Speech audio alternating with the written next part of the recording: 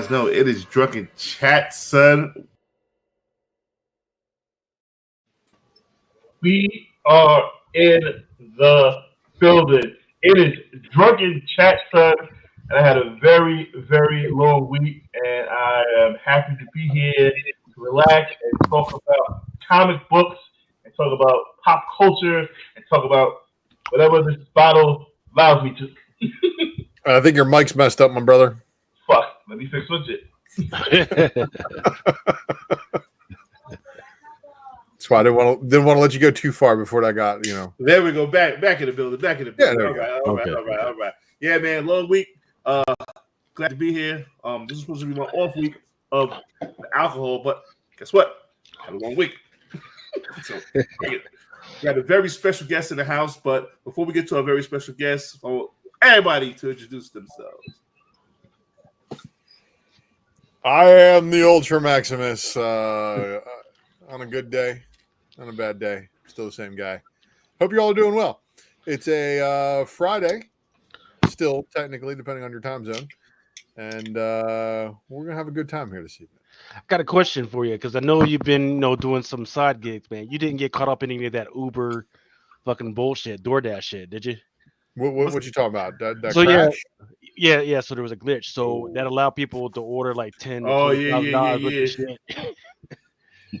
No, man. I don't do food charged back. Sorry. Ultra ain't going for that bullshit. I ain't fucking running up fucking flights of stairs for motherfuckers down here. They don't tip for shit. Hey, some motherfuckers, they just throw it out the fucking door. Ultra grocery shops for his own damn family. That's about it. Hey, but some people they're on Uber and they pay themselves. So like you order your shit and you go and pick your shit up. You get paid to pick your own shit up.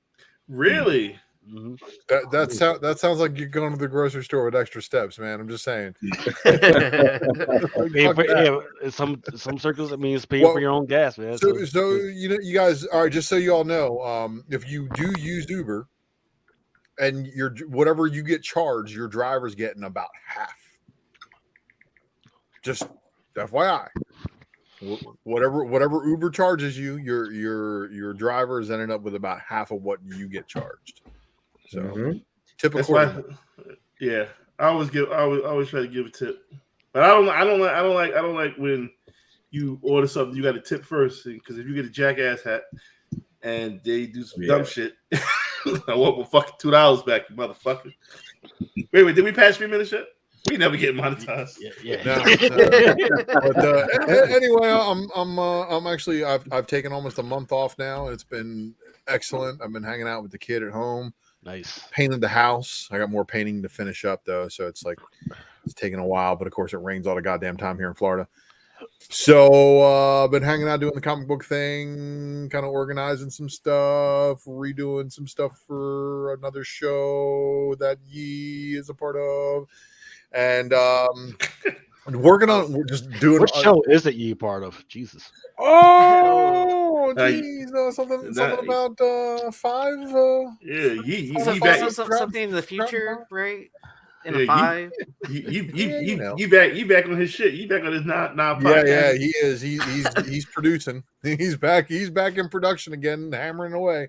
Yeah, it slowly happened though. It slowly happened, which was kind of nice. And you know what? And just like the presser, the return of the presser will happen once my son returns to school, and once he's on a school pattern. It sucks though, because guess what? Even on Wednesdays, he's actually got a shorter day than the rest of the week. But at least he'll be in school for 5 days a week again. So that's going to be the triumphant return of the Wednesday comic book presser. And then we got some other things in the works. It's exciting times, but it is taking up a lot of time. I don't know if you guys have been car shopping lately. We're looking for a second family car, and it has to be something family oriented. So I have to have the automatic transmission for the wife to be able to just take the car whenever she needs to. So I'm out here, putting in the grind, man. I drove 2 hours to Jacksonville 2 weekends ago to look at a car, and then gave the dude my offer, and he's like, "Man, that's what I have in the car." And I'm like, "Okay, well, do you want to sell the car today?" "Oh, not for that." I'm like, "Well, deuces, I'm out." I mean, these people out here still marking up cars that need work, and I think it's everywhere, man. I'm not buying anything brand new because that depreciation is for the birds. But for my Four Rings people in the live chat and maybe on the panel, you know the feels. I'm looking for very, very specific options when it comes to vehicles. Nice. So, but anyway, enough about me and my crap. COVID Remo. I'm gonna take these free throws and say peace to everybody. You know what I'm saying? I don't want to break my streak, but you know, everybody wants to hear your thoughts on Miss Marvel, so we're gonna. That's probably one of the first things we get into. Yo, I just got the message from the special guest. He said he's gonna be en route very soon. So, yeah, man. I'm gonna try and stay on as long as I can, man. But this shit's kicking my ass. Sorry about the monetization, but you know what I'm saying. Listen, We already dealt with that. This shit got me in the corner. I'm over here like this. Ooh. Look, I'm pretty sure if you say ass and shit in an MCU movie, I'm pretty sure you can say you're roughing me down, boy. I'm telling you, man. This shit is no joke. What about ass and titties, boy? I had Laura from Bird City doing her best Karen, and that didn't work, so we never get monetized. I'm Easy Yee. You can catch me on Nearing Nirvana. You know, you can also catch me on Knife Wonder Show. You got a new haircut? I did get a new haircut. Look at that Herman Mustard going on. Okay, I see you. Yeah, it was getting too long and it's getting too hot in Texas, man. Like, yeah, it was time for that haircut. I've been trying to get a haircut since like 4th of July. It's just like every time I woke up too late or whatever, busy doing something else. Who we got next? The special guest. We're gonna go look at you, Lucas. How you want to do it? There you go. Let's do this. The Bodega Liquor Store in the background. Bodega Liquor Store. You know what time that is. Thanks to our special guest. The wheel is in effect, right? So what you got to do, make sure you comment in the comments, or don't forget we also have the YouTube Crusaders YouTube join as well. You can hop over there. If you want more freaking joints, want more freaking names on the freaking wheel, you can go ahead and freaking super chat or whatever, or it all depends on what what Mr. Nomas down there wants to do this. You know what I mean? I was against people paying for slots, but this is America. This is America. Land of the free, right? Land of the free. You gotta be fair. I mean, if motherfucker pay $2 for some Fortnite skins, they can fucking pay to get more names. But without further ado, one of our special guests tonight, a guy I've known for only about a year. First time I met this gentleman, he came up to me at NYCC, showed me nothing but love. Very, very humble, very, very cool, very hard-working individual.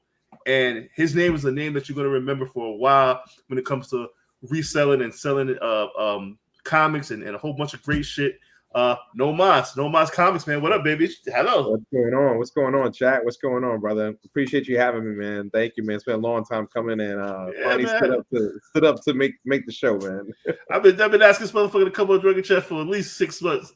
I'm like, yo, when you go on, man? He's like Friday, man, like 3:30 in the morning. I'm like, what? That's Saturday.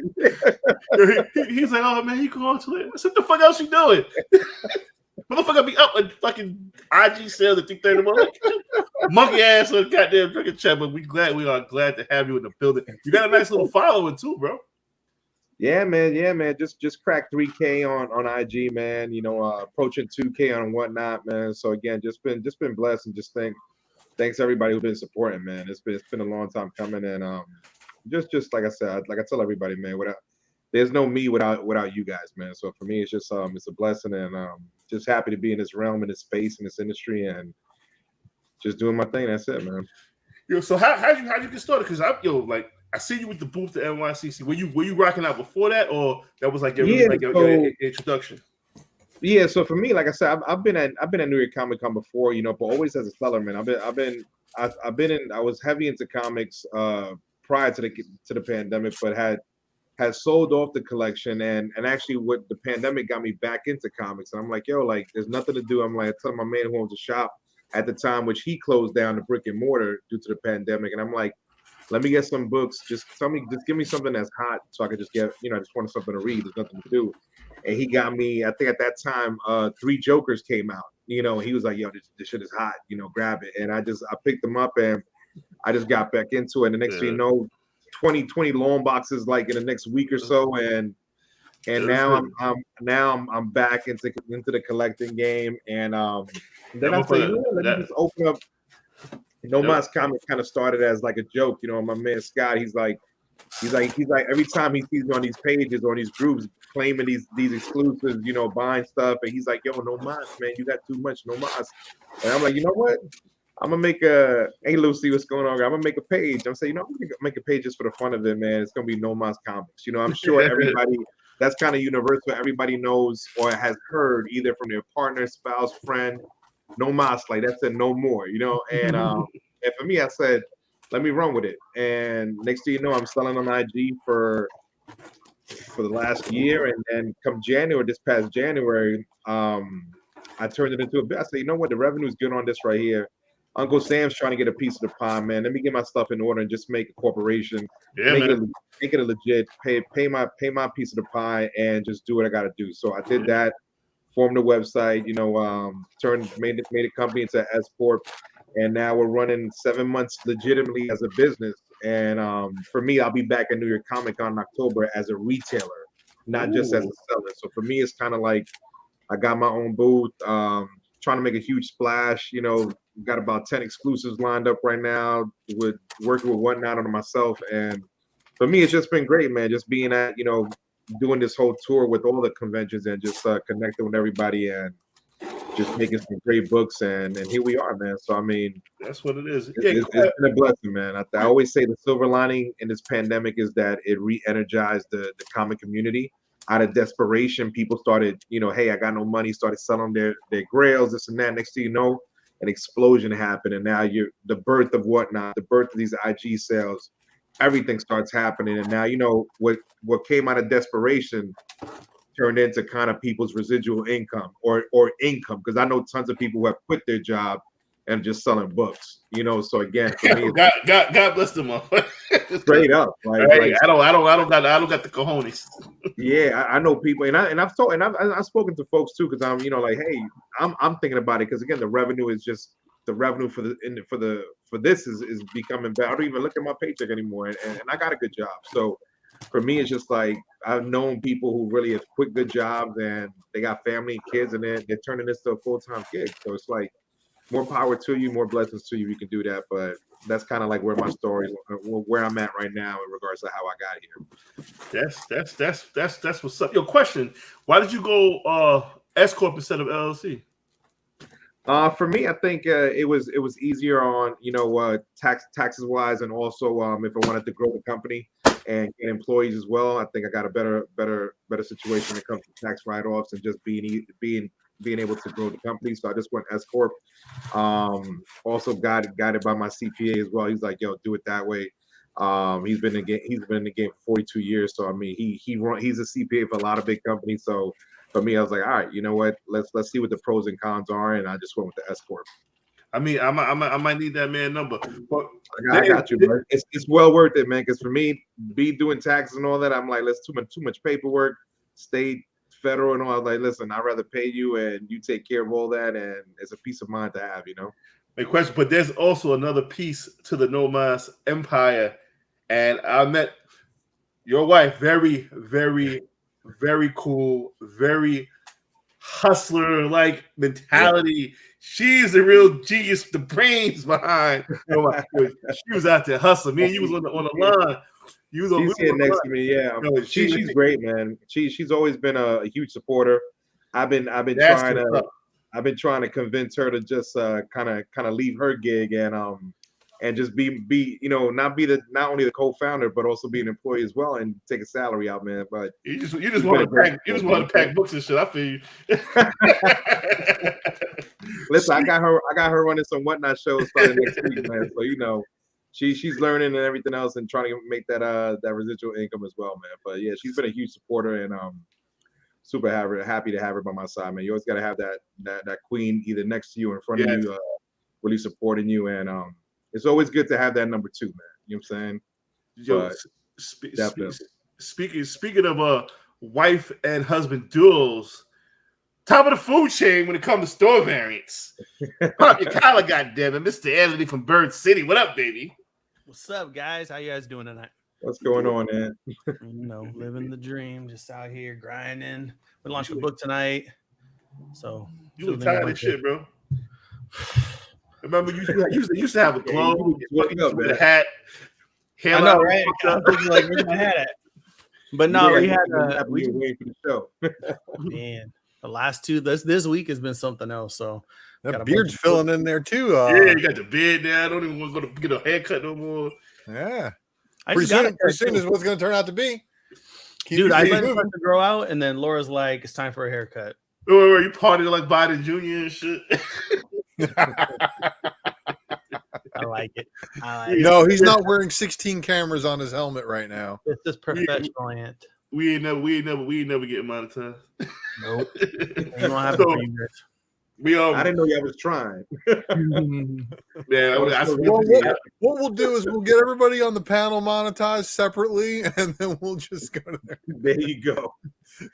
It's gotta be so. We are kind of monetized, ain't that right, Lucas? Tell people where they go, where they can go to help support the Drunken Chat Fund. Absolutely. So just remember, guys, that we got the wheel going tonight. The muffin wheel is in effect, right?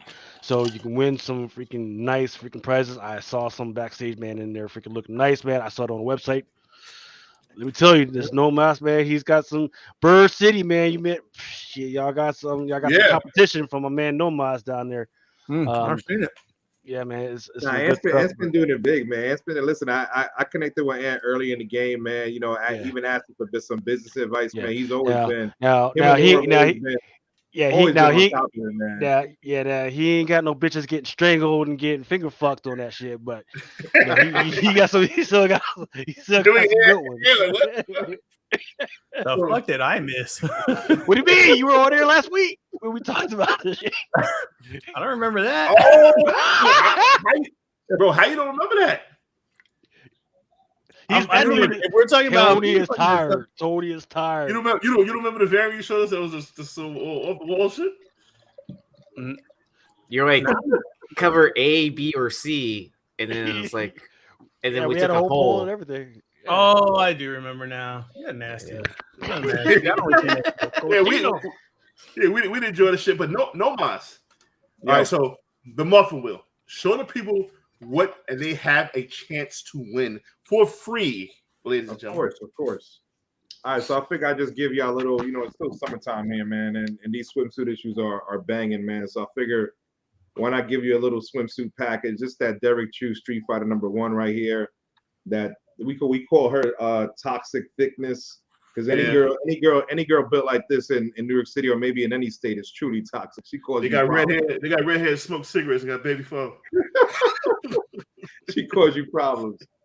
We got that Derek Chu Cammy Street Fighter #1 as well. Super dope book, man. This is that Cammy, if you can see the Cammy. We got that going on. We got that Carla Cohen swimsuit issue as well. Street Fighter #1 right here. Super Who's dope. that character? Is that Cameo as well? Nah, that's not Cammy. This is what's this chick's name, man? I don't know. Nobody. Slim chick with abs, man. And then we got Mirka and Dolfo, Chung Lee right there in the pool. Look at them calves.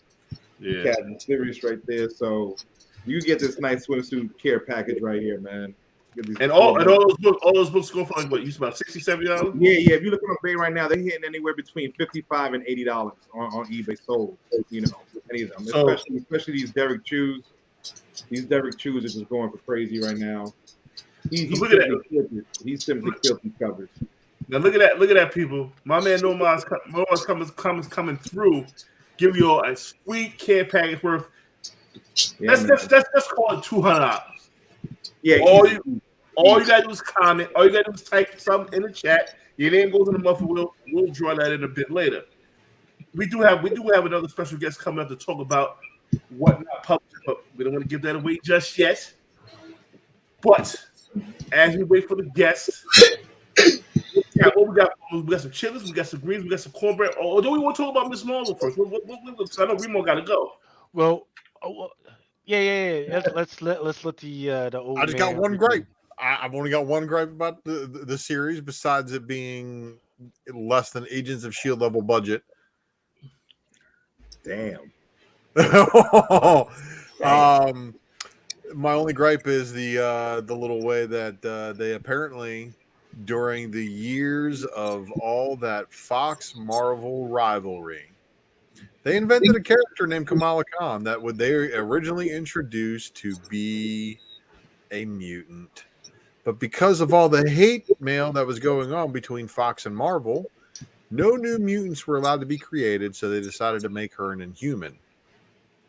Well, spoiler alert, if you haven't seen the Ms. Marvel episode by now, you are surely behind.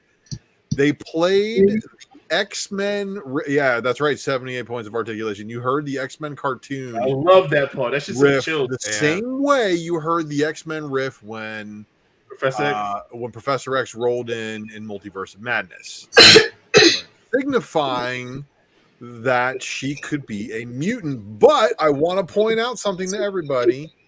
His exact words were mutate, right. Not mutant. Mutate. So, right. So you they guys are know the difference between the two. I know Lucas does before he schools everybody. Well, so they're going to try and explain that all away now in the Avengers, X-Men, and Eternals. Yep. Thing that they just put out this week or something like that. And then you know what else? Like I said years ago, and I think Mel remembers this. That I did say something about the Inhumans and the X-Men being kind of like this. Like mutants are able to activate their special abilities through puberty and stuff like that. Right. But the Inhuman genetic side of them need the Terrigen Mist in order to activate it, but they're really of the same bloodline brought on by Celestials, etc. So we'll see how they develop this plan. But after this hit, the fact that they played the Rift is she's locked. The Rift, I was like, oh my god, you got to be kidding me! And then when he said your blood is different, I'm like, oh man. So it's going to be one of those things where we'll see how Marvel can handle it. But if they do it right, they introduce the Inhumans and not make them as retarded as horrible as they were when they were on. Look, Kevin Feige's idea of the Inhumans was good for 1950s television. That's exactly what it was. It was a 1950s rendition, 1960s rendition of the Inhumans, but it was not a good 2010s version of the Inhumans. Once I see Black Bolt without the mask and they come into his hair, I was like, oh fuck. Man, look, Anson Mount made a great Black Bolt, and I'm glad he got to reprise his role just to Black Bolt his brains out. You know what I mean? Like everybody in that Marvel universe, I swear, is supposed to die a horrible, horrible death. And that's the story of every Marvel person in that universe. Doctor Strange died horribly. Like all the Illuminati died horribly. Like I bet you, just if they started showing you stories of people from that universe, you'd have a whole bunch of people just dying wickedly. Like, man, that's all right. So we know the ending. Remo, your reviews have become legendary the past couple weeks. Give us your review of Miss Marvel, please. Can you guys hear me? All right, is my mic all right? Yeah, your mic sounds like you too. Yeah, your mic sounds like shit, but we can hear you. No, that's just the fluid in his lung. Okay, hold on one second. Who's that in the background? That's my daughter. I told you we all got it, man. Yeah, it's like y'all got like 4 different strands over there.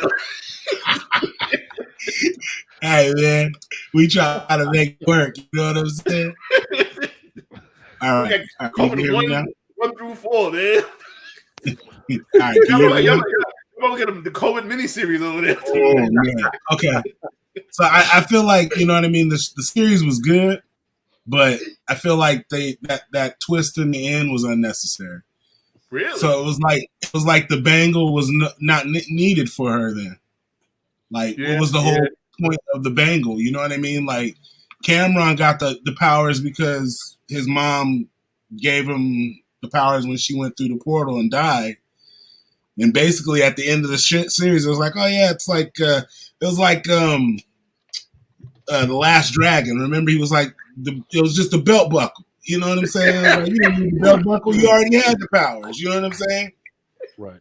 You feel me? Like it was like, oh yeah, we did all this bullshit, but like you could have seen the train without the shit. Like, you know what I'm saying? Like That's true. Like and believe me, I love the show, and I wanted to where I just feel like they did a whole bunch for nothing. Like it led you up to all this stuff, thinking, oh, there's another bangle, or we got to find another bangle, and then it was like, well, she didn't need the bangle, she gave him the power. You know what I mean?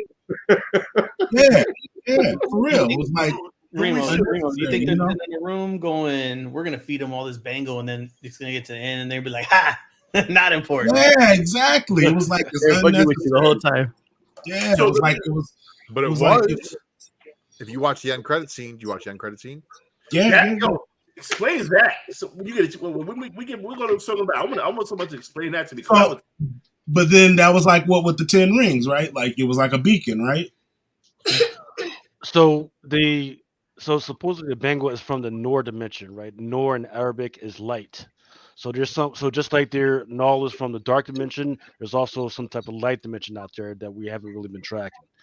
So wherever Carol she was fighting at the time, she was in the light dimension. She gets sucked in by presumably some other bangle or some other object that's out there, and then she gets transmitted to where Kamala is. Now Kamala is of course going to that new dimension. What's the storyline of where she goes to another dimension? The one where she gets Storm Ranger. Yeah, exactly. Now I thought about that, but I was like, how are they going to explain that without, you know what I mean? Like quantum bands. So do you guys know? I didn't explain that with no season 2. Well, yeah, there's a lot of people who are cosmic, who have the quantum bands, and when they activate them, they trade places. That's like one of the big things that the new Quasar actually goes through. She splits the Quasar role with another Quasar with Wendell Vaughn, who they just revived. And when she hits the bands, so when Phi Lavelle hits the bands, Wendell Vaughn comes out. And then it's the other way around. And they show that the other person is just sitting out, hanging out in like a fucking negative space, just like nothing around them. So it's there's a lot more to the Marvel cosmic side that I see them starting to roll in with this. Mel's onto something there with them, being alternate dimension. But I really think we're going to see the negative zone. Annihilus. Yes. I think that's like the route they're going to have to take for the Marvels. But as Lucas likes to pump my head up and remind me that we talk about cool shit, I have to remind everybody that Lucas talks about cool shit, including all the different crystal universes that are involved in the Marvel universe, all of the things that could be possible in the Marvel future when it comes to different understandings of, let's just say, interpretations of levels of reality come through with the crystals. So we could be seeing some Shi'ar. I really hope Marvel's gives us the Shi'ar galaxy, which is accessible through a different M'Kron crystal or something stupid like that. And we get to see, like I said before, like the rumors that I've heard about Deathbird possibly showing up, which would really give everybody who loves X-Men and yet another Easter egg saying, oh my God, the Shi'ar are here. What about Blue Marvel? We going to see Blue Marvel? Man, if they give us Blue Marvel, he's already going to be old. And everybody's ass. Hold your breath waiting on Blue Marvel. Right. Yeah, I would see, just how they had Black Goliath just off fucking teaching some university somewhere. That's probably how they would have like Blue Marvel. Just like a quick, and hey, I'm teaching guys, and then he just walks up. Or she's gonna have to seek him out or something. You know what I mean? He's a teacher somewhere. You ain't never ever. Now, Ultra, you were talking about Deathbird. Remind me, who is Deathbird? Was that the one that's a part Shia, part Wakandian? Is that? No, that is the new version called Warbird. Okay. That Marvel kind of, handed everybody recently. But Deathbird is the original one that showed up in the Ms. Marvel series. She's a major Carol villain. The fact that she's Shi'ar, the Kree versus Shi'ar, the whole Operation Galactic Storm. I mean, there's just so many different levels that can possibly go into this, but I'm really digging them, exploring more of the cosmic side because of so many potential storylines. You were just talking about the crystals and everything, and the reason why I think that's so important is because if you have or you haven't watched the new Thor movie, right? You had Hercules show up. You also had Zeus showing up. The whole crystal thing is a way for them to reboot the Olympian gods and make them cool enough to push through the rest of the MCU, because it was a recent storyline for the Guardians of the Galaxy where Peter Quill, he himself goes up and fights the Olympic gods, but he gets transmitted to the crystal world where he does this whole thing. He gets married. He has a threesome. Well, he gets involved in a threesome marriage or quadruple it or whatever the hell you want to freaking call it. And he has a freaking kid. He comes back and he has to fight these newly reinvented freaking gods, man. So just like how they rebooted the Eternals, they're going to reboot the Olympic gods, and that's going to be something interesting because going forward, no, they were saying that Thor is not going to be there, but you might want to put Hercules and Zeus in there. That one? That's one of them. That run? It's in that run. Yeah. I believe it's in that run. Yep. So the second print actually has like a blue supercharged looking Zeus. He's like sitting on the throne, right? And the throne. And then the 1 in 50 with Silver Surfer is the one that's the first mention of Star-Lord's illegitimate baby. Yes. So you know what? That also makes him next in line to the Emperor, or to the throne of Sparta. Exactly. Yeah. My whole thing I had about with Miss Marvel was like her mom. Like it's very remedial. Her mom's had all the problems in the world with her going to Avengers Con. They got no problem going on the fucking school night to go fucking fight crime.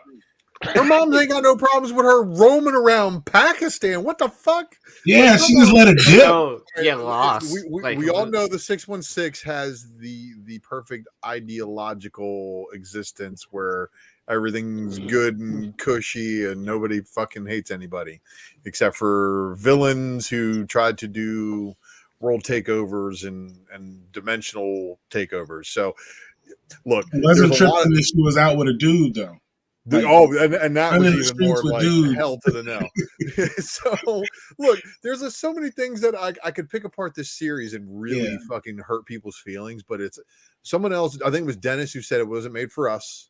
And the only people who should be offended are people who work for government agencies or people or somebody else. It was pretty funny what he said. So I mean, it's just one of those things, man. Like, yeah, you can pick it apart, and I don't know. I made a joke about how it had a lower budget than Agents of S.H.I.E.L.D., and I'm not fucking kidding. It did. It had a lower budget than Agents of S.H.I.E.L.D. So and you could actually tell that in the production, but it was still. It was other than that, and the little twist at the ending where Kevin Feige goes, "What Inhumans?" It's like so. Before we move on from Ms. Marvel, because I do want to talk about. Do we talk about Black Panther 2 spoilers or possible spoilers? Yes, okay. Absolutely. Okay, so before we get to that, we'll go around the panel. Everybody give their 1 to 10. What did you think about Ms. Marvel as a series? Remo, we'll start with you. 7. I'm gonna give it 7.5. I'm 6.5. Okay. Lou. 10. Okay. Cool. All right. That's perfect. I don't think it was perfect, but I mean, look, you hated Moon Knight. No, my caveat is just because of how they led into the last episode. That's my own. I absolutely get that, right? Because look, low budget, right? But you had they had a lot of several points in her mythology. Yeah. They got rid of some of the other bullshit, like look, can't have 2 stretchy fucking people, fucking Reed Richards. Let's give her own thing, right? And something that's more in line with her being a Miss Marvel. So hey, Captain Marvel has photon blast. Guess what? Miss Marvel has photon blast as well. Plus now we're getting they put the Noor division. They had the Noor dimension, along with her whole cultural thing. They mixed the Pakistani and the Arabic and the Muslim. They mixed so much shit together, and they didn't make me hate her. Yeah. I could work with her. I could work with this character. When they first announced her, right, and I saw her, and I was like, come on. I was like, come on, this don't be bitch. What the fuck? You know? Now I'm like, the video game you hated her, the actress you hated her. To give it a 10, that's yeah. Now I'm like, you know what? No, they always shot her up from here on up, right? From here on up. So you just see she's very expressive, very good actress. So I'm like, you know what? I could work with her. I could see myself watching her for the next few years.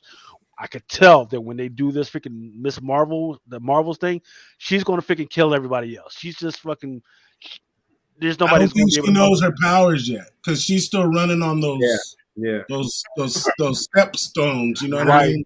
I don't think we know how she's going to do that. Right, but got to remember, she's in another dimension right now, so she's going to find out what her powers. Yeah, is. like she's gonna be able to figure out she can fly, all that shit. Like she just figured out she could grow big. Like you know what I mean?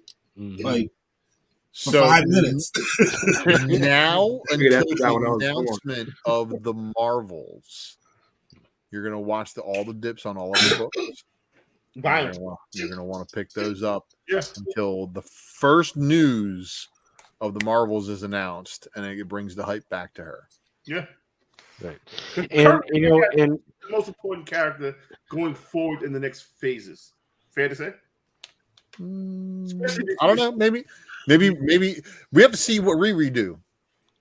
Exactly. Oh, That's yeah. my goal. That's my goal. Yeezy, what you think? I'm sorry. no. Go ahead, Aaron. Yeah, I was gonna say I give it a solid 8. You know, it crossed over at the same time as Obi-Wan, and you know I'm a huge Star Wars fan, so I was looking forward to that.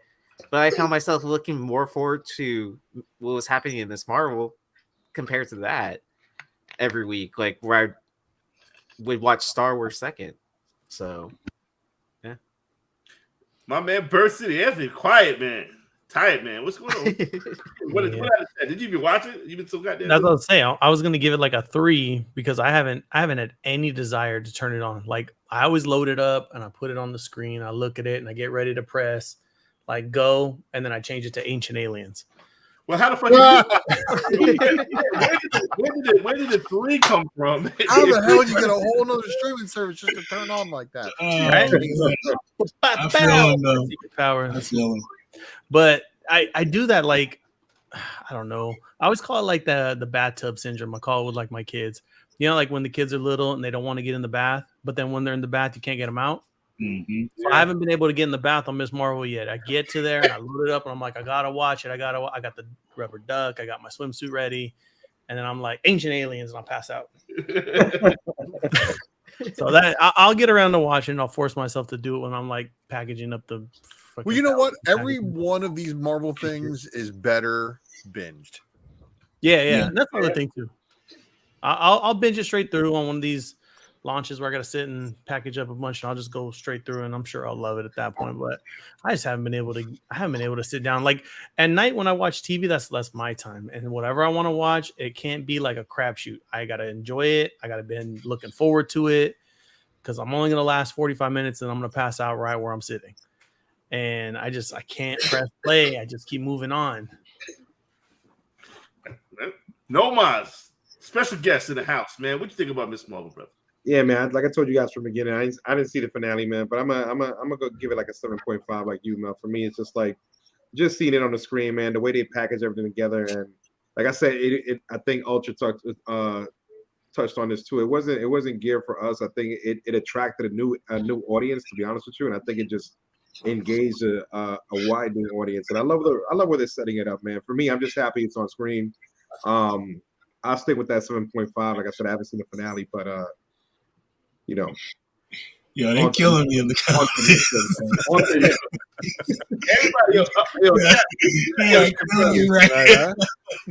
Shout out to Up in That is crazy. This is giving me the business. Yeah. I'm over here trying to plug it out. I'm like, shit, man. I'm gonna be like, peace, y'all. Your Hartman's a hilarious dude, man. Hartman, I'm trying to be a trooper over here. You feel me? So he's working on this fucking Dr. Doom card, which is so fucking unique and dope. I want that card. Fix your fucking face, God. You know what's crazy? Well, we're gonna talk about that after we get into All right, so there are great segment, by the way, gentlemen. There are, I would say, possible spoilers for Black Panther 2. I know a lot of people don't want to be spoiled, but we don't know if they're true or not. But a couple of things stood out. Riri's going to be a badass. Hell yeah. And one metal face fucker makes his appearance. It was all. Okay. So let me throw up the spoiler alert. Right. 5, 4, 3, 2. Oh, hold on before you go there. I got a question. So hold on. So I wouldn't say it's a spoiler because got to remember, and I've been telling people this at SDCC, which is 6 days or so. They're supposed to be making a whole bunch of new announcements. Yeah. So it's very possible that will be one of the announcements that they're going to freaking make. Well, somebody on 4chan has already released a supposed plot outline of the entire film, including the end credit scene. But before that happens, does Armor Wars start, or is that after Black Panther? After Black Panther. Okay. So after Black Panther, we see a bunch of people apparently inheriting a bunch of Stark tech, and quite possibly Riri going after it all and deactivating it, which is pretty awesome to think about. If she's the one to go after a whole bunch of people, and if the rumor that I heard for that one is Schwarzenegger is going to show up as Titanium Man. Was he Mr. Freeze? What's that? Was he Mr. Freeze? Yes, he was Mr. Freeze. Yeah. So the spoiler with Black Panther 2 is that one of the teams that gets sent with Riri in the beginning of the film. Time out. Why is Black Panther wearing a raper mask? That's not the original Black Panther. That's some rapist shit. They upgraded. They upgraded, man. Yeah. Or redesigned or That's downgraded. Vibranium Man. That's not Black Panther. Go ahead. That's my fault. So supposedly the end credit scene shows who sends the person on that team with Riri, and their team gets murked by Namor apparently early in the movie, and that's where we see Namor come in and he's a dick. Apparently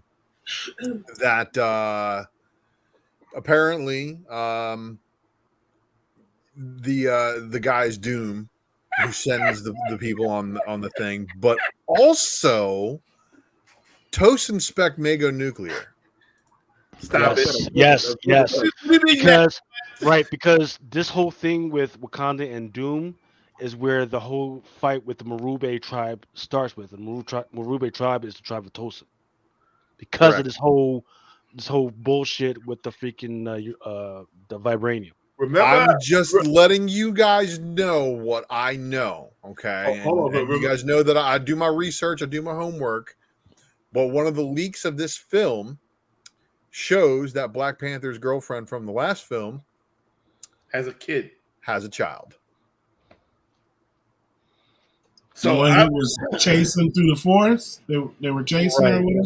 So that would be T'Chaka, right? So T'Chaka. Oh, I mean, he's got like 6 or 7 fucking sons out there, right? Yeah.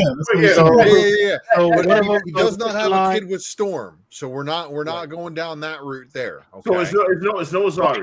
No, he does. It's a girl, but he doesn't have a son. He has a girl. He has Correct. A girl, right? Correct. But this one's a son. So what I think they may be doing here is setting up the future for Tosin to inherit the crown. So his son is Tosin? We don't know that in the comics yet. We don't know where Tosin came from, but we also do know that, like Lucas just said, Black Panther got like 10 kids in the comics. So Black Panther's bastard son could be. I'm not gonna be happy with that. I'm gonna reserve all comments for. I gotta see that. Okay, and this is the reason why Patrick is like taking any 4chan leaks with a grain of salt. You know, sometimes they've been right, sometimes they've been completely Mephisto wrong. Mephisto Omega read wrong. Okay, so let's just take that in mind when we're talking about all this stuff. Because first of all, T'Challa, he's by the book straight. He's sticking his dick in nothing else. You know what I'm saying? I mean, it just doesn't make sense. He don't have. How does have to do to have a basket kid running around? Like, you know, what telling you, he don't live like Coming to America, Eddie Murphy style. They don't live. They don't know. He don't live like that. He don't live like that. You know, so here's a storyline that I would like to see them pursue, right? Dark Age. Well, in line with what Ultra's talking about, there's a storyline out there where one of T'Challa's ex-girlfriends, who he rebukes, right? He's like, get the fuck on out of here, man, because you're doing shit wrong, right? She eventually becomes a character similar to Madame Slay, right? So what would be cool is he does that. Madame Slay goes up and she's pregnant, right? That child would be, of course, freaking Tosin, right? And the only person that can freaking help him fight this new motherfucker would be Storm. That's where you're bringing Storm, and I think it was Riri that was in that storyline as well, or some shit. And it was fighting it out in New York. But yeah, I just want to see all this shit connect. But I mean, I haven't heard more about Madame Slay. Has anybody else? I wish she showed up. I was talking about that shit 5 fucking years ago, and I hope she shows up. But I don't think she's gonna show up because I heard Killmonger does come back, and well, again, take it with a grain of salt. Plays a part. Mm-hmm. I'm glad I got that deal of the day then. You got that? Yeah, dude, I bought that. I wasn't joking. I was like, I really bought it. Yeah. Yeah, I would have. Shit, hell yeah. Wait, you got that short box today? Yep. Yeah, that $400. Nice fucking win. I shared that with Mel. Mel was like, "What?" Someone shared it in like one of the chat groups I was in, and I was like, "And you didn't buy it? All right, logging into account, buy." I was like, I'm glad I have it back in my collection now again. I bet you beat that person that put claim in the IG like that was gonna get them the book. I was like, I'm glad I have an account. Yeah, right. Claiming on IG doesn't mean checked out, buddy. Sorry. Hey, man. So that thing says paid in your cart and paid, then it ain't yours. You guys, has that ever happened to you? Been in my comic shop and have something check out while you're trying to check it out? Yeezy traded someone for Spider-Gwen #1, the Killmonger 9.8. Then he buys a CBCS shit. He buys a CGC upper echelon for 3. You made it like a fact. You're a hustler. You're a lucky motherfucker.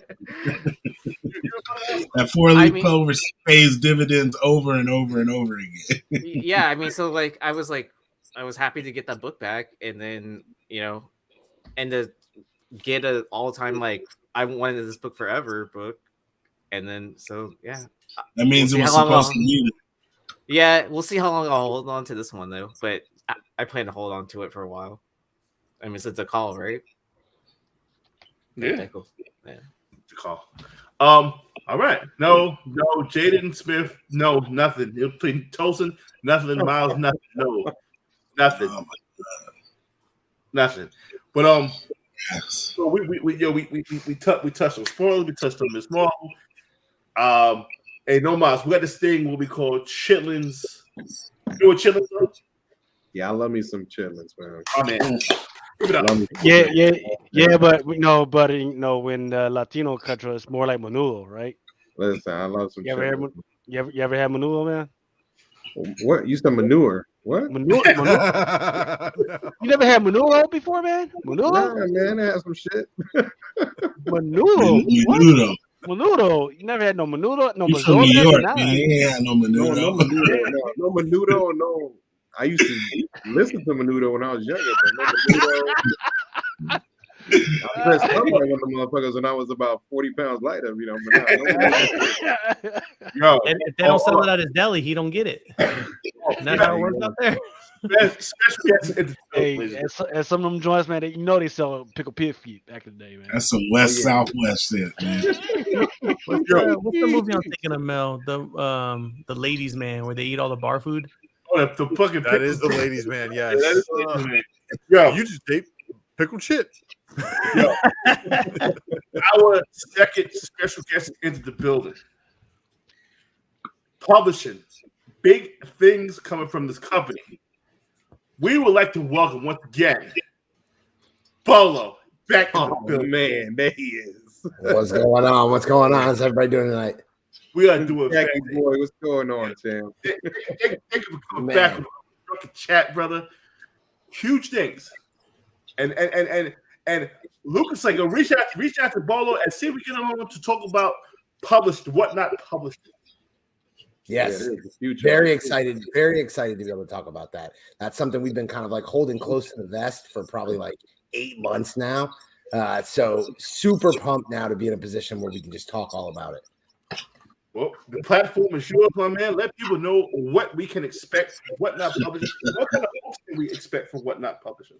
Yeah, man, I think we're excited really to be able to bring brand new creators to the forefront, as well as work with some of the most established greats, and really kind of bring a diverse offering. So like, even when you look at like our first launch titles, if you kind of didn't see the initial news on comicbook.com or Bleeding Cool, as well as the initial stream from Denver Fan Expo, the first 4 launch titles are Alpha Betas, which is a book that is based on an animated series that the pilot debuted on YouTube. It's done 7 million views.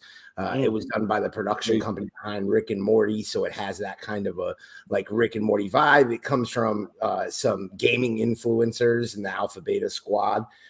So really kind of cool, unique book, and then you kind of immediately pivot from that into like something like The Exiled, written by Wesley Snipes and Adam Lawson. Kind of is Wesley's maybe take on Berserker. So you get Wesley really like invested writing a comic, something that he kind of envisions as a potential property for himself. So you're really getting kind of an awesome 90s nostalgic kind of action comic. And then you've got a book like Quested, where you're kind of getting something like a Scotty Young, I Hate Fairyland kind of vibe.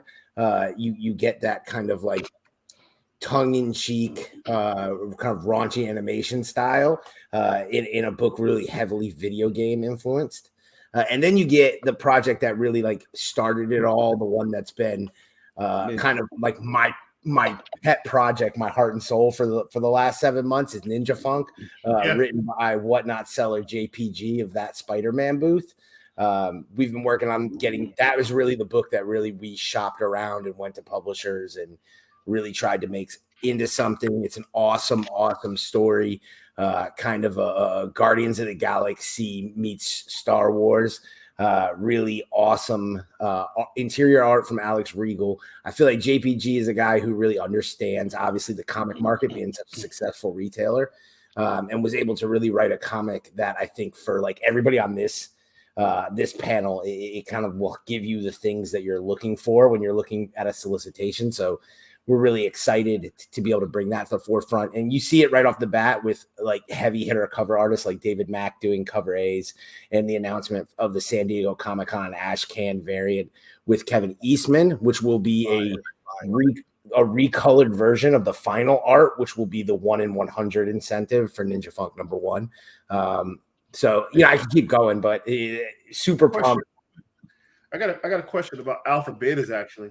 Yeah, I mean, Ninja Funk looks absolutely amazing, but I seen the press release for Alpha Betas, and that really intrigued me. I was like, hold up, this got the Ricky Morty Adult Swim type of vibe to it. Now, was the pilot cartoon out before the idea of a comic, or did the comic come first and then the pilot came out? No, I believe the pilot was out first. The comic was kind of in the works with another publisher. There was some kind of like struggle getting it off the ground. Everything kind of worked out at the same time when we were looking to launch Whatnot Publishing. We've got a lot of stuff on the multimedia front. There's more titles we haven't announced. We already have some options locked in for some of our titles that we haven't announced yet. But Alpha Betas is really going to end up finding a television home or a streamer. It's just kind of about wear, and the guys definitely want creative control, and they've really built their brand, and it's going to be fun to kind of introduce them to the comic market. And I think we already saw, we released the first Ash can. It was limited to 25 copies with the alphabet cover, but it was in high demand. So super pumped for what I think that book has the potential to be, and that's why that's our initial launch book. So that one will be the first one to hit shelves, I believe, October 12th. Right after Comic-Con.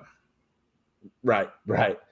So I seen you on my brother Ninth one of the show is we wait for him to hop on. You had mentioned the Marvel thing. Yes. Can you please elaborate on what's going on? Because Ninth was very vague when I asked him about it. So I got you here on Drunken Chat. Let us know what the fuck is going on. Marvel, yeah, that's another thing. Like I've been working on behind the scenes. For first appearance of Bolo in the comic, is that type of shit going on? Well, no, but I will be doing some stuff at the Marvel booth. We'll be doing some streams with Marvel on a brand account, Marvel X Whatnot, on the Whatnot app right now. You definitely should head on the app when you get a chance and make sure you give them a follow. Marvel is going to be doing some really awesome streams during San Diego Comic-Con, and the biggest being a $50,000 giveaway with the toy hunter Jordan Hembro. If you ever watched his show on the Travel Channel back in the day, he would go and find. I had all those fucking toys. He's fucking hunting. I had all those shit in my fucking backyard. That dude was an absolute beast. So we put him to work to find some of the coolest and rarest pieces in Marvel Comics history. We've got a little bit of everything, some comics, some action figures, a vintage lunchbox that was never been used from the 70s, like all kinds of cool and unique items. And we'll be doing a complete giveaway in a stream on Sunday from San Diego Comic-Con from the main stage with Marvel. So super excited for that. We'll be sharing a booth with Marvel. We'll have a photo booth activation celebrating our latest Tyler Kirkham exclusive, which will be a Axe Judgment Day #1 cover with Tyler. Tyler will be available for signings every day live at the booth. We'll have all the items that'll be in the giveaway on display all weekend, and we'll be doing another exciting announcement at San Diego Comic-Con. That we'll make in the coming days with Marvel in conjunction with Triple Marvel.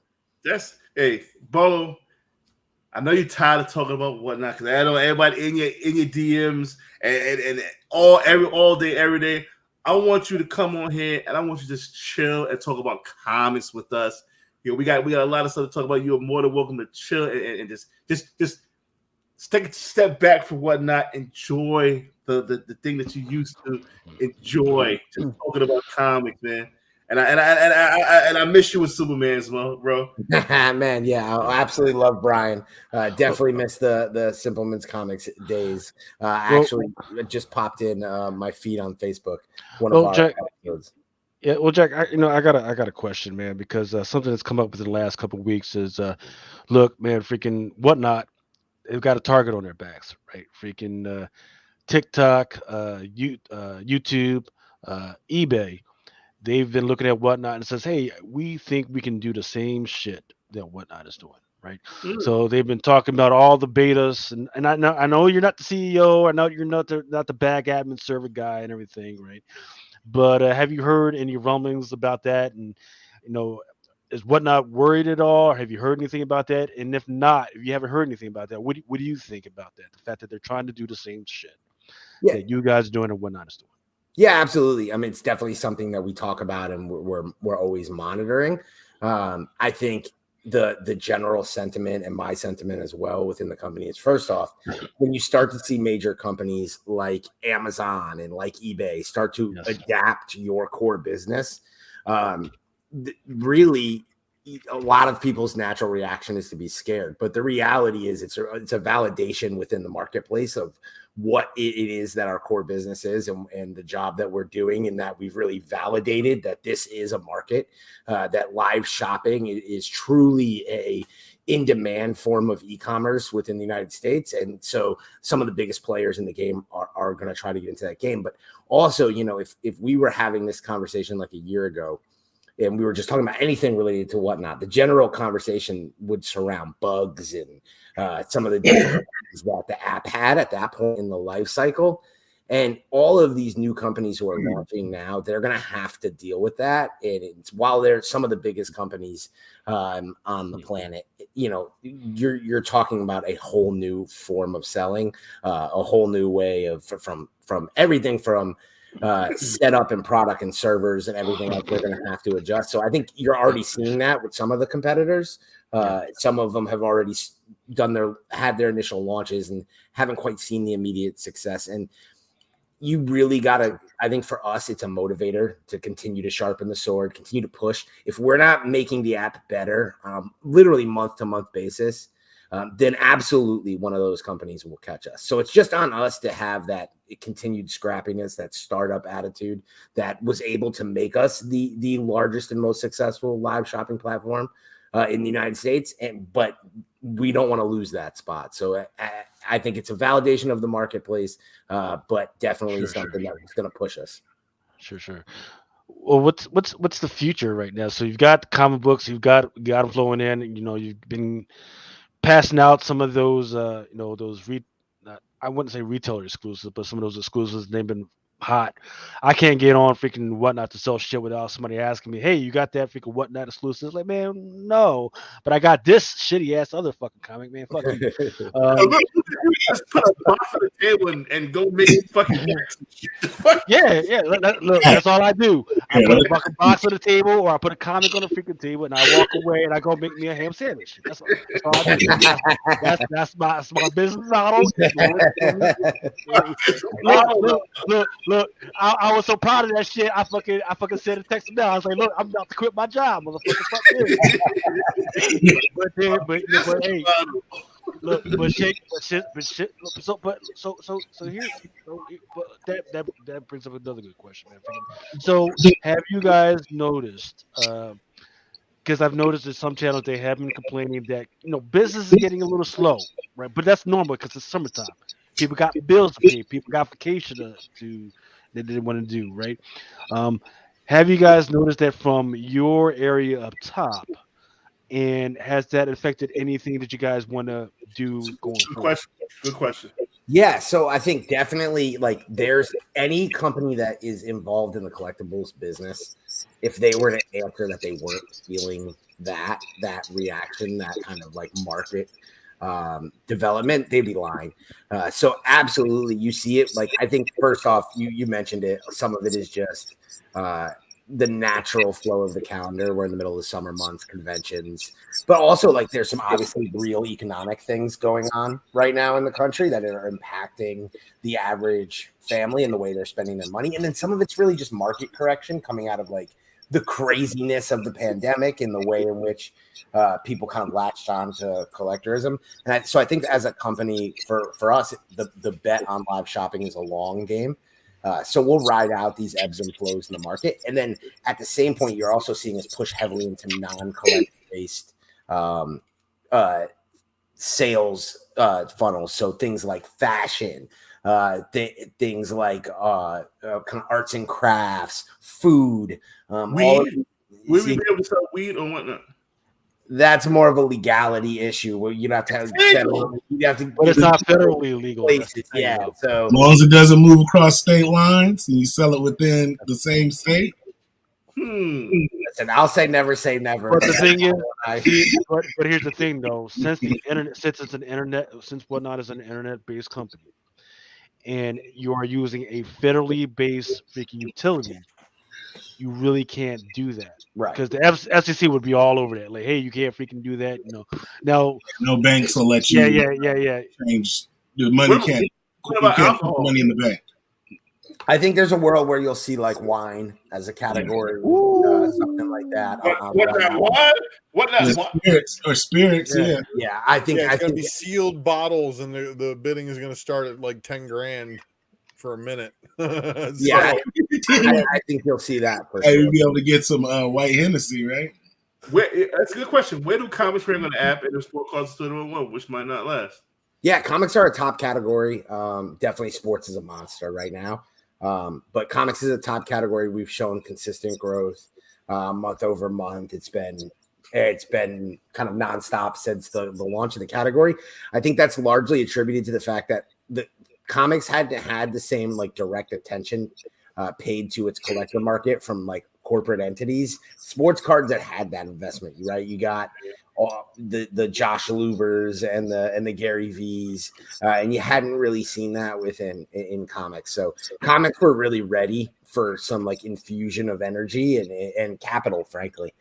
So I think that comics was really ready to grow, and it's why I knew, like, as soon as I got involved with the company, I was like, we can do some damage. Like if we're just smart and really tactful about what we're going for, and really kind of like making smart bets, I think we can really do some damage. I think I'm proud of what we've been able to do so far, and more excited for what we're going to be able to do, especially as we're able to really scale and grow the company.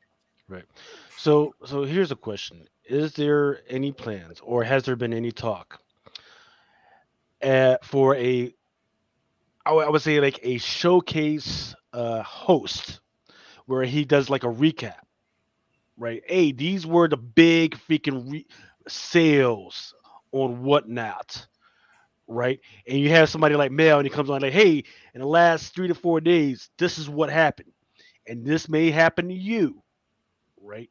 I think that would greatly freaking help, because nothing gets the whistle wetter than seeing something that already freaking happened to somebody. Well, the only problem with that is people would have to make sure that they're loading in the correct name of the item that they sell for a dollar amount in order for Whatnot to be able to track it. Otherwise, they have that's to what they should be doing. But that's what they should be doing, right? Well, because people load comic lot number 1, comic lot number 2, comic lot number 3 in their show, and then comic lot number 4 sold for $475, and then comic lot number 2 sells for $50. Right, but then what should be able to happen is Mel should be able to go, or somebody that's helping them out should be able to go in and take a video grab of what happened and say, now we have video receipts of every purchase, so that makes that aspect a lot easier. I think for sure, Lucas, what you're getting at is like, we need that, right? I think I'm totally with you. That would be real dope. I didn't know they had video receipts. That's dope. Newer feature. It's really helpful for sellers, especially if you're doing large amounts of items, or if you're adding items in on the fly, or if you're selling like multiples of the same items. It'll really be helpful. But yeah, I think that we want to be able to figure out how to access the data better to be able to activate. We tried to figure out things from like whether it's articles teaming up with blogs, or teaming up with YouTubers or content creators to get that information out there. I think we got to source. Because sometimes I want to get on Whatnot and just fuck around, man, but I don't really feel like selling shit. Look, that's just me, man. I do enjoy Whatnot. I do enjoy its capabilities, but sometimes I don't even want to sell shit. I just want to be on there if we could just talk to people and bullshit, man. That's just me, man. No, and to be honest with you, that's been actually a secret growth lever for a lot of our sellers. I've seen Skeff in the chat. Skeff will go live, give away 2 items, and just be live for an hour talking to people. Aaron does that sometimes. He'll go on there and rip cards and just let people see what he's getting. It happens. I just pulled this 1-on-1. Could have been yours, but you know. Like literally, and the problem is because people don't all have the means right now. I've literally been like, hey man, I will rip this freaking pack of cards. All you got to do is buy a fucking comic for $1, and people, when I catch people, they don't got it right now. So it's like, that's the thing. Fuck it. I'm just trying to have fun, man. Just trying to have fun. Hey, Jack. Like I said, any other Whatnot questions? Because I want Jack to just enjoy comics right now. Because he. Do you miss doing what you used to, like talking about comics and doing your shows, or do you like the Whatnot area better?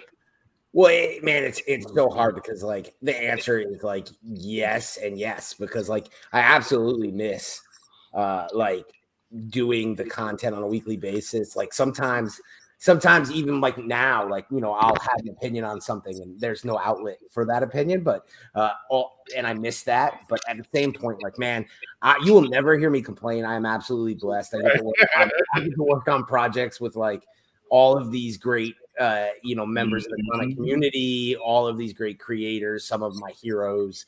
I've gotten to do absolutely cool things. Just in San Diego, we'll be doing streams with Kevin Eastman, Last Ronin, the whole cast of Last Ronin, Rob Liefeld, Boss Logic, Tyler Kirkham.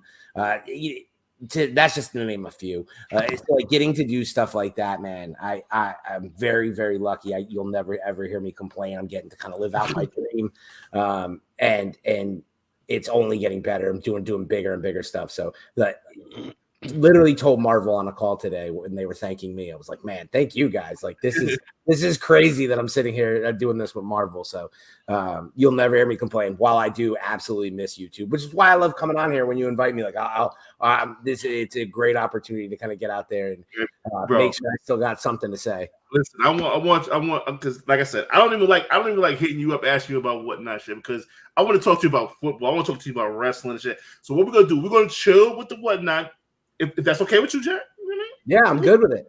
We're gonna chill with the whatnot. We're gonna talk some chitlins, and I want you to stay. I want your input on some of this FOC shit we got going on, because you were one of Lucas has started the FOC. I gotta give Lucas his credit, his pride. He was the one of the first doing the FOC shit. You know what I'm saying? And you guys, everybody took it to their own different level. I want to see you here when we talk about FOC and all a bunch of other comics, because we got to get back to comics and all of that. Yeah, I would love for you to stay and just chill with it. Just let's do it. Be Bolo, baby. Be Bolo. For those who don't know, That looks good right there. I'm about to shove. This is the greens portion where I'm gonna just shove this down your throat. Yeah, this is the stuff that you need to know. You need to know this stuff before we actually get down to the freaking chitlins. This is stuff. No sugar in the grits. First of all, depends. I apologize to those folks in the UK. All right. You're not going to get Marvel and ID books this week because there was some type of outage. So there's going to be a delay in your freaking books. So that's why I said, hey, if you guys are close or you guys know that you're getting these books, you might want to put them on eBay, because those guys in UK are going to be hurting for a while. All right. So quick look at some of the stuff that Marvel put out. Say, hey, these are the stuff that people are really hot on when it comes to these reorders. Of note is that Teenage Mutant Ninja Turtles, The Last Ronin, the hardcover right there. And there's Chainsaw Man. Nobody cares about that. But what I thought was actually notable was this Ghost Rider Vengeance Forever #1, which is a Diamonds only freaking preview. That one's freaking sold out. And I think there was only like 5,000 pieces for that one. Top products for April. Let's get Ronin's at the top. Yeah, Last Ronin finally finished at the top. Amazing Spider-Man #1, definitely a dud. Hulk #6, you guys remember that? Titan? Yeah, that Hulk #6, that was that Hulk novel, right? The 1 in 200 and a 1 in 500. Yeah, so super high ratios, bunch of store exclusives. I told y'all don't fuck with it, and I didn't fuck with it. I mean, I fucked with some dumb shit, but like, I know someone that ordered a bunch of them. They didn't even get them. So here's the kind of lucked out. Yeah, I get. Alice Ever After #1 is number 10 on there, right? Number 10, yes. It's top 10 of all sold. It's first appearance of Grimm. Still ain't doing shit on the aftermarket, but yet the Grimm first print, second print, third print, all fucking apparently breaking records, right? I don't even know anybody who's ever even read the shit. Grimm? No, Alice Ever After. Well, that's why they didn't know that Grimm was in it. But Jeff Scott Campbell. So that was the book that had a 1 in 50 Jeff Scott Campbell variant that got mixed up with an open order Jeff Scott Campbell variant, shipped at different ratios, and then had the orders backfilled. No, I didn't know all that about the J. Scott. Yeah, it was pretty fucked. So there was an FOC variant by Jeff Scott Campbell with trade dress, right? Well, that one got sent at the 50 copy incentive ratio. The 10 copy was supposed to be a color version of the Jeff Scott Campbell. That one got sent open order. The 50 copy incentive was the black and white. That one got sent at the 1-in-10 ratio. Yeah. So the color trade dress got sent initially as a 1-in-50 and then got their orders backfilled later on. So there was never really like any proper ratios for that first. Yeah, basically fucked everything. Yeah. That was a fun one to do an exclusive on and then have to readjust because you guys know I like to make like big ratio bundle packs. Oh yeah. Yeah, and so like I was like updating it all the time. Finally, I just pulled it. I'm like, sent a message to everybody at the bottom. I'm like, look, I don't know what these are gonna look like. So once I get it all in, I'll show you. If you want it, cool. If you don't want it, whatever. All right, let me say goodnight to everybody real quick, guys. I'm exhausted. I gotta get out of here. Oh, hey, I thought you was drinking. What? You didn't drink today? No, my son guilted me into going and playing airsoft tomorrow morning at 6:30, so I got to get up early. Would you rather paint my house? I'll trade. I'll go airsoft shoot. You paint the house. I know some people. This is a one-man job, man. I don't do any of the home maintenance in my house. She's like, you gotta die for everything. And looking like a Bavarian. You know, cute and shit. Bro, I didn't sleep at all last night, dude. The dog wouldn't let me. Everybody's on my nerves right now. Somebody's gonna get beat. I just know that. Yo, you look like Ryan Reynolds and Amityville Horror. I was mean to the pool guy today, which was funny. Yeah, don't piss off the pool guy. Kyle. Yo, anybody that's mixing chemicals around your house, you don't right? jump out like a raisin. Hey, what the fuck did I tell you 2 weeks ago? Heavy's the head, man. I'm telling you, I need some people to start working around here because tell you what, these kids today, I'm like, they're sitting around like, I'm bored. And I'm like, I got shit for you to do. They're like, we're not that bored. And I'm like, right? Put them to work, man. Put them to work. I appreciate everybody on the panel. You guys are all fantastic at what you do. Keep it up. San Diego's going to be fun next week. Jack, hopefully I run into you. Yes. I'm going to be at Greg Horn's booth. He cut me off a slice, so I'll have some stuff set up. So cruise by. Yo, save me some variants. Yo, send me that invoice for that Catwoman again. I want them again. Shut up, You might have missed the boat on that one now. They just went up. No, motherfucker. Send me that. Price of the brick went up, Mel. Price of the brick went up. Just like send me the invoice now. And send me the invoice for that the Dead Lucky, man. Oh my god! All right, I gotta go before I gotta build some other shit I don't have. You guys send me an invoice for them 8 billion genies that you don't have. Let me get them TGCs that aren't even back yet. Do my shit, goddamn. All right, fellas, you guys have a good night. Appreciate it. Take care, brother. Take it easy. Peace, man. All right. So, excuse me. What, oh yeah, there we go. That's what we're talking about. We're talking about this bloody tampon looking mess last week. But it was fucking beautiful because what did I tell y'all? I told y'all to stay liquid, right? I told y'all to fucking stay liquid. This was the week. So Disney, right? It was right now it says 95, possibly 96. This week it actually hit $90.35. That was the fucking trigger. It fucking hit. I hope y'all got in on that shit. Because it eventually just went back up to freaking 95, man. But this is the freaking time. Now, could it possibly go back down a little bit? Yeah, possibly, maybe within the next month or so. But that was the trigger. So freaking stop buying stupid shit, right? Unless you really, really fucking need it. Save your little bit of freaking coin and freaking just wait, because this is going to be the next couple months that could decide your retirement, whether you retire in Florida next to Ultra or you retire back in the fucking Virginia mountains with my ass. I mean, it's just the whole thing, right? So God's waiting room is down here. but hey, you're only maybe 25-30 minutes from the beaches with a whole bunch of naked bunnies, man. I'm just saying.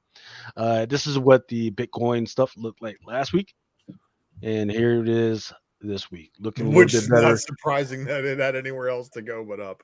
Yeah, not quite 62, but it's just a little bit better. You know what I mean? So hey, let me real quick. Deadpool in the chat said, "Hey, real talk, it's not cards, but can you tell me why 1965 no man quarter sell for a ton of money, and should I sell mine?"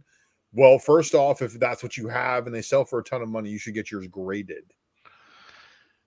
I know coin grading is just as much of a scam as just grading anything else.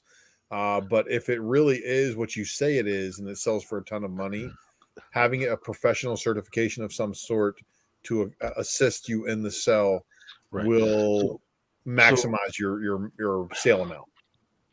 So I will say this. There is a YouTube video about the people who were involved with the whole coin thing that are currently, and it's the same people that are currently involved in the VHS market. And it looks kind of shady, right? Because those guys were sanctioned by the SEC.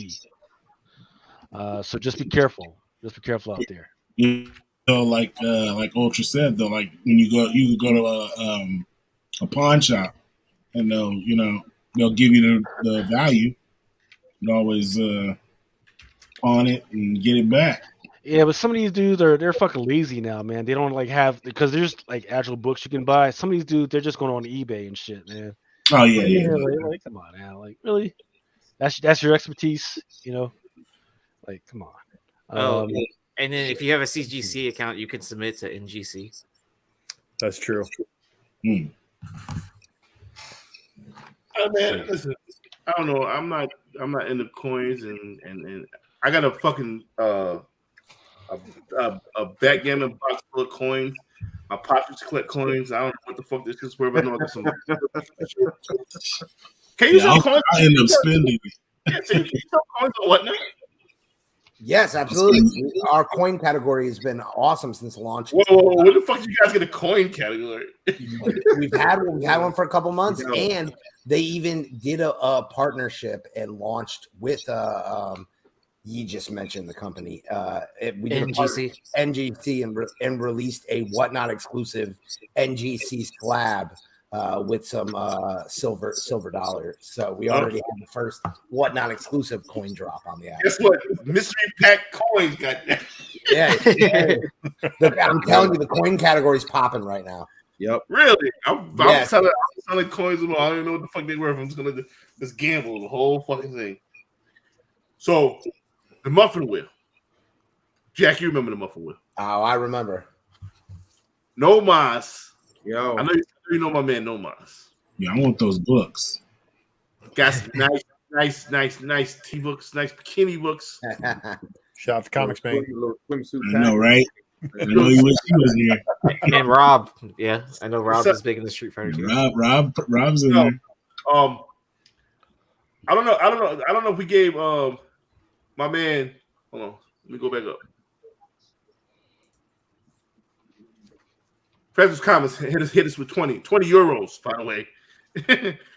20 pounds. Yeah. 20 pounds. So he got 21 spots. As I do want to answer this question. I know Jack, you answered it in the chat. You said Whatnot needs to fix the search function on desktop.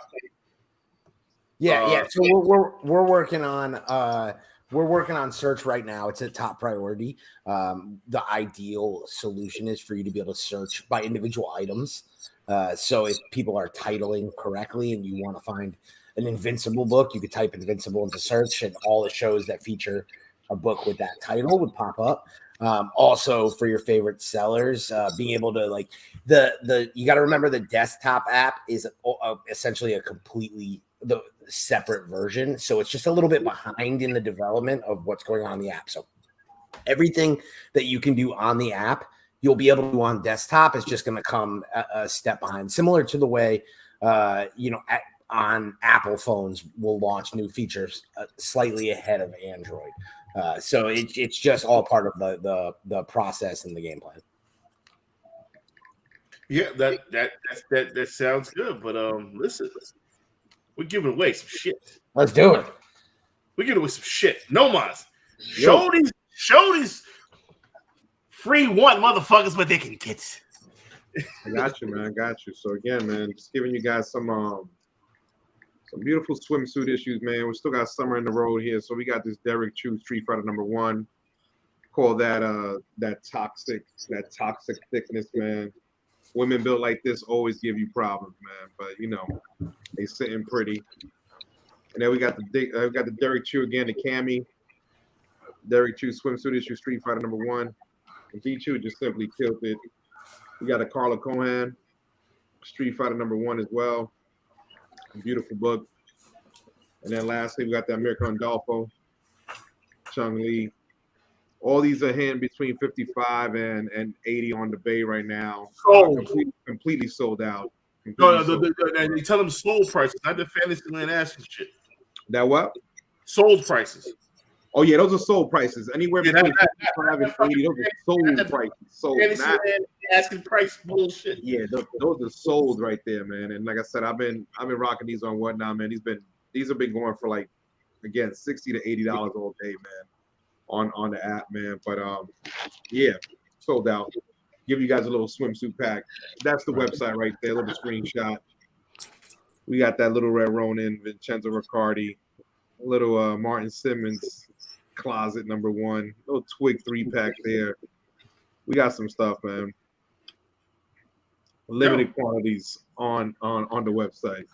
That Dogs of London, though. God damn. Yeah, that Dogs of London was done by Bjorn Berens, man. He killed that right there, man. If you guys haven't picked up Bjorn, Dogs of London, man, it's like a little. If you like Reservoir Dogs and John Wick, man, you'll definitely love that, man. Like, or Peaky Blinders, you'll love the book, man. I can't get past the accents of Peaky Blinders, man. So I heard it's great, but it's dope, man. But like I said, the book is dope. I think it may have wrapped up already, Dogs of London. I think it was like a 4-issue series, I believe, but. Yeah, but Bjorn just killed that for me right there. Yo, love Bjorn. It's limited to 250 too. Yeah. So I mean, what they left us to say, Lucas? Where that? Oh, you. Oh, okay. Yeah, we're gonna highlight my man Nomas. Hey.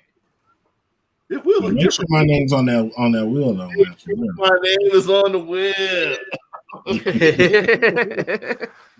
Yes, that closet is still available. Probably got about 50 copies left. That's about it. Give my man Remo another name for COVID.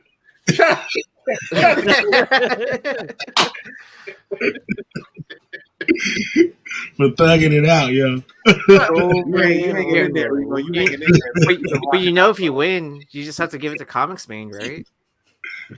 Yeah, we'll talk about it. Yeah, we'll talk about it. Call from Comics Man's book so you can go fucking with LeBron James ass motherfucker. Yeah. Oh yeah, I'm saying that Michael Jordan because of his 3-point average. Jackass shit, I don't even bother with them. I couldn't. I was like, I can't. Your work was crazy, man. I had no time to bullshit. Hey, but listen, Lucas, the immortal words of It's Drunken Chat's son, No Mas Comics in the building. Lucas, spin the motherfucking wheel. Let's go. And remember, don't contact me. Contact this motherfucker, No Mas Comics. Ask me, where's the Who's the What's up with that wheel, yo? Yeah. Hey, yo, that wheel was lopsided as a motherfucker. Yeah, I'm like, what the fuck? It's looking crazy right now. That shit on one side. We'll have COVID. We'll COVID this shit, man. Yo, everybody jumped on the other side like this was the thing or something. Yo, no. That shit's crazy. It was crazy as I don't see any spaces, so I don't know what the fuck that's all about. Look at this. Yo, they're letting me have it tonight, yo. I love it. It's all, let me get some ice and let me get another one.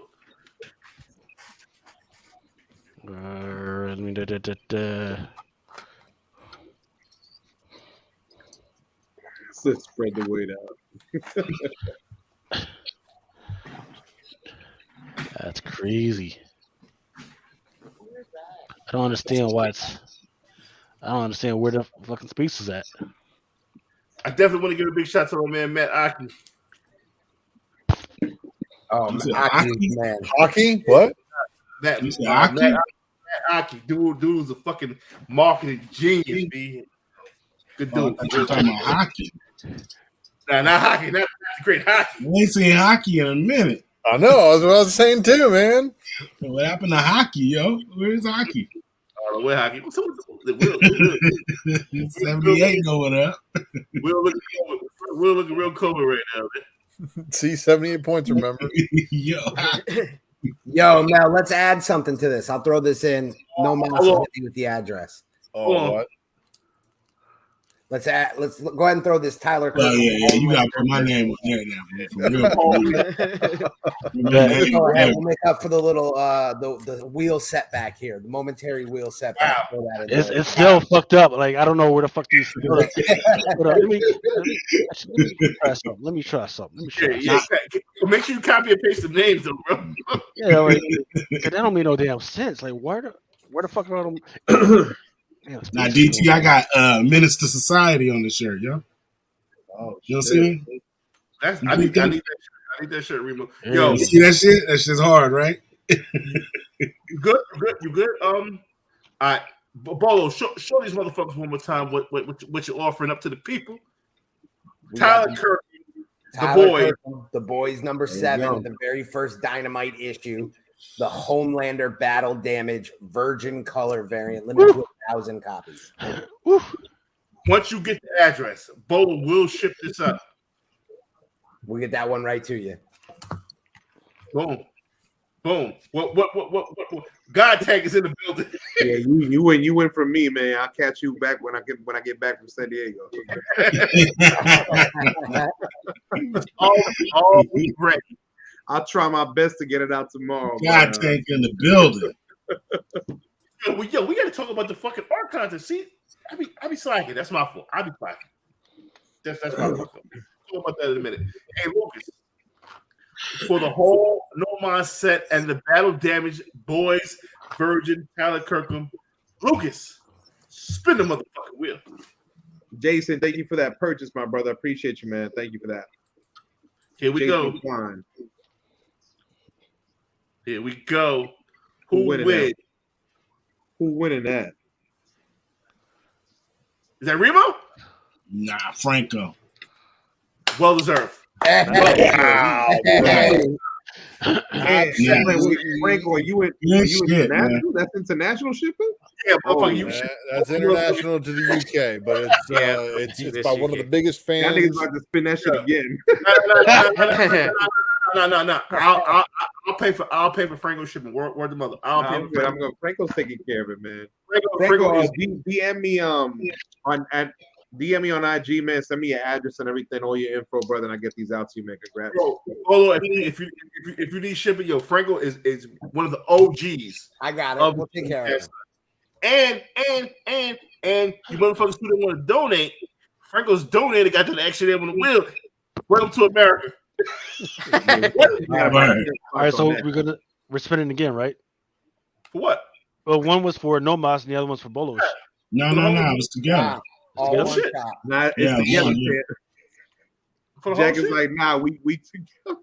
Jack, I'm trying to break it up. I'll put the book up for you, Jack, when I see you next week. Hey, that'll work. It's the whole shit. Yo, Franco's. I'm gonna stay on top of their ass. Make sure you get your shit, bro. So Franco's, yo, like I said, he's. And they get the rubbing elbows in San Diego. Those books might disappear. Man, I shipped them. I lost at the border. Started $1 1 minute. Oh shit! My bad.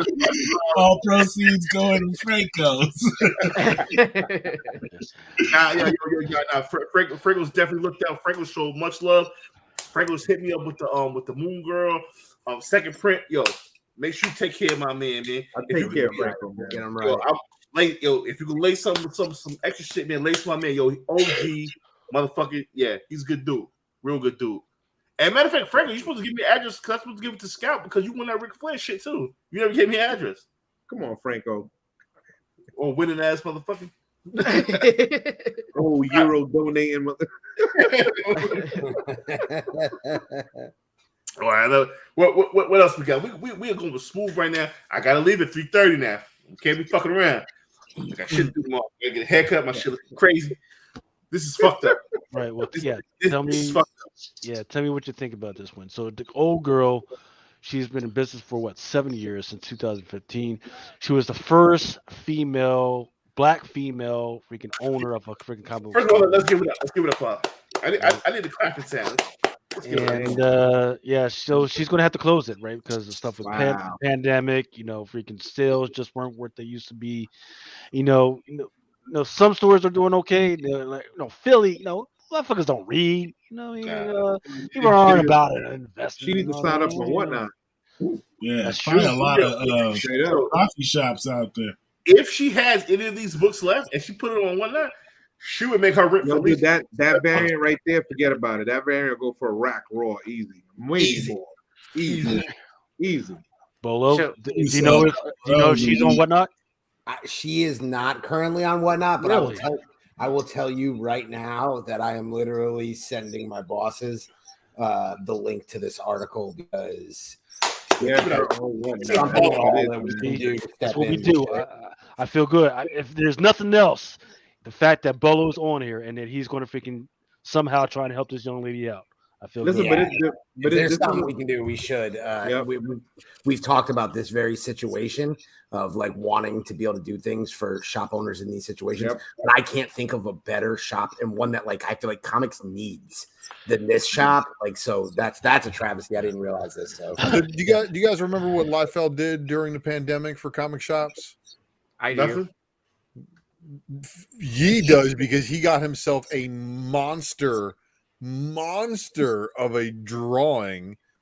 So during the pandemic, in order to help out comic shops, Liefeld was basically just doing sketches and then auctioning them off and sending the money directly to the stores. So I can answer that question too. I did not send a dime to Liefeld. He sent me their PayPal, and I sent the money directly to that shop. So he didn't take anything from it. And then he sent me that amazing Boba Fett in Deadpool sketch. Man, they shooting outside. I need to know what that was. What the fuck? There's a couple of animals getting into it, man. That sounded like Creep Show. Murder around the corner from the zoo. Somebody got some shit going on there. That was Remo cat.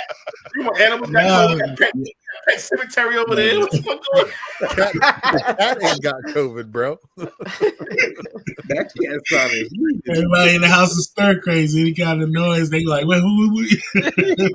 Trying to get up out of here. You know what I mean? I wouldn't say that the market's dying up to down 7. I would just say people are being a little bit tighter with their money as of lately, which is true. But look at what DC is doing with every new book having a new character. They're very much so wearing out a lot of people by, if they're speculating, they're trying to chase all these new appearances, and it's hurting. Right, so it's a 3-headed monster, right, of overhead. Yeah. Right, so rents rising all across the board, right? You got the inflation that's happening, right?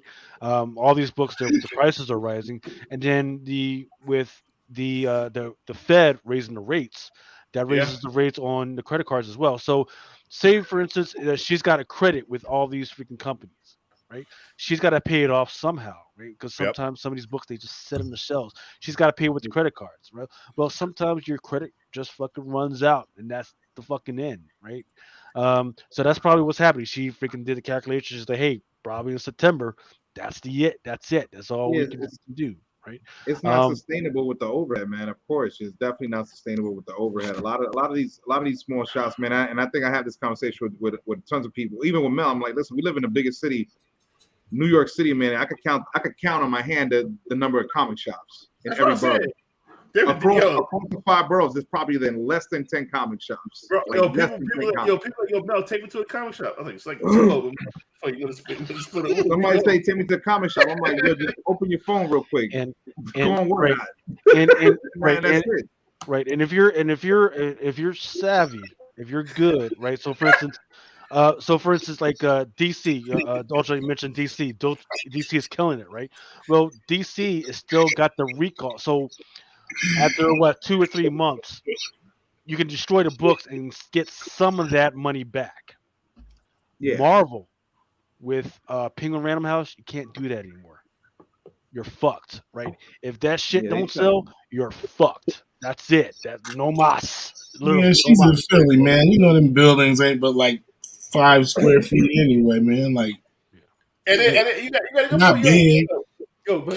kids in Philly, they smoke weed and beating up old people. Yeah, Yeah, but they're not. they don't have money for $4.99 books. I can tell you Yeah. that much.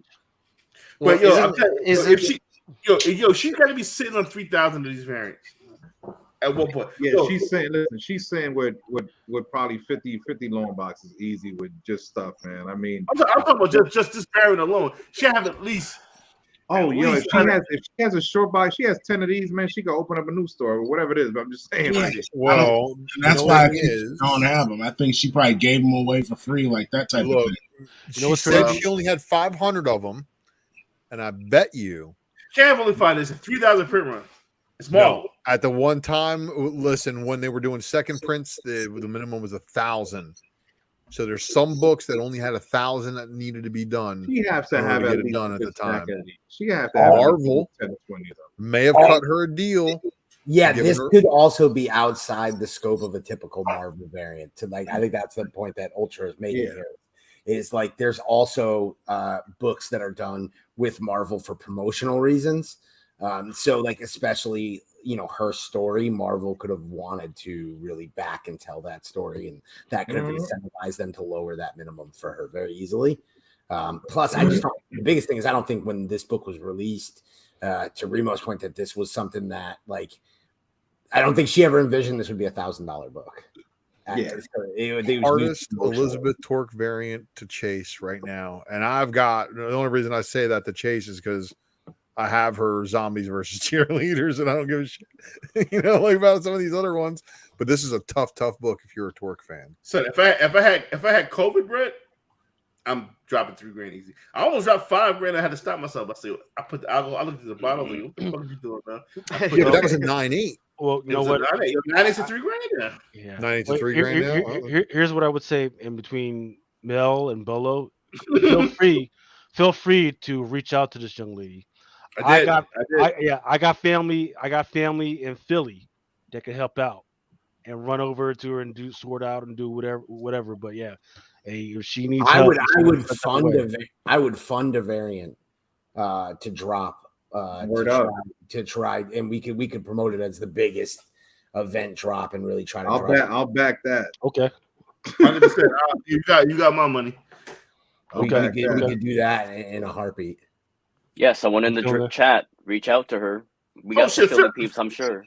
You gotta let me live, yo. For real. I forgot Phil was saying you fucking Sith motherfucker. Looking at the Grand Inquisitor, the Third Inquisitor.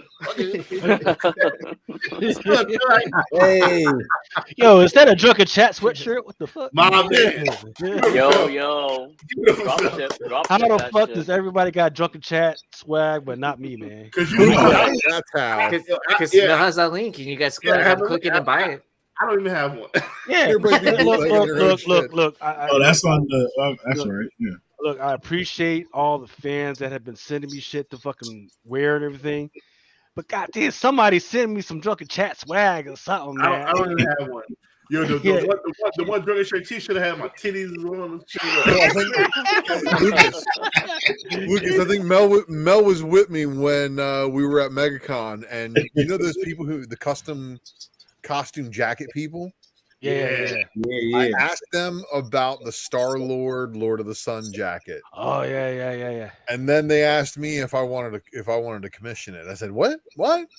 And he was like trying to get a whole bunch of information from me, and I'm like, "Nah, man, I'll see if you guys got it." I mean, I live in Florida, so I can only wear it like one day a year. Right. So, it's just an idea, But if you come up with a cool ass jacket looking like the Lord of the Sun design from Guardians of the Galaxy, you might sell some jackets. And he's like, it's a pretty good idea, man. Let's get another Riri variant from Torque or Stephanie Hines or somebody going to help this young lady out because a coffee shop that's a I mean, in Philly, it's crazy. I would be down with either a Riri or since you got Black Panther 2 coming out, freaking Tosin. Tosin, yeah, Tosin. What's How about both? How about Riri and Tosin, huh? Some Souza Mike. Riri, Tosin, and I'm sorry, second. Riri and Shiri. Yeah. That's gonna happen. Like Souza Micah though. That's already happened with Ironheart number 9. Yeah, but not with Souza Micah though. That's Souza Micah. That's true. Can we get some Moon Girl? Can we get some Moon Girl in there? Yeah. We can make a whole series. Keep the fucking show. Honestly, like if Marvel would play ball there, we could make a whole series like Tyler. I got the idea. Remember how there was the barbershop joint? No. Don't talk about it on air. Let's talk about it. I know where you're going. If you're going to do something, never do it for free.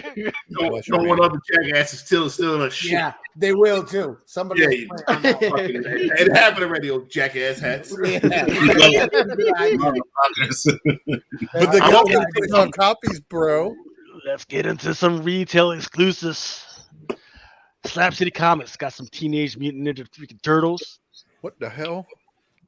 Not bad at all. They look stumpy like real turtles. So all right. Is it for the Armageddon title, or is it for? Yes, this one's for the Armageddon. Okay. This one is the Star Wars The Mandalorian. It's going to be split up in between 3 shops. I don't know. Maybe Sat Lemon, but I do know it's Chaos Comics and Comic. Wait! That Mandalorian do the same dumb shit. Clayton Crane. I don't know. I don't know, man. I know. I mean, we don't have a season 3 coming out anytime soon, so I don't know. No, the trailer just dropped, bro. Nobody was really watching the other shit. Like, shit. Mandalorian is carrying the entire Star Wars. Right. It's what saved Boba, right? Yeah. Like Obi-Wan was like okay, but Mando is still like, yep, my back still hurts from carrying all this Star Wars coolness. It's like this. Rodney Barnes write this too as well. Right. So within our community, shit's hot right now. But outside, where people gave much love to the Star Wars community all of a sudden because of Grogu, nobody's fucking talking about any of this shit right now. Fucking Obi-Wan threw them off a whole bunch of that shit. All right. Unknown's got the Spider-Gwen Gwenverse number 5 coming out. Not bad. Harley Quinn number 20. It's good. Unknown. This is good. Who's the artist?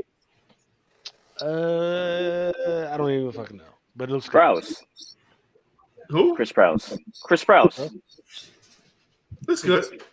I'm not buying it, but it was good. Bird City. Vampirella Year 1 and 2. Ivan Tao and Kim Brooks.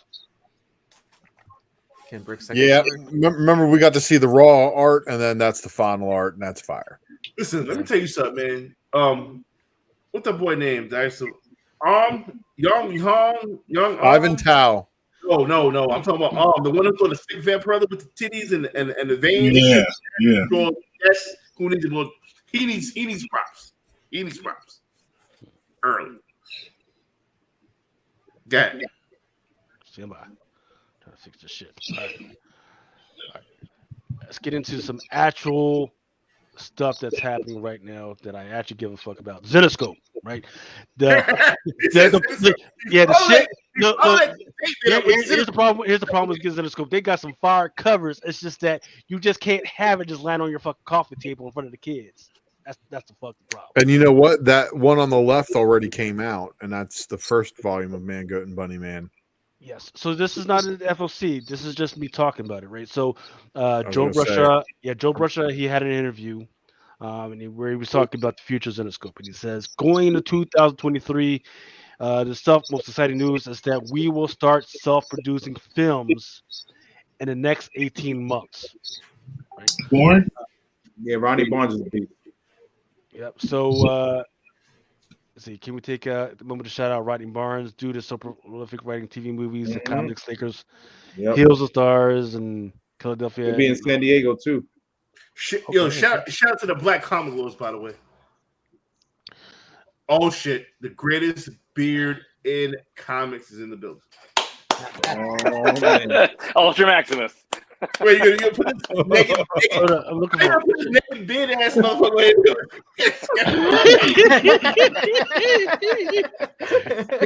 Skeffin knowledge. Is that Wario? From It Nintendo? is. That's not me, Wario. Wario. Yo, did you ship out my hat? No, not yet. I got to get your head size. Man, y'all motherfuckers getting t-shirts and hats and comics. No, man. I had this made. He had it made. See, I told you, Lucas. Everybody be bootlegging their drip, man. That's how you have to do nowadays. Ooh, it's even a new era hat. Dang. Yeah. Come on, nephew, Join give me a hat, man. 7. I got a big ass head. I got a 4-gallon head. I got the hair now too. But Eat it 3/4. That's what you need. Yeah. All right. Jack's lucky. Jack has the very first prototype of this hat on his way to his house. So. Yeah, Jack got the smooth front lace hat right there. Yes. I had to go ahead. Jack's got the golf cap. Oh yeah, mine. I got the dad That's hat. the low profile. No, but Jack bought. I had one of these at Fan Expo Chicago, and I auctioned it off. And then Jock remarked the top of the hat, and then we auctioned it off. Yeah, I got the Batman sketch, Skeff Sweat, 1 of 1, exclusive hat. Had to buy it on Whatnot. Yep. Skeff getting too big for his britches, goddammit. No. Yeah, they don't even want to know what I had to pay for that hat. No, we're not going to tell him. We can't tell There him. was a bidding war, and the guy who lost has been messaging me, frustrated for a solid week since this happened. I fucking love Skeff. Let me tell you. Let me give Skeff his props, man. One of the fucking. As a matter of fact, I met Skeff on the same line I met fucking No Mindset. That's the crazy part. Yep. So everything is full circle. Skeff is one of the most humblest, nicest motherfuckers, and that's my nephew right there, and I love him. I'll piggyback on that, man. That's the first time me and Skeff met too, man, and it was just a bromance from the beginning, man. You know, I was telling Skeff the other day, like we told him about going to San Diego, and I was like, yo, isn't it so crazy? Just like a year ago, the progression that you and I both made, you know, and even Mel too, and how we all met and where we started from then to now is just like crazy, man. So it's like if you got a problem with Skeff, if you hate Skeff, number one is a cold place in hell for you. You probably call it fucking soda pop. You just got a whole bunch of that's your issue. Probably you gave Remo and his family COVID. You just a dirty motherfucker.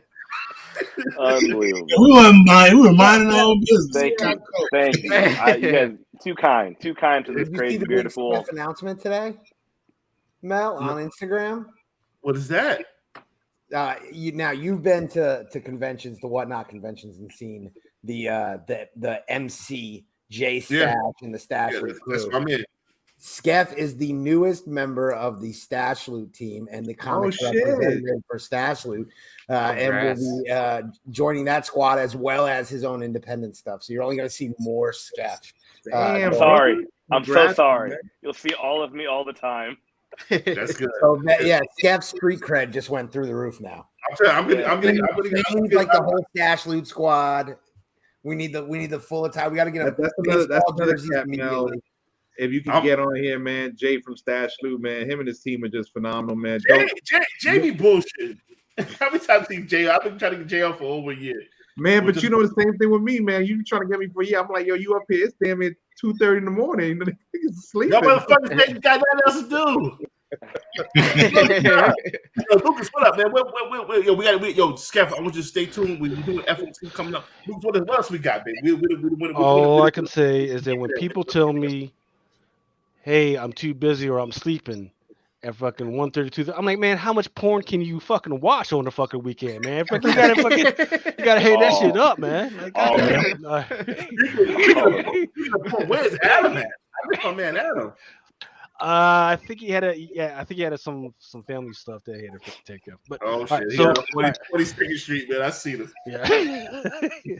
All right, so the main thing about Zenescope is that they're working on doing their own stuff, taking it to either TV or films.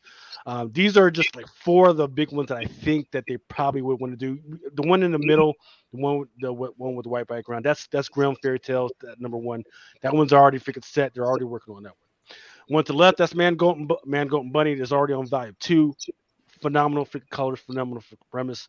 Grimm Fairy Tales.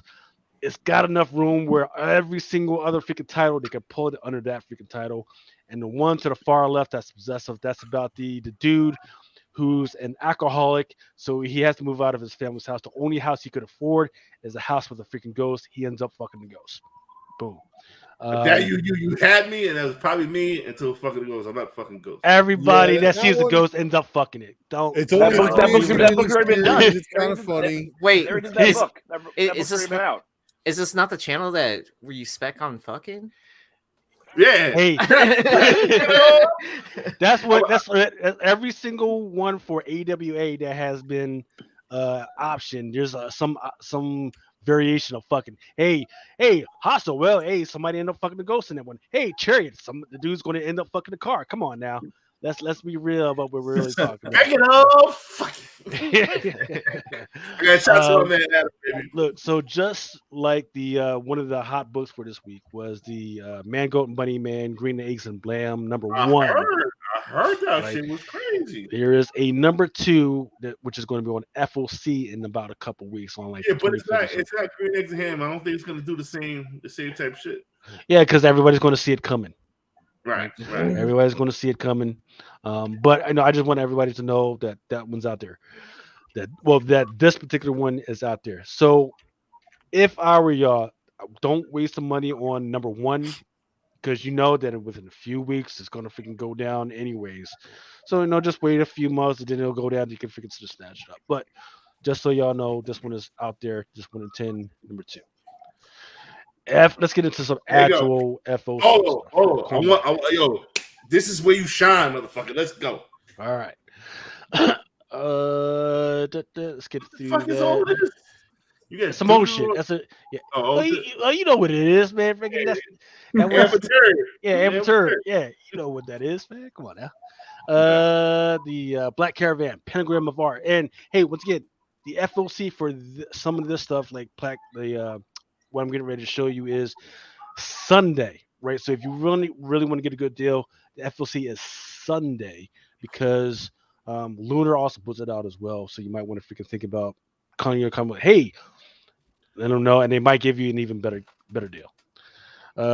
From Merc Publishing, Miss Meow. Tell me this shit ain't fucking fire. I mean, hey, depending on what you're into, you may or may not be into this, but I'm telling you, some of these Merc covers are fire. I just haven't cracked open the fucking book yet. Right. Nobody. It's like Playboy. Nobody reads shit. There's pages. There's pages inside of that book. Yeah, exactly. Yeah. You mean you don't read it for the articles? All right. From also on FOC this Sunday, from Vault, there's a new series called The Heart Eyes. Right. Interesting enough, some of the cover art is done by Jenny Frizen. I'm about to say that like a prison. Yeah, and there's several joints. There's somebody's. All right, here we go. Yeah, several people. There's several different joints. There's one in 25 and one in 50. But the one that I gotta keep my eye on is that one in the freaking middle. Yeah. Is that open order? This one, there is an open order like this one, but that one's not the open order one. This one is like it's probably like the one in 25 or one in 50. Are tentacles gonna be the next bubblegum covers? I'm telling you, man, it's a thing, right? I mean, it seems like if not every week, at least every other week, there's at least one tentacle cover, right? Aaron, I tell you, man, I think people have been listening to me when I talk about tentacles. They're like, you know what, we need tentacles. Pass. Doesn't everybody? More from Vault, Barbaric. number 1. Shit's still going on. From Scout Comics. It's another one shot, Mel. It's another one shot. High ratios too. That's the 1 in 50 in the center, and there's the 1 in 75 on the right bottom. I mean, it's not a bad cover, but it's barbaric. The 1 in 50 artistically, I think, is the one just because look at that axe. Yeah, it's insane. That's fire. That's why Lucas put that one front and center and put all the rest of the shit on the side. I remember I bought a barbaric Conan, the Barbarian homage, which was foil. Can't fucking find it, and it was a very, very dope cover. But what is it worth? Yeah. Look, there's a reason why Conan is going to. I forget who they're going to, because nobody has paid attention to it. But I tell you what, if people start buying some barbarian shit, the freaking Sheena of the Jungle shit, people are gonna. It's called the genre is called sword and sandal freaking genre. If people start fucking buying that shit, eventually that stuff is gonna make it to the freaking movies. Meta linguistic crimes division Scout Comics. Haven't read it, but don't care. It's Skev. Oh, go back to the Skev variant. The Skev. Oh, so that's what you look like when you trim your beard. Right? It's more like Savage, the Savage Bear Man. That's who I look like. Oh yeah, you do. Yeah. The premise for this book is actually pretty sick. The idea is that like characters are coming to life out of stories to kill their authors. Wasn't that crossover? That's crossover. Right. A little bit, yeah, certainly a little bit. But it'll be a more kind of focused horror story.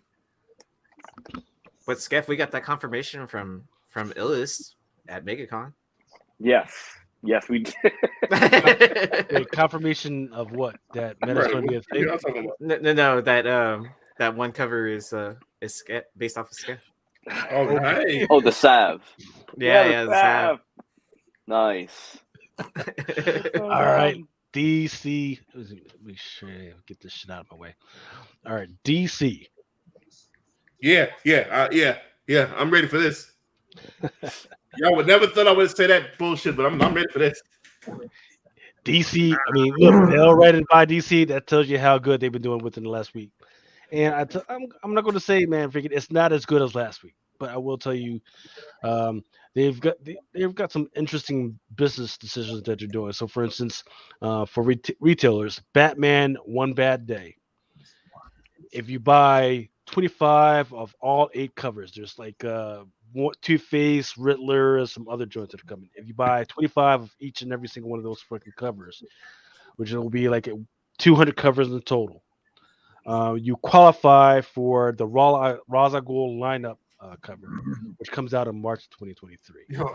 It's that 3 Jokers gimmick, right? It's that 3 Jokers gimmick where you order each of the covers and you get the one big cover at the very end. Right, but this one is going to be 8 freaking different freaking titles, which is freaking crazy to me. So literally that's like a 1-200 if you really think about it. Then they're doing the same thing for Deceased, where the Undead Gods number 4. To buy 25 copies of each of 1 through 4, and then you qualify for the Gatefold homage cover. Then Dreamer, which I forget which one, she made it her first appearance in like the DC Pride number 1 or something like that. She's going to join the DC continuity and Superman Son of Kal-El number 13. And that's that transgender freaking superhero. And there is a 1 in 25 that I have top right. And then interesting for manga, there's this Operation Joker freaking comic out there. There's a storyline where the Joker raises Batman. Just putting that out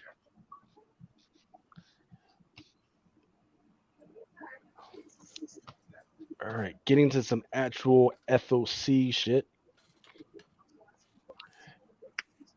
Here's a Aquaman story joint. Some Batgirls with Rian Gonzalez. This one is the Batman One Bad Day joint. The 1 to 50 is the one to this one right here. Blood Syndicate Season 1, number 4 by Juliet and NECA. The Dark Crisis Worlds Without a Justice League Green Lantern number 1 right? There's a first appearance of the Bright Revenant and the Radiant Dead in this one, but it's nothing to go all out for. Yo, I just got a disgusting fucking Charlie horse. This shit is crazy. Look at all this shit you got me up here. God damn it. I'm back.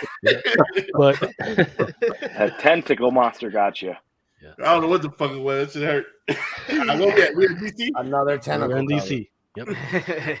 So for those that are tracking, freaking Jon Stewart, he's like a god now. So like, this is like the first time like he's like all green like this and shit, and he's just out there just flexing his god muscles right now. There is a 150 Fernando Blanco foil variant for the show.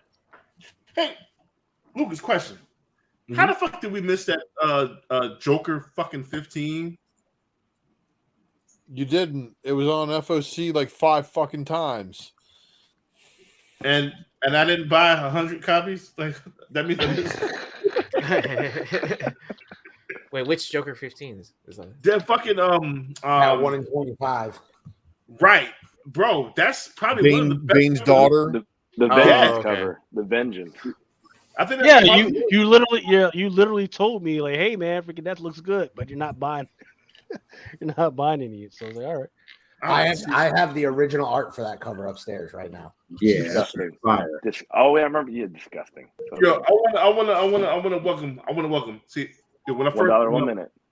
When I first met this brother, I thought he was one of the ultimate haters, but he's not. He's a very, very good dude. My man Bronze Age Nerd is in the building. Hey, what's up? How's it going, everybody? Your beard is fucking phenomenal. Scaff got his competition. No. He wins. No. He can just win. No, we are brothers in beard, man. We actually did beard tips on the show where he came on and talked about Whatnot. This is very true. We did do some beard tips together on the Whatnot show. That was a lot of fun. Yeah. It's always a pleasure to have my man Bronze Age Nerd, who I'm not gonna say he's a hater, but he's a realist. Realist about the modern economies of what not to buy and what to buy.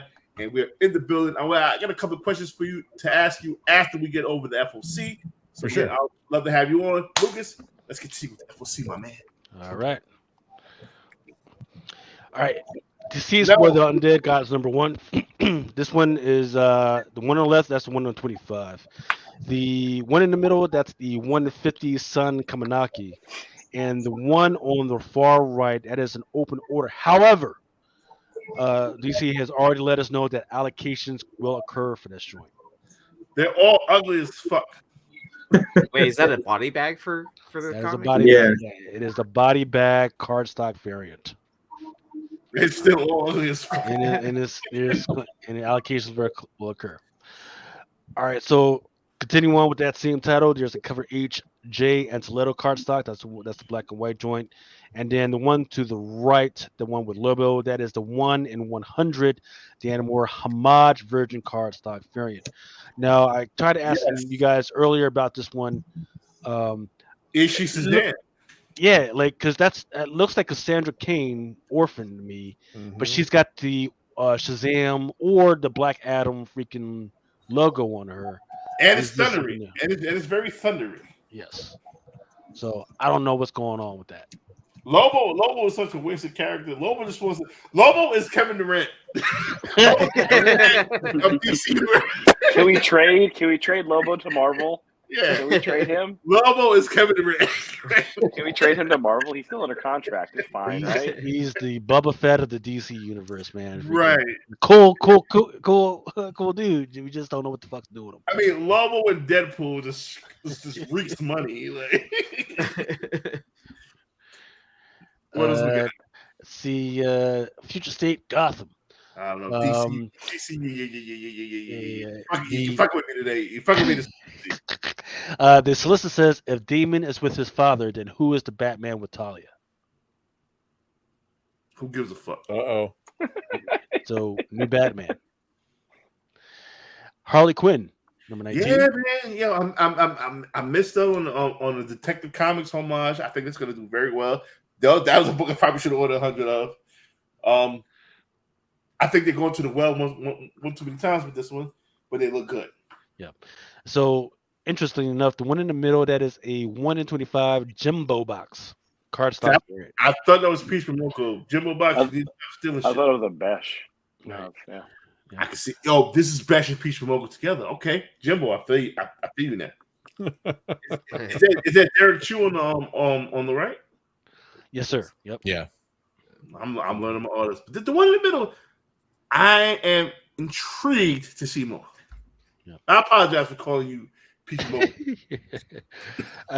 The one on the far right, that's the 1 in 25 Jorge Molina. Not worth it.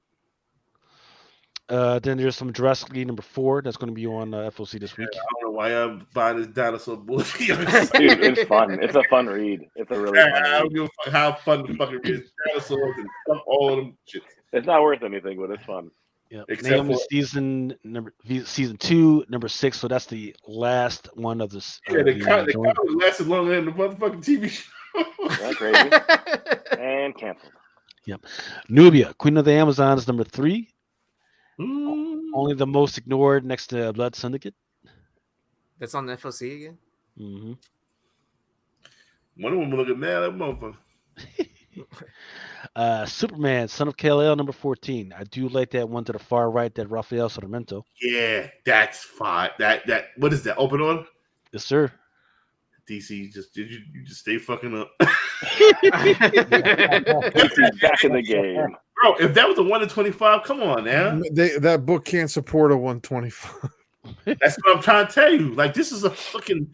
This would be sort of like a motherfucker. Like, Look, this Mel.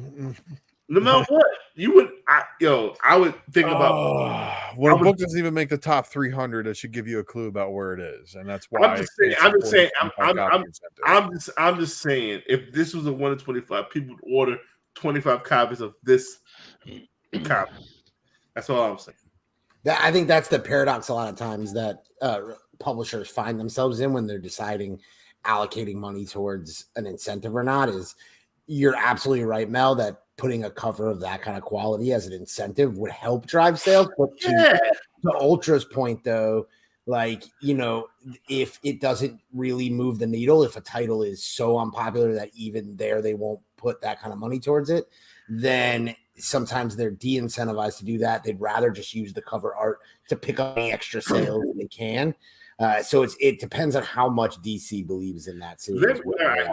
Marvel does that with Star Wars an awful lot because there's been an awful lot of Star Wars covers. You're like, this is open order, and you're like questioning, like, did the store mess up? Did they put a 25 copy incentive on the shelf on accident? And you can tell, but you can also tell that the sales figures drop to a point where Marvel's like, we got to get rid of these books.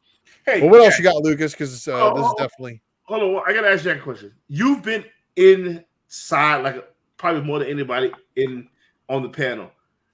Do these companies look at what we do, like our speculative market, and take tips or take hints from some of the shit they hear on podcasts and shit like that?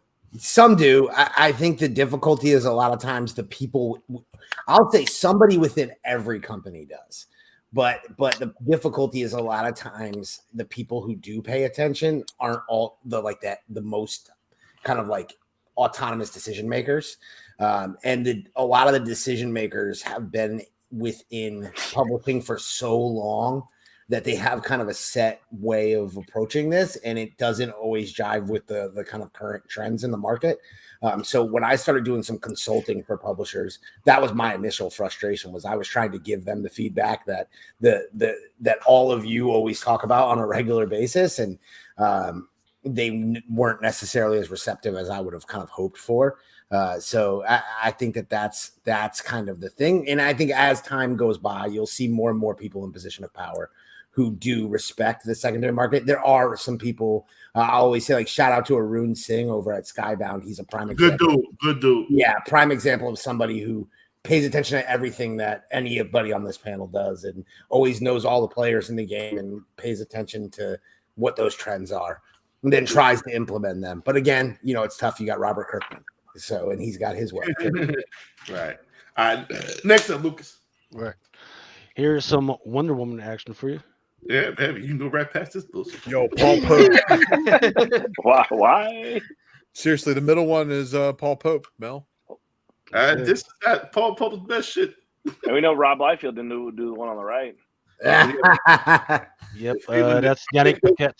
The one on the left was probably the best one. All right, let's keep going. Edition, yeah. So this is one I definitely want to talk to because this brother I have seen at Baltimore. I've talked to this brother, at Baltimore Comic Con many a times. He has. Remember how we talked about Street Comics and they used to give out their fucking free comics and shit. This same shit was happening to this brother, man. He would give out his free comics, and now looks what's happened, right? This brother, he runs Unique Studios, right? He even had fucking videos and shit of like how he had the freaking shit going and everything, right? Now, this one particular comic is called Yanu has been picked up by not only by HBO Max but by Cartoon Network. Wow. Nigerian brother, good dude, quiet. Right, he's not the most talkative brother. He just draws and shit, but good on him. Right now it's kind of shot up to $25 for this one. Don't just keep an eye on this one. There's one that he had a definite vision for. It's called Malika. I remember this dude, the bald head brother. Yes, sometimes bald, sometimes the dude needs a haircut. Yes. So just keep an eye out for this one. How we all are. Yeah, these probably maybe in the back freaking shelves or some shit. Check it out. But yeah, freaking interesting stuff that's going on with this one. And so yeah, here's some of those titles. I remember. Yeah. So here we go again with the Opus. Yep, Opus, Dark Messiah. I'm not buying these shit. And look at that Genesis. Yo, the Genesis game swipe. Oh. Yeah. What is this? Number 4? Yeah. Ain't nobody ordered 50. Ain't nobody ordered 100. What is this? This is the one in what? That one is 1 in 5. It's 1 in 5. Mel's like, I'll take 5. Well, you guys saw how well this did, right? How well this book did. It went back for multiple prints. I think 3 prints for issue number 1. Opus also has some very surprising people being involved in the books. That Crystal Planet actually has Joe Satriani involved in his own book. So. Oh, that's pretty cool. See, because you're a musician, you understand this.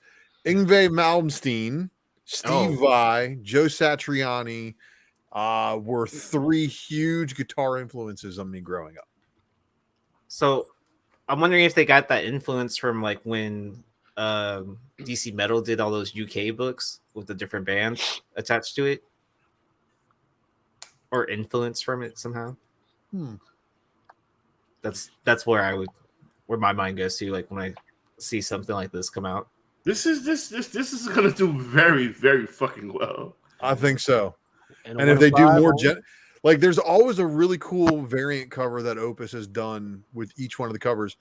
The Disturbed book, the one before this one, Dark Messiah, man, they had that McFarlane cover. And it was like so under the radar, people didn't see it coming. Yeah, it wasn't under the radar. I just didn't order it. So and there's a lot of people who probably watch a lot of FOC shows and probably heard people talking about it who didn't order it. I like this. I'll bowl away. If you and Superman were doing your show, where would this rank? Oh, I mean, this would easily be a top 10 release. I love the video game homages. I think they're going to continue to be popular. And Death Dealer number 1 was like a big hit. I know Ultra really was kind of championing that earlier, but a big hit. We did an exclusive for it that was like a monster secondary market. Yeah, the Malia joint, right? Yep.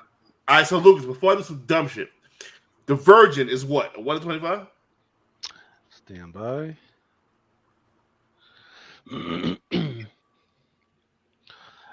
I'm not seeing a Virgin. I'm seeing a 1 of 5 video game variant. I'm seeing a 10 copy Finch, and then a 20-copy Finch as well. So I don't see any virgins on this one. Wait. I just want the Genesis code. Looks like maybe it's not there anymore. Did they push it back? Somebody. Here we go. This is gonna be the. This is gonna be. See, yeah, they're fucking stupid if they did that shit. This is gonna be the Uno. This is gonna be the Uno. Tune into some crazy guy doing a secret variant show. He might have sense of what's going on with this one. Where my man High? Yep, they pushed it back to the 25th. The FOC is on the 25th for this one. The other thing that I'll add to that, just from a publishing perspective, and that I'm literally going through it right now, but like the paper shortage is so real, and it's such a wild thing to be like, you can literally be a publisher and be afraid, what if I sell too many copies and the printers won't let me print that much? Like, it's such a crazy world that we're in. Like this, but there's this entire behind the scenes market in comics that the average person doesn't see, where publishers are out kind of like all scrounging to make relationships with new printers and different printers, and everybody's outbidding each other for paper, and the cost of paper and foil treatments go up and up and up. And it's all about where can you secure it, and people are going outside the country. And then there are certain printers that have been notoriously late on deliveries and have caused certain titles to get pushed back. So it's an entire crazy market right now behind the scenes. And you know who covered it 2 years ago? Oh, I'm sure you did. Yes. Chet, son. Drunken Chet, son. It is absolute madness. Yeah, we not only talked about the paper, but how the metals, because they treat some of the paper with metals and shit. We talked about the big ass freaking cargo boxes and shit, and how that factored into it, man. Plastics shortages too. Yeah. Absolutely. Yeah, and it's like the cost of metals covers have doubled in the last year, almost doubled. Acrylic, like doing things like with any sort of plastic, is insane pricing right now. And then so many of the printers don't even want to mess with those treatments now because of like the cost of stocking the items. It's insane. I blame Dynamite and having 47,000 variants per book. Hey, real quick, Bolo, could you give me a rundown of the SDCC variants that you guys are going to push out? Yeah. So for SDCC, we got a few different kind of like exciting drops. The biggest one is the collaboration with Marvel. 500 print Axe Judgment Day #1 Tyler Kirkham exclusive. Those will be available. Yeah, it'll be available for sale at the Marvel booth at the Whatnot Marvel. Is it another bloody shit? Or? No. It's a beautiful kind of like almost painted look, but it's Tyler's traditional pen and ink style. The book is Avengers versus X-Men versus Eternals. So it's a cool group shot. There'll also be a photo activation there at the booth where people can take their picture within the variant cover. Really? Yeah. So it's kind of a cool kind of 360 full surface activation. Then we'll also have Tyler there to sign copies, but we'll be selling them at the booth, only 100 copies per day. So make sure you get there early. Also at the Whatnot Publishing booth, we'll be selling. Fuck you, Russians. Oh my God. Naked titty. Naked HD and not, there we go. Yeah, at the Whatnot booth, Whatnot Publishing booth, which is number 546. We'll be selling 200 copies a day of the exiled black and white sketch ash can. So you can get those at the booth. I'm sure many of our streamers, I'm sure the Savvy Skeff will be at the booth picking up copies to sell on Whatnot as well. Also, Whatnot Publishing will be running streams as well throughout the weekend. We'll have the Pooh Night Marat Michaels collab, homaging our Does Whatnot have a YouTube channel yet? Or anything like that? We do, but we've done just some promotional videos on it. We haven't really. What about a TikTok channel? Do y'all have anything like that? We do have a TikTok channel verified. I think it's got over 1 million followers now. Jesus. Yeah. I gotta give a shout out to this motherfucker. I ain't seen my man in a minute. Man. What up, man? on it much. It's Jack's fault you haven't seen me in a while. No. Oh, hold on. I got a gripe. I got a gripe with you, James. Uh-oh. Not with you, Jonathan. I bought that lovely Western. I think it was the Western with the skeleton, the John Gallagher joint with the skeleton. Yeah, Midnight Western Theater. He told me, he said, "Man, I'm gonna send you 2 of them." I opened up my package. It was one. He might have been drunk. It's okay because y'all have blessed me with so much. I'm just saying. Don't tell the motherfucker you're gonna get 2. Motherfuckers Get them 2. Hey, y'all have laced me more than enough. So I'm gonna put them to the side. I'm gonna put them under the wing. I'm like, all right, let me tell you something. Don't be telling them. James, your walls are looking kind of bare, man. Yeah, man, what's going on? You selling all your shit, man? COVID? No, we listed our house for sale 2 days ago. So we repainted everything. I've been doing trim. I gotta cut my last set of blinds tonight before I go to bed. And then tomorrow we got showings starting at like 10 in the morning. Congratulations, brother. I'm painting the exterior of my home, and I can feel your pain. Have fun with that. And I got to finish up just a couple of spots, and then the back patio, and then the cut for the trim the whole way around the house. Yeah, dude, it sucks. We're finally at the tail end of it, which is nice, but it's been a lot of work. Yo, hey, I'm glad you joined us. That Western Son, I have a lot of faith in that book, and you nailed it out of the park with that John Gallagher, by the way. Yeah, it was a good one. It was a really good one. You got some other shit coming up with the gun, with the shorty on the gun, with the yeah, Gun Honey. Yeah, fire. Yeah, that book's gonna be dope. We signed him. He's gonna do. I think he's doing 4 covers for us. So we're doing a little bit of a run with him, but yeah. Hey, let's continue with FOC. James Hive is in the building. Bubbles in the building. Yeah, this is a comic show. We got Phil here looking crazy, and he ready to talk some shit. Skev is in the building. Bronze Age Nurse ready to hate on something, but he hasn't hate on nothing yet. James in the building. Bo was in the building doing what he used to do best, and that is talking about FOC shit. IDW is in the building now. I don't give a fuck about Last Runner no more. Who cares? Yeah. Well, I mean, so the reason why I asked Bolo about the SDCC is because IDW, they just released what they're putting out for SDCC. They're putting out some Kanto Tales of the Unnamed World one. I like it, Kanto. What about Dark Spaces? Nobody's really reading that right now, but I got a feeling that could be a freaking script. Lock and Key, the freaking love is gone for Lock and Key. However, Sonic the Hedgehog number 50, a full cover. Yo, it has been Sonic has been doing crazy. Yeah. I like what about a Teenage Mutant Ninja Turtle Last Ronin hardcover exclusive? And then there's also a Dust Jacket out there. So there's some good stuff that's coming out there that could be some possibilities. Yeah, and I'll interject in there, Lucas. We also will be dropping Kanto Tales of the Unnamed World number 2 at San Diego Comic-Con with Javon Jordan. Whoa. That's my man. That's my man. So Dark Spaces Wildfire actually has multiple covers, but no incentives from IDW. Mm-hmm. So the fact that they're doing this convention exclusive is pretty neat. But I will say, most likely, between the Kanto and the Sonic the Hedgehog, those are the 2 winners on that list for sure. I don't know who this is, but tell me to come through. God damn it. Carolina Chris is a good dude. Carolina Chris is a real good dude. The Dark Spaces, that's written by Snyder, right? Yo. Yes. Mm-hmm. Fuck everything, the whole panel. Fuck everything that I just said.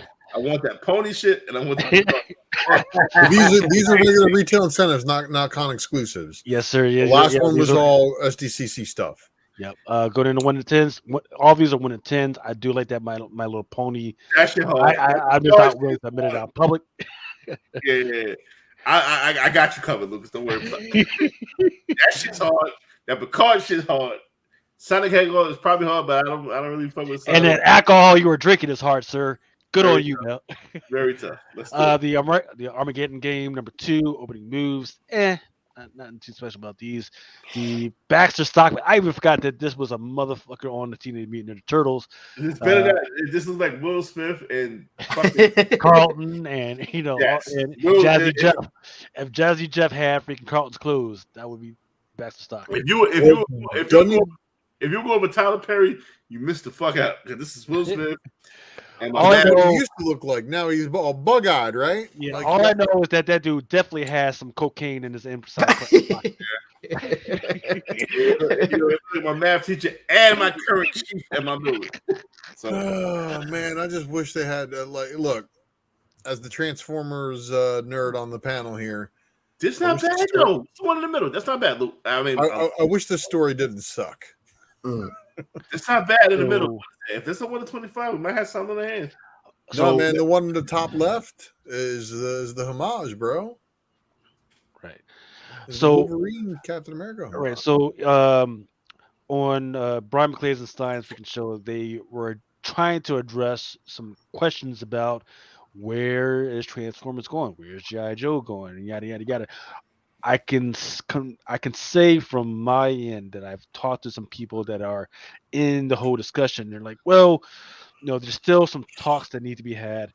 They know where they want to go, but stuff like, hey, that they weren't seeing is like, hey, they need the money, just venture stuff. The stuff about the whole union thing is fucking a lot of people up when it comes to negotiations. So they're waiting on a lot of chips to fall before they actually put the gavel down. But there's some other guys that are out there that actually have more power, and they're like, you know what? If you don't fucking play with me, I'll just fucking do the shit next week. So that's the problem. It's like the people that are actually doing the work want stuff to fall. The other guys are like, hey, I just want my money. Get the shit fucking done. So it could possibly happen in Image. There's another publisher that's out there on the horizon, but there's like a big freaking gap right now. Gremlins are coming. I thought they were already on HBO Max, I believe. Nah, they were beefing. The director Gremlins said Grogu took the whole style. Shut up, bitch. Lord. Yeah, he was saying that freaking. It's true. He did say that. That they stole Grogu from Gremlins Gizmo. because from Gizmo. I was like, nah, man, it's just a fucking baby. You don't know what a fucking baby looks like? They all look like fucking Gremlins. They stole Gizmo from fucking Yoda. Right.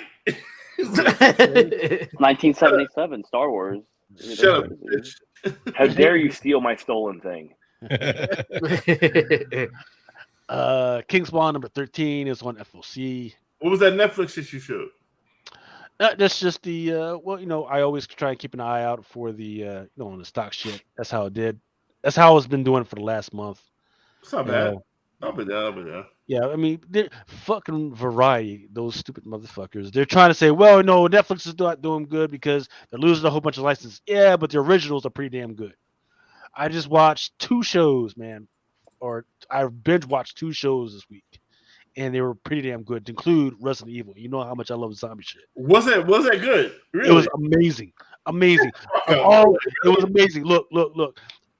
All the first Resident Evil was like and then everything else was absolutely freaking terrible. As a player of the game of fucking Resident Evil, that shit right there was amazing. It was freaking great. It was fucking great. Yes. Yo, because me and my wife looking for something to watch, and we was like, yo, it's Resident Evil or Black Phone. We're definitely gonna watch Black Phone. Black Phone look crazy. Anybody see Black Phone? Yeah. I don't even know what that is. It's great. It's Ethan Hawke horror. It's really good. Right. That's just, I was gonna say some possibly racist shit, but I'm not.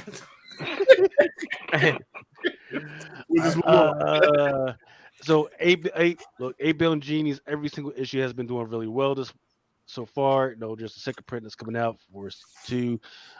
This one is for issue number 4. Right. Then Love Everlasting, they actually had a freaking panel where we got to talk to the artist and the freaking writer and everything. And I actually read the first preview, and it's like, it looks like it's like they're playing straight up. It's an actual love story anthology or some shit like that. Is that a prison? I believe so. Let's see. Let me check this one out. I can tell what a fucking Yeah, there's going to be a Frizzin and a Lotte in there. really. That's probably don't take like dicks and shit just sucking. So, and there's also going to be God. Yeah, God.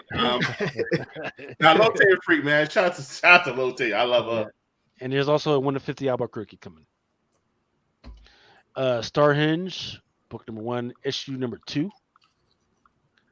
It's weird because it looks like Doctor Doom for a second. Let's go on to Marvel. Thor: Love and Thunder. No, I didn't update that. But Ghost Rider number 4, second print. That's good looking. Amazing Spider-Man number 5, second print. Amazing Fantasy Spider-Man number 1000. Somebody showed me this. I was like, okay. Yeah, I don't know. They just did the same joint over and over and over again.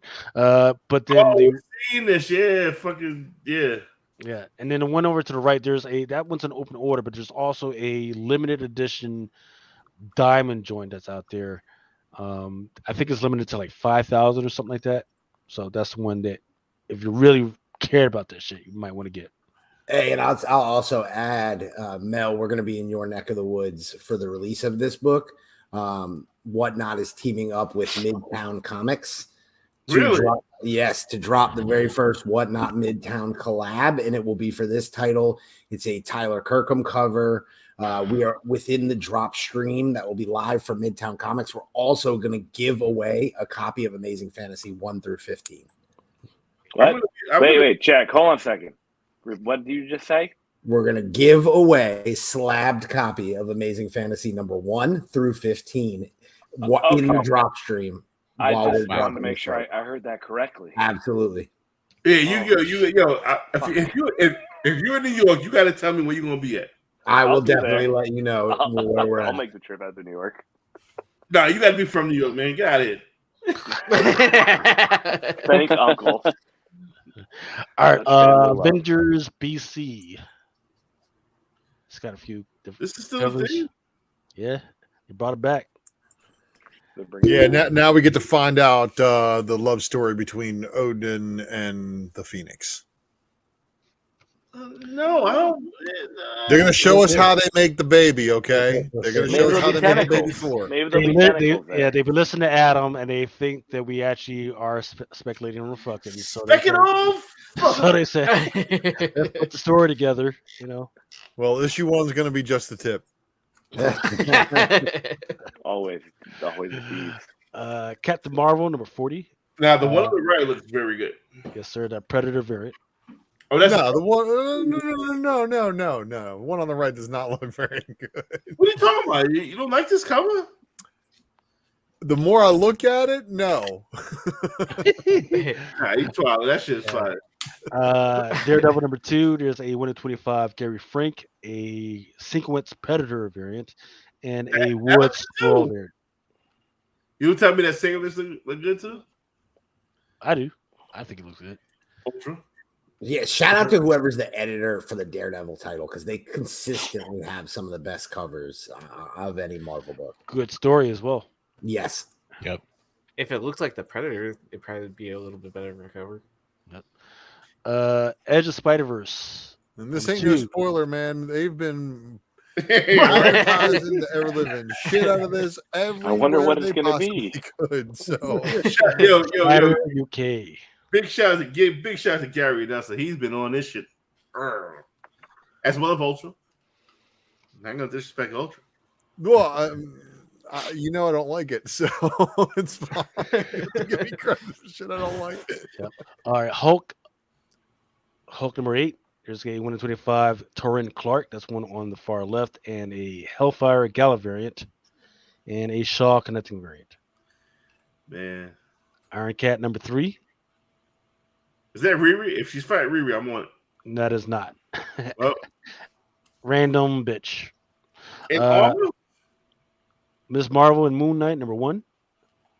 Why? Best show on Disney versus worst show. I love Please. Spider-Man Bro, come on, man. Don't play with me, man. Spider-Man Listen, Moon Knight was better than a lot of Disney shows. Moon Knight was better than WandaVision, so don't come at me, all right? I agree with that. I agree with that. Yeah, I disagree.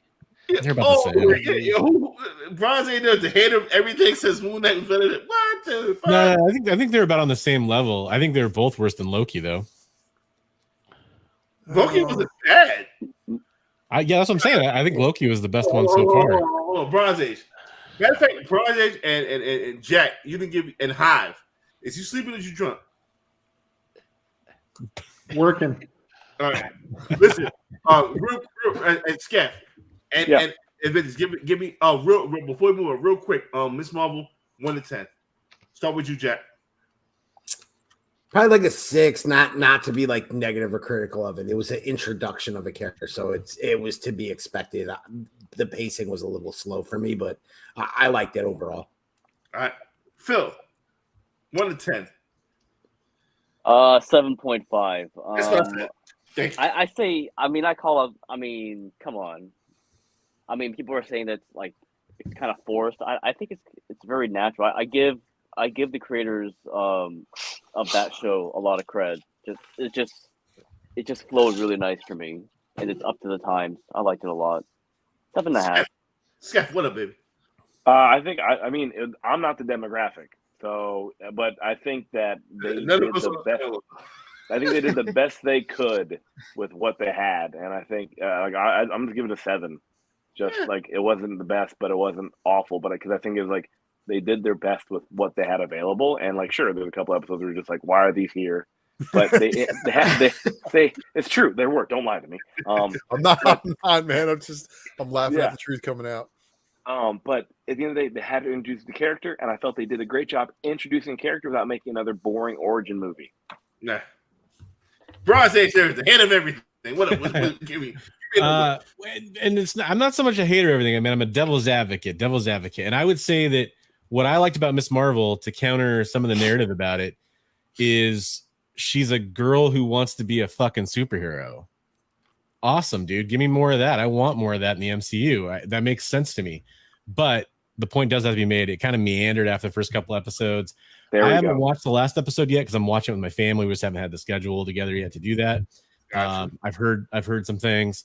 I'd say so far I'd have to give it a 7 where it has some upside because those middle episodes were a little weak. But if it ends strong, I'll give it maybe like an 8 or something. Not bad at a 7. Hi, James. What up, baby? I'm following that same trend and saying I'm giving it a 7. I'm never going to hate on more live action Marvel. I'm always happy to see it, and I think they did a decent job with it. But yeah, I don't know. I think for what it was pretty good, and it was enjoyable. Least watched, but highest rated. Isn't that crazy?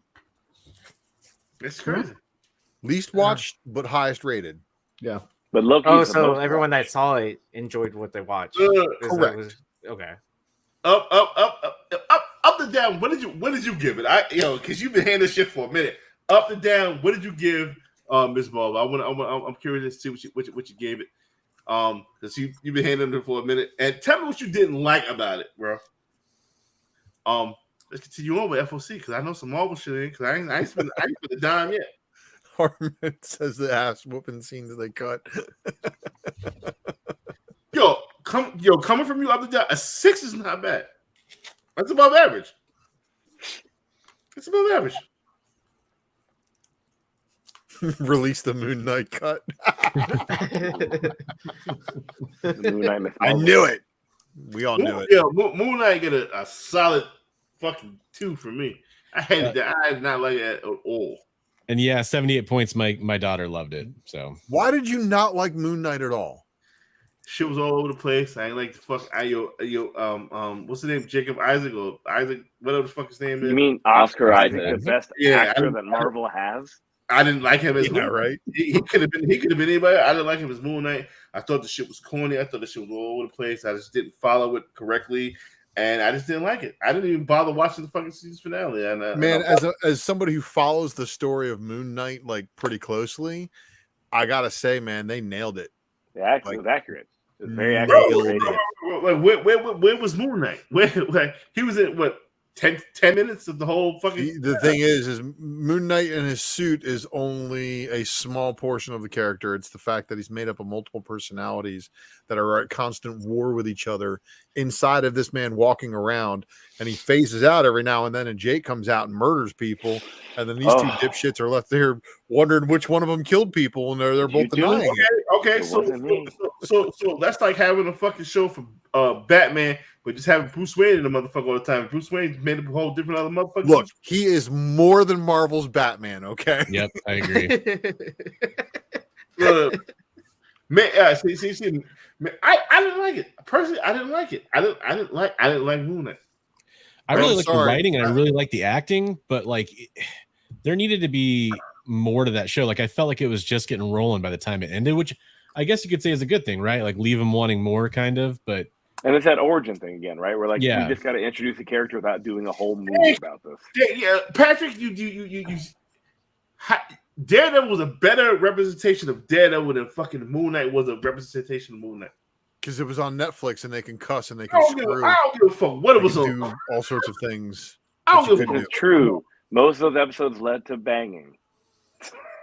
And it was Rosario Dawson, like in the earlier episodes, you know what I mean? Like, and nobody wants to talk about this. Nobody wants to talk about this. Moon Knight had trash CGI.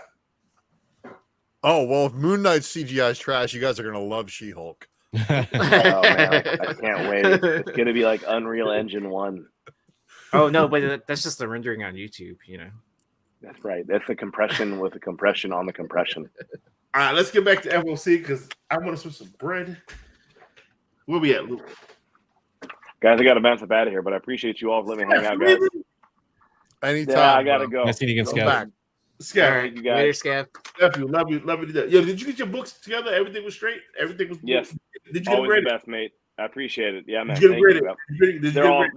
They're at CGC right now, my friend. I'll see them in a month. Please wait. I have a question. Did you really get the deal of the day also? I did. I got the deal of the day as well. The Killmonger, the call. I have the receipt saying it's being shipped out to me as well. Hold on. So both you motherfuckers got the call? Yeah. They might have been sitting on multiple copies, bro. Right? So, 9.8? Multiple 9.8? Yeah, it said it was a 9.8 for me too. Yep. I bought it. Were there multiple photos or what? No, different certification numbers? It didn't say anything about quantity. Otherwise, I would have ordered all of them. Price of the brick went down. Yeah. So, I did hear there was an increase. Yeah, I did hear there was an increase in the census because there was someone that I was chatting with. They said that like, hey, did you notice that this book went from like 20 copies to like 30 copies? Correct. In a span of like I don't know how long. Yeah, I know. I sold about 4. Yeah. So yeah. I mean, I've traded one away. I also got the deal today. Also got the deal today. So it was really weird. That is weird. Let's see who gets ours first, right? Right. I'm excited. Hopefully, I get. We'll see. We'll see. I don't know about y'all. Yeezy look kind of mad. Yeezy look kind of where the fuck's got from. I mean, no. I mean, it's cool if there's multiple, but like it's just kind of sketchy too. They should be. They should be more transparent. But it's all good. Whatever. So, what's our serial numbers, right? Right. Oh, we check that via the picture, right? Yeah. Which serial numbers on the picture? What motherfuckers ain't getting a copy? I want to know who it is. It's great. All right, guys. I'm out. Jack, I'll see you on Wednesday. Yes. I will see you there. Thank you for coming through, Scott. Much love. Bye, guys. What else we got? I don't. What people give a fuck about this $29 shit? No. They do. They do. Well, the frame shit they've been buying, like. Don't know what it is about. Yeah. Star Wars action figure stuff for number 26. You know what? What's up? I'm liking that set. And I slept on it. When you first told me about it, I was like, But this set of the lightsaber shit is gonna be powerful. All the different custom hilts from each character. Yeah, I think that's kind of cool. That's one thing they've done so well with Star Wars is build these sets that I really think like long term collectors are going to want to chase and put together. Absolutely, brother. That's why I'm staying on top of that action figure set. Woo! Nice. Sprouse has been killing You it though. are the only one that has the full set, including all the JTCs. Maybe. Yeah, there's definitely some people that do that. We lost Mel. Let's just hope the show doesn't end. Oh yeah, we get like a nice channel. We good. So how many of you guys read the newest Wolverine? I have not yet, but I gotta read it after we're done, because I got another podcast after this. Because this is X-Force 30, right? Yes, sir. Okay. X-Force 30. Yep. Yep. So basically, that Wolverine issue leads directly into this, and I could have saw this one coming a million miles away. So Deadpool's joining X-Force again. He's not even allowed in Krakoa yet, is he? Yes, he is now. Yeah. Okay. After what happened in the last 3 parts of Wolverine, and I gotta say, Wolverine 20, 21, and 22 have been awesome. I've enjoyed it. But yes, Wolverine and Deadpool are now on Krakoa, and he has just been invited to do something. Basically, the last issue of Wolverine says, "Hey, Wade, get over here. We need your help with something." Awesome. Okay. X-Men number 13. There's a 1 of 10 Laraz, an Adams, a Daughterman trading card, and a Stoko Predator variant. What's the Predator variant? The one in the middle. So I want to point out, everybody. Yo, that's not bad. Yeah, it's not bad. It's the X-Men fighting a whole bunch of Predators. Pretty cool, right? Mm-hmm. Art Adams, Fire. Who would win that? But the new Firestar design is absolutely way better than her redesign that she got in New Warriors. Is that why Firestarter shit has been going up lately? So Firestar stuff has started moving because she has joined the X-Men officially. And she's now an X-Man on the main X-Men team, which is kind of big. Yeah, they did the new lineup for this year's Hellfire Gala. Mm-hmm. And an idiot like me might have showed that he picked up a copy. Or might not have shown. Actually, I haven't done a Raw report in forever. Whoops. So are people buying like her first appearance with X-Man and Spider-Man and His Amazing Friends #1, and because it's 1981, the direct edition is way less common than newsstands. Really? I bought a fucking newsstand. God damn it! Of course you did, because everybody told you newsstands are rare, except for pre-1985. Nigo, you motherfuckers. All right, moving on to Boom. So the Death Ranger that I've been telling people about, he did show up kind of at the end, but not with the suit.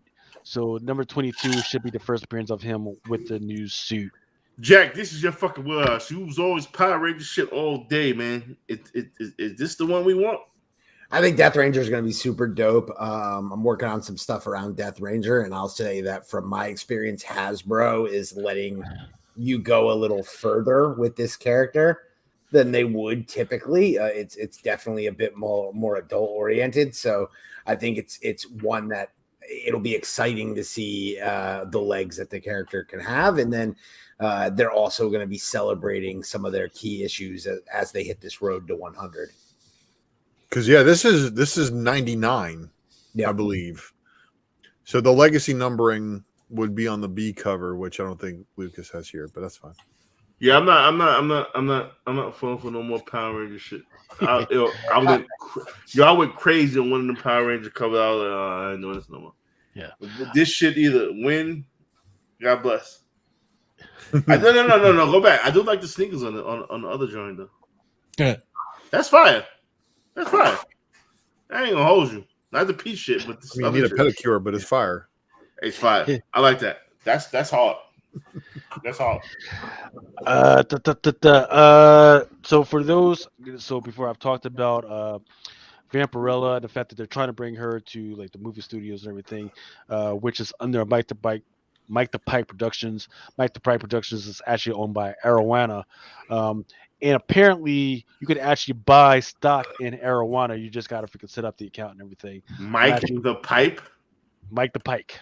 That's what I heard the first time. Too. Porno motherfucker doing Vampirella. It is Vampirella. It is Vampirella. What do you think? Right. But they're not quite on the like the freaking Wall Street yet. They're like they're coming up to the pink joint, so they need a little bit of cash infusion in order to get them there. So you can invest like $100. So, but the thing is, the freaking website is kind of wonky right now. So I'm trying to get a hold of the guys to get it all done. Vampirella's got a few covers coming out. I do like the one to the far right, that ultraviolet joint. Yeah, it's cute. Then Sheena, she's back on freaking FOC again this week. Ooh. I think we like that one to the far left. Far left and the one in the middle is fire. Who did the one in the middle? I think like Head Trick or something like that. Yeah, that's very well. Nah, that one in the middle looks like Soydom, if anything. That's got that realistic paint rhino. Carla Cohen or something. Yeah, Soydom. That's fire. That Besh is fire too. The one on not to take away from the one on the far right, which is the Perillo is good too, right? That's the ultraviolet version, so it's gonna have like 5 different versions of it. But Jesus Christ, the Besh has like 4 or 5 different versions also. Yeah, usually metal. Yeah, it's a Sundown, of which there's a 1 in 10 black and white. Cover L, which is a limited edition, which is the version. I don't need all of that. Red Sonja Fairy Tales. This is the ultraviolet version. Really? Why? Come on, man. You know that beanstalk's supposed to be a tentacle, right? Yeah, I know. Well, it's a vegetable tentacle, so it counts. Then there's Aftershock has a new joint coming out called Samurai Doggy.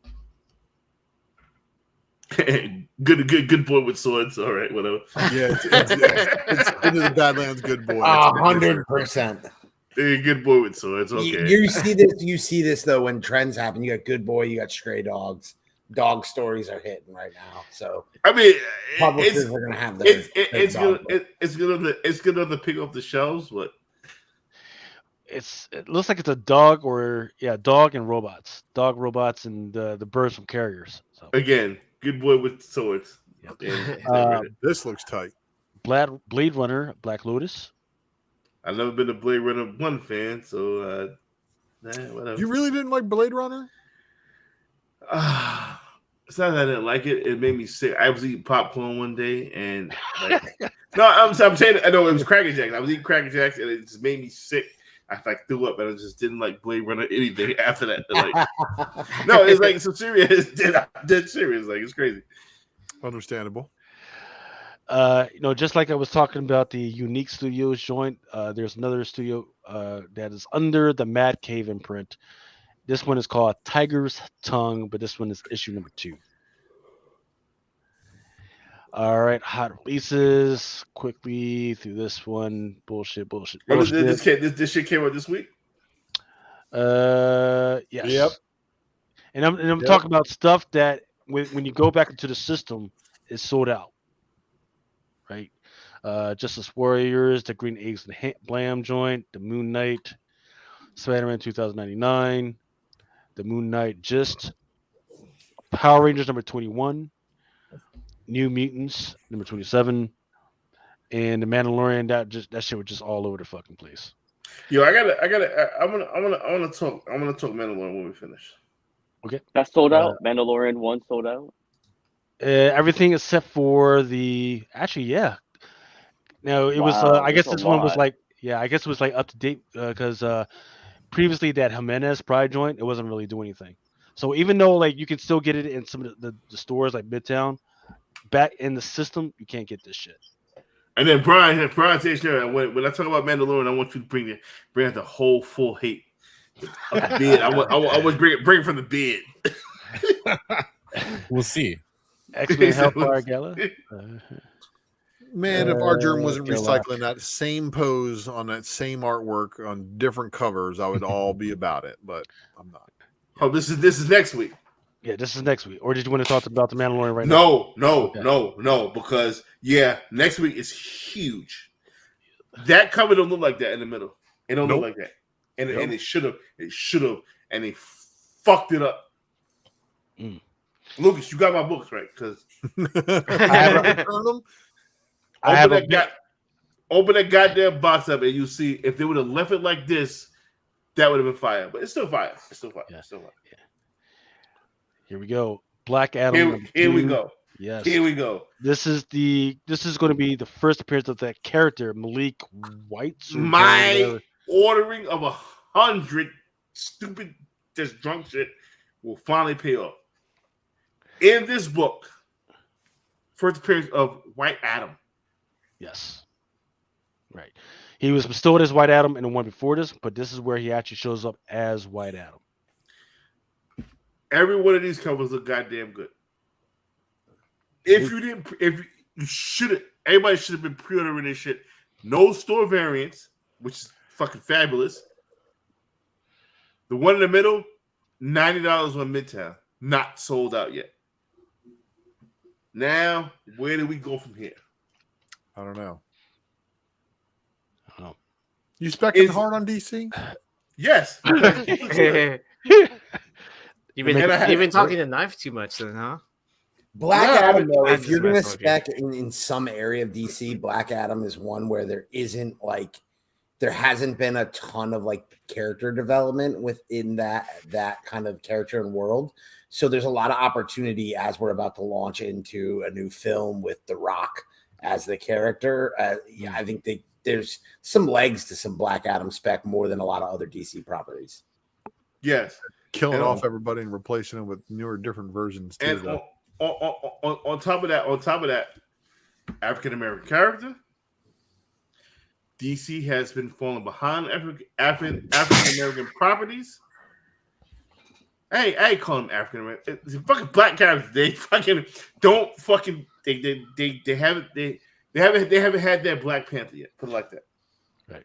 And you would have thought that with the blood syndicate shit, they could have pulled something out, but it's like, I don't know, man. Yeah, but that's a whole nother stupid fucking decision they haven't been. Man, and I don't understand that because they got a black Aquaman, they got a black Batman, they got a black Superman too.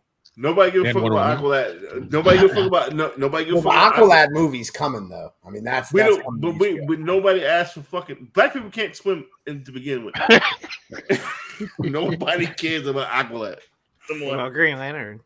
What about him? He can't fucking swim either. Right. I will say that what they're planning to do with the Aquaman shit is interesting, right? They're kind of leaning off of that Aqualad shit, I guess, because it was great, and they just pulled off because nobody was fucking reading it. Now they're going heavy on the Black Manta and Aquaman shit. It's gonna be interesting. Like black lad, like who cares? Like no, nobody gives a fuck about I said this before and I say it again. I'm probably gonna get in trouble for this before because I got in trouble before. Listen, I don't want a fucking you have Icon. Give me Icon. I don't want Black Superman. Give me Icon. You have fucking Icon sitting right there. His name's Icon. Man, building that fucking character. I don't want Black Superman. Icon is Black Superman. Just give it fucking Icon. What the fuck is the problem? Where's Ninth when you need him? Because our fight for the Milestone universe to get its heyday still ain't fucking happened, Mel. Sorry. Susan Michael said DC made her change the design to her Catwoman cover. Why? I mean, it wasn't like she was fucking naked or anything. I think she looks maybe a little bit too much like Michelle Pfeiffer there. Guess what? There's so many of her out there looking like that, anyways. Yeah, she still looks like Michelle Pfeiffer on the finished variant. Oh, okay. They just put if we would have kept a white background, it would have been fine. But again, $90. Go back to the Black Adam. Are you guys spending $90 on this cover? No, I'm not. Yes. Yeah. On the one on the far right. No, and the one in the middle. The middle. Because we had the same discussion about the 100 foil Black Adam, and look at where it's at right now. What is it at? 100 to 135. There's no CGC slabs out there yet. And this is the first appearance of him as White Adam. Yes. In the book. Mm-hmm. All covers are fire. The little animation bullshit is fire. This yellow mess is fucking insane. Mm-hmm. One in the middle is fucking fire. This is the book that you and this is DC. I fucking despise DC sometimes, but this is the book that you want this week. This is gonna be the hit this week. Not only because I have 100 copies, because I only have 50. But Lucas, send me my shit immediately. Number one. number two, these are fire covers. And number three, DC cover wise is kicking Marvel's ass. Tell me my lie in that. Where am I lying at? All right, moving on. Yeah, let's do it. Batman Tonight, number 7. Ricardo Federici. Federici. And this is the Jurassic League number 3, the Gustavo Duarte card. This is poor man Scotty Young. All right. Aliens, Delato. Fire. Defenders, Beyond number 1. Mm-hmm. Beyond looking good. Oh, he goes to the gala. Shoulder pads by Liefeld. This very limited edition, I think it's limited to like 500. Florida Man. Self-portrait. Sorry, what? Didn't we talk about the Florida Man? I need this. Yes, we did talk about this one. Where's the copper tone variant? I just brought up this one. Okay, there's a copper tone variant. It's kind of funny. Oh yeah, I know what you're talking about. Bolo. Were we on the assumption that this was going to be allocated to? Possibly, I forget what it is. I want Florida Man. I want this shit. Everybody in Florida knows that you don't want to be Florida Man. Just saying. I want some Florida Man shit. Yo, Bolo. I know you had ties with Boom. Shout out to Ross Ritchie. Do we have you read Grimm? I have, yeah, absolutely. What is a better story, Grimm or Something's Killing Children? I mean, I look, I'm a Something's Killing Children Homer, but I will say Grimm gave me that like vibe where it's like, this is a great story. The character is dynamic and is you can already see a million awesome covers coming down the pike. So I would definitely still lean Something's Killing the Children. But I think Grimm has a ton of room to gain still. I think there's still legs there. All right, let me ask you this, because you use the politically correct shit, and I'm drunk. I'm going to ask you the hard-hitting questions. Grimm or House of Slaughter? Oh, Grimm over House of Slaughter. Easy. Yeah. What went wrong with House of Slaughter? House of Slaughter was a spinoff. It didn't have the first appearance in it. It just you can't have two dudes sucking their dicks on the fucking cover. Okay, now you say what Boba didn't want to say, but all right. The spinoff will never hit like the original. It never happens that way. Boba, I want to go to your school of just deflecting. You are the fucking lord of that shit. He's obviously running for. Yeah. One day. I would vote for you if it was Biden or Bolo. I'm fucking Bolo all day. Manny's asking a good question in chat there. Grimm or 8 Billion Genies? Okay, Bolo, hit that up. I know 8 Billion Genies is the hot book right now. But I'm Grimm all day on that one. Okay. Respect it. However, if it's between Grimm and Ice Cream Man. See, Ice Cream Man. I would be Ice Cream Man. Yeah, it's tough because I love Ice Cream Man, and I think it could be like a real smash hit at the next level with some form of media. But man, they got a bad option that they got stuck with. And what was that? Tulu or TiVo or some dumb shit? It was Tubi. Yeah, so they went with Tubi. Yeah, me? Oh my god! Oh, wow. That shit's free. So they got kind of. I think they're waiting on that option to run out to try to re-option it, but like it could be a real like an American Horror Story style of popularity if it got the right place. Okay, 100%. I like this cover, by the way. Moving on. Like a Love, Death, and Robots style show with Ice Cream Man would be amazing. Yo, nobody gave a fuck about Maestro in the 80s. Nobody gave a fuck about Maestro in the 90s. Nobody gave a fuck about Maestro in the fucking millennials. What is this? Miles Morales Predator cover. Ooh. The Aliens one does pretty good. Yeah. Open order. Yes, sir. Open order. Playthings number 2. Very disturbing. You fucked the person for putting this up. Shang-Chi, the art germ joint. Here's the 1/100 version of this one. Do you think, art germ? She Bites, number 1, the bubblegum variant. Yo, shout out. Yo, I forgot who sent me the ash can from Scout Comics. They sent it to me for free. It's like a mail. Really? Shit. Yeah. Damn. I didn't even get that shit, motherfuckers. bro, it was a listener, and it was like, "Yo, Mel, I love what you do," and it's real fucked up. I don't remember the brother's name, but I will go back and give you fucking props because I love all the listeners and everything. And he sent me the ash can shit, and the only reason I didn't buy this at NYCC it was because James wasn't there, and James is my man, and they sent it to me. But that's fine. What is this? Is that if that ain't Black Panther? I don't know. It's Lucas. Is it Scooby Doo? It's another dog. Muted. Oh, you muted. I have no idea what that is. Look, what is this? It's like an anthology of different stories and everything. So this is like Scooby Doo with Black Panther. Ratatouille, Scooby Doo, and freaking Ratatouille. There it is. Gwenverse. The Greg Land homage. Yeah, that's sexy as fuck.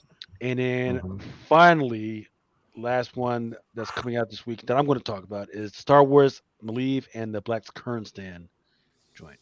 Damn, that fucking Maleev is fire. Yeah, hey Lucas, too. If you go back to that Skybound one, that's Skybound X25, which is another part of their, like you mentioned, that anthology. But Mel, this is the one that you will like. It has a Battle Beast solo story in it. I bought this from A&Z Comics. They have a Battle Beast cover. I don't know why this is not. I don't know why the Battle Beast cover is not highlighted. But I cannot wait. I cannot wait till my surprise is finished. And it's not finished yet, Bolo. It's not finished yet. But we got to get it hurried up because it's about that time. Yo, let me know because I will call this motherfucker next week and let yo finish this shit. Let me know what's good. Let me tell you something. Well, we know. Well, everybody knows what was in the book, right? They know that Battle Beast is coming back. Battle Beast is coming. I fell in love with Battle Beast based off episode number 5 of the series. If you read the dynamic of Battle Beast, he is not only one of the badass motherfuckers in the Invisible Universe, he's one of the badass motherfuckers in comics. I'm gonna tell you why. What I loved about Battle Beast was from the cartoon. He didn't kill Mark. He was like, you know what? You motherfuckers ain't worthy, man. I'm out of here, man. Like I'll fuck you up for free. Like I'm good. But if you read more into his story, I don't want to spoil anything, but he the type of dude who was like, yo, you're injured. I'm injured myself, and we're gonna fight on fair terms. We gonna get it in. You know what I'm saying? Kind of a Predator thing. Like hand-to-hand combat is what's missing in this world. Everybody want to shoot. Everybody want to shoot each other. Nobody want to duke it out no more. Not saying I was ever one of the best fighters or nothing like that, but I always respected the game of hand-to-hand combat. You know what I'm saying? Let's duke it out. Whoever loses, shake. That's it. You move on. You know what I'm saying? Battle Beast just cemented that in you know what I'm saying in his lore. He's a real dude. Like y'all motherfuckers built like Battle Beast. Lived for the battle though. That's all he's got. He lived for the battle. Like yo, son, he lived for the battle. He lived for the battle, bro. He's like yo, we got problems. We're gonna duke it out. You beat me, it's cool. You don't beat me, I own you. You know what I'm saying? Yo, It's just different, man. You gotta understand how he worked, man. If you guys don't understand how he worked, either you never been in a fight before, or you type of motherfucker just grab a gun and handle your problems, man. Nah, you gotta duke it out, man. Again, it's street shit. Battle Beast is street shit. That's all. That's the best way I can describe. Battle Beast is street shit. That's what it is. That's what it is. Oh, I still gotta tell you that foreign edition I got. Yeah, you do. Yeah, you do. I just got it. So is that all FOC?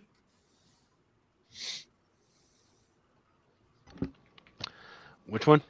Is that all on FOC? That was all the FOC. The only thing I have left is the time machine. What the fuck is that? Oh, nice. Where he was over the market. What was hitting? What? Yeah. What we got? Okay, all right.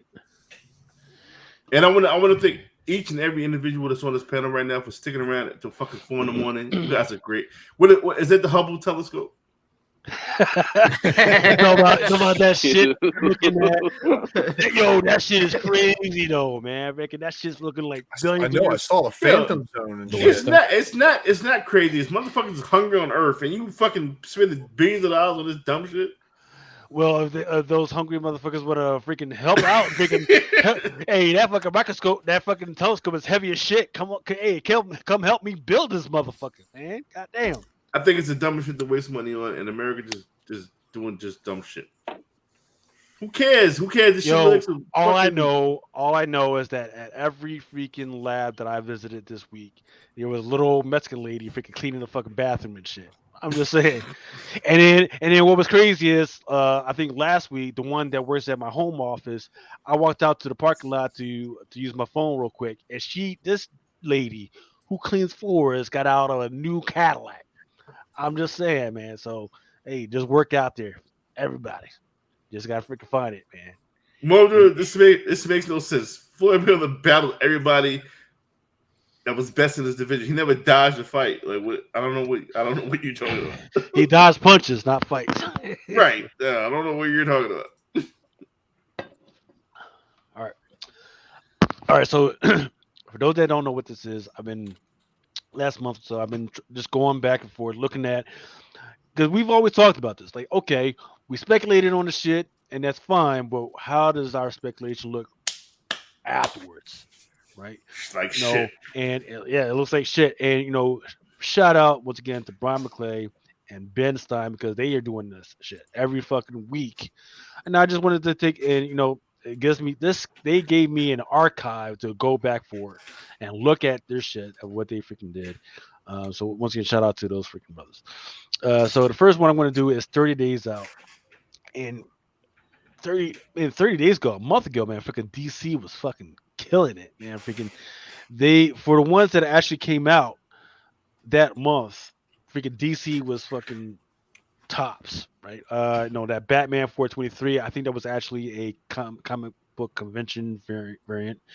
I don't have the data for that one. I think it's kind of the same, but the Batman Killing Time number 4, that Ben Oliver 125, that one's kind of freaking kind of dipped. That DC Pride number 1, that 125, that 4 variant, that one is kind of dipped as well. Right? The Mega Man or the MegaCon one, the Batman 423, that dipped because they released more copies at Dallas. There's gonna be more copies in Calgary. There's gonna be more copies. And what other? Yeah. I mean, and this was the reason why I think I know that I walked up. Mel was with me. I think Ninth was with me. We looked at the MegaCon booth. Yeah. We saw the number, and I said something with good logic behind it, and they all trusted me. We all walked away without a copy. Okay. Ultra had the backpack on. Ain't nothing here, and I missed out on this. So Ultra and Phil, don't fucking look away, because you knew about this shit and you ain't tell nobody. Yeah, people were asking me on what. Yeah, but $400 though. Yeah. Like $400 though, like I'm pretty sure it'll go down cheaper. It's already dropped down to $200. Yeah, And down because the error. It's not the rarest. It hasn't hit their website yet. So, like, look, all the previous exclusives. You guys remember when they did the Batman foil for 608, Jim Lee, second print? Yep. That's on their website now. Yep. You can buy for the same price as you could at a con. They're gonna wear it out at the convention, but I think that the sales totals or the print runs on these things are pretty high. Did you not see the box? You know what? Let me shut up. Man, listen, man. It ain't 300, man. That's all I'm telling you. The most interesting one out of this is the Catwoman number 44. That's Susan Michael 125. That one has actually gone up from what Ben Side said. He was like 80, 90. Well, Raw, this one is going up to 96. That Black Adam number 1, we talked about this one earlier. That one in 100 is kind of dipped, but dipping yet and still being around 147 ain't fucking bad at all. But that's the first appearance of the kid, not actual him as White Adam. Right. Of Malik White. I forget whether it's Malik White or Malik Jones or something, but I mean, the White Adam book is still available at Midtown for 90. I might buy 2 more. What, this one right here? Just number 1? No. The number 2.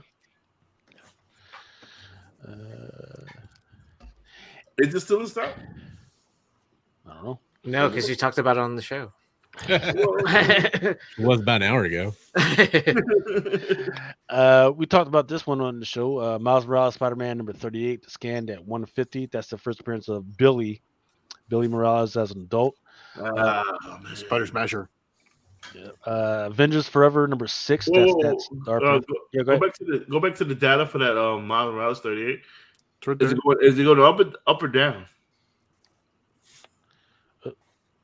What the hell are you doing? It is so Stein said it was at 75 to 80. It's kind of like in the middle right now.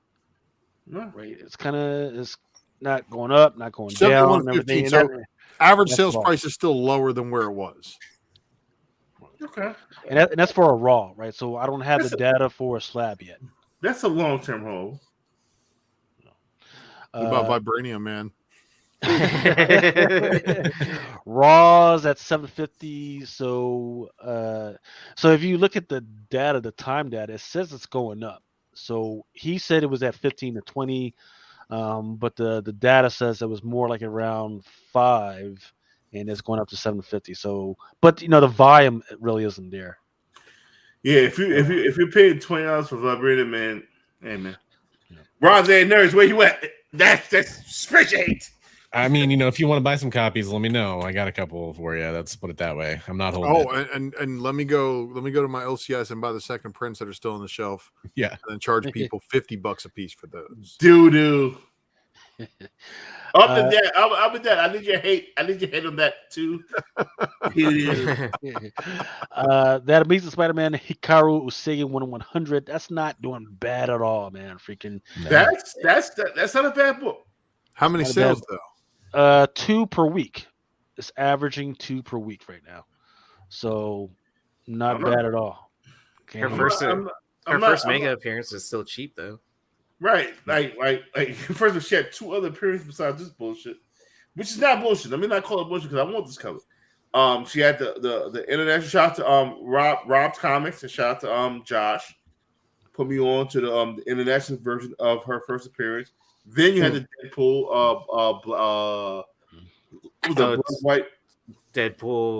Black, White, and Blood. Yeah, number 4. Yeah. This has legs. That Fortnite X Marvel Zero War, that Marco Torrini variant that came out of freaking nowhere. Stein had it at 40 to 50. Well, Raw is right around 29, so it did freaking dip. Nobody's really buying it. That What If Miles Morales joined? It's actually kind of Stein had it at 25, but it was the $25 book. Yeah, but across the board, through different dashboards, it really wasn't there, but it was more. Well, right now, it's going at for $9 raw. If you pay a $25 book via some fuckery, while it was still in stock, if you pay more than fucking $4 for this book, you're bugging the fuck out.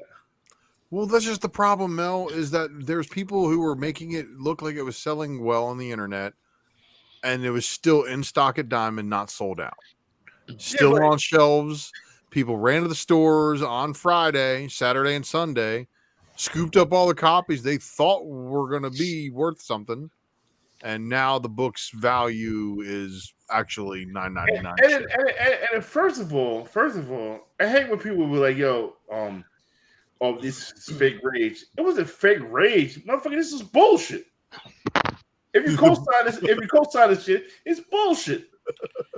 Motherfuckers talk about, "Oh, I had fake rage about." Motherfucker, ain't no fake rage about it. Motherfucker wrote this motherfucker like it's some cool shit. What the fuck is you talking about? Fake rage, man. Fuck out of here, man. Nobody talks about it. Nobody talks like that in Brooklyn.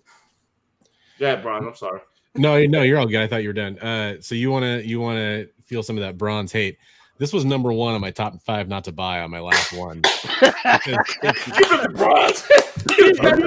last time that a controversial book held superior value, like X-Men Gold number 1, that Immortal Hulk book, All-Star Batman 10 or whatever it was. None of those books are worth anything now.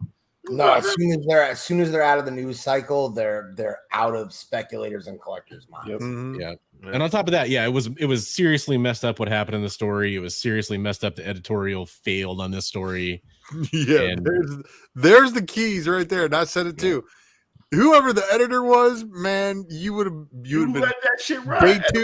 Day two after this thing would have slid through the sales. I'd have been like, "Yo, man, you got to go."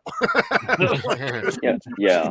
But you can't be here no more. You know what's crazy? There was a whole artist. Nobody's giving heat to the artist. The whole artist who drew the dumb shit with the fucking sneakers and shit. Nobody giving him hate neither, man. Fuck him too.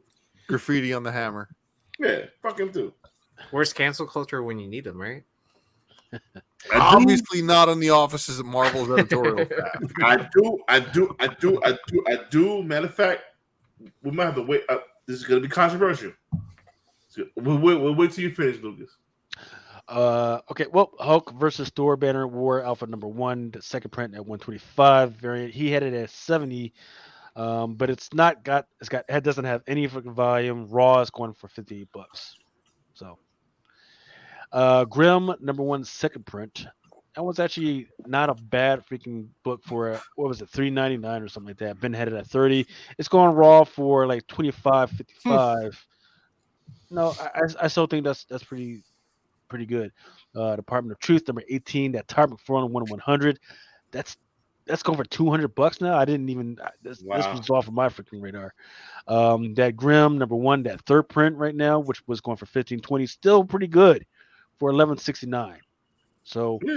But I mean, I would have to look at what Grimm number 1 is doing. I mean, the first print is doing. Like, are we just saying, well, fuck that book in order to go for the second and third? Like, I don't freaking. That's how boom roll. Oh. Yeah, it didn't make sense to me. Like, whenever second prints and whatever were hitting all kinds of crazy prices, but I could still go to my LCS and pick up first prints for cover price. Yeah. So I mean, I scooped up quite a few. Don't get me wrong. And where is Grimm's first appearance? Alice Everland, Wonderland. Alice Ever After number 1. Is Alice Ever After number 1 doing anything yet? Yeah, Lucas. I think I can still get those on shelves too now. Yeah, Shit, I got a 1 in 50 of that. I didn't even know that. That's awesome. Lucas, I want to see more. I want to see more of this segment. This is really, really, really good. Appreciate you. Yeah. Well, I'll try and do it at least once a month, right? Let the beat build on some of those other books, and then Thor number 20. That's that first appearance of Mjolnir. I think that's crazy. No, this is easy at $20 book all day. I don't know where $11 should come from. Right. I mean, look, with the stuff that was going on in this freaking book, unless you read what's going on in this storyline, you don't understand half of the meanings of all the shit that went on in this freaking movie. There's like a lot of interesting shit. That Timeless number 1, that first cover appearance of Miss Minutes, that was a $30 book. It's actually kind of went up at like $39. That I don't understand. I sold all my copies. I was like, I got mine too. Death of Doc Strange, Bloodstone #1. That was a $50 to $60 book. It's about the same at $59. And this is from January 2022, by the way. Daredevil #1, Without Fear #1, at $150. It actually went up from $100 to $120. Get the fuck out of here, really? And I sold that one to Ninth's Buddy. Made out like a bandit. That Catwoman #39, that's Susan Micah, at $125. It was originally $140, but the numbers are kind of weird, and I think people don't understand what It's stupid.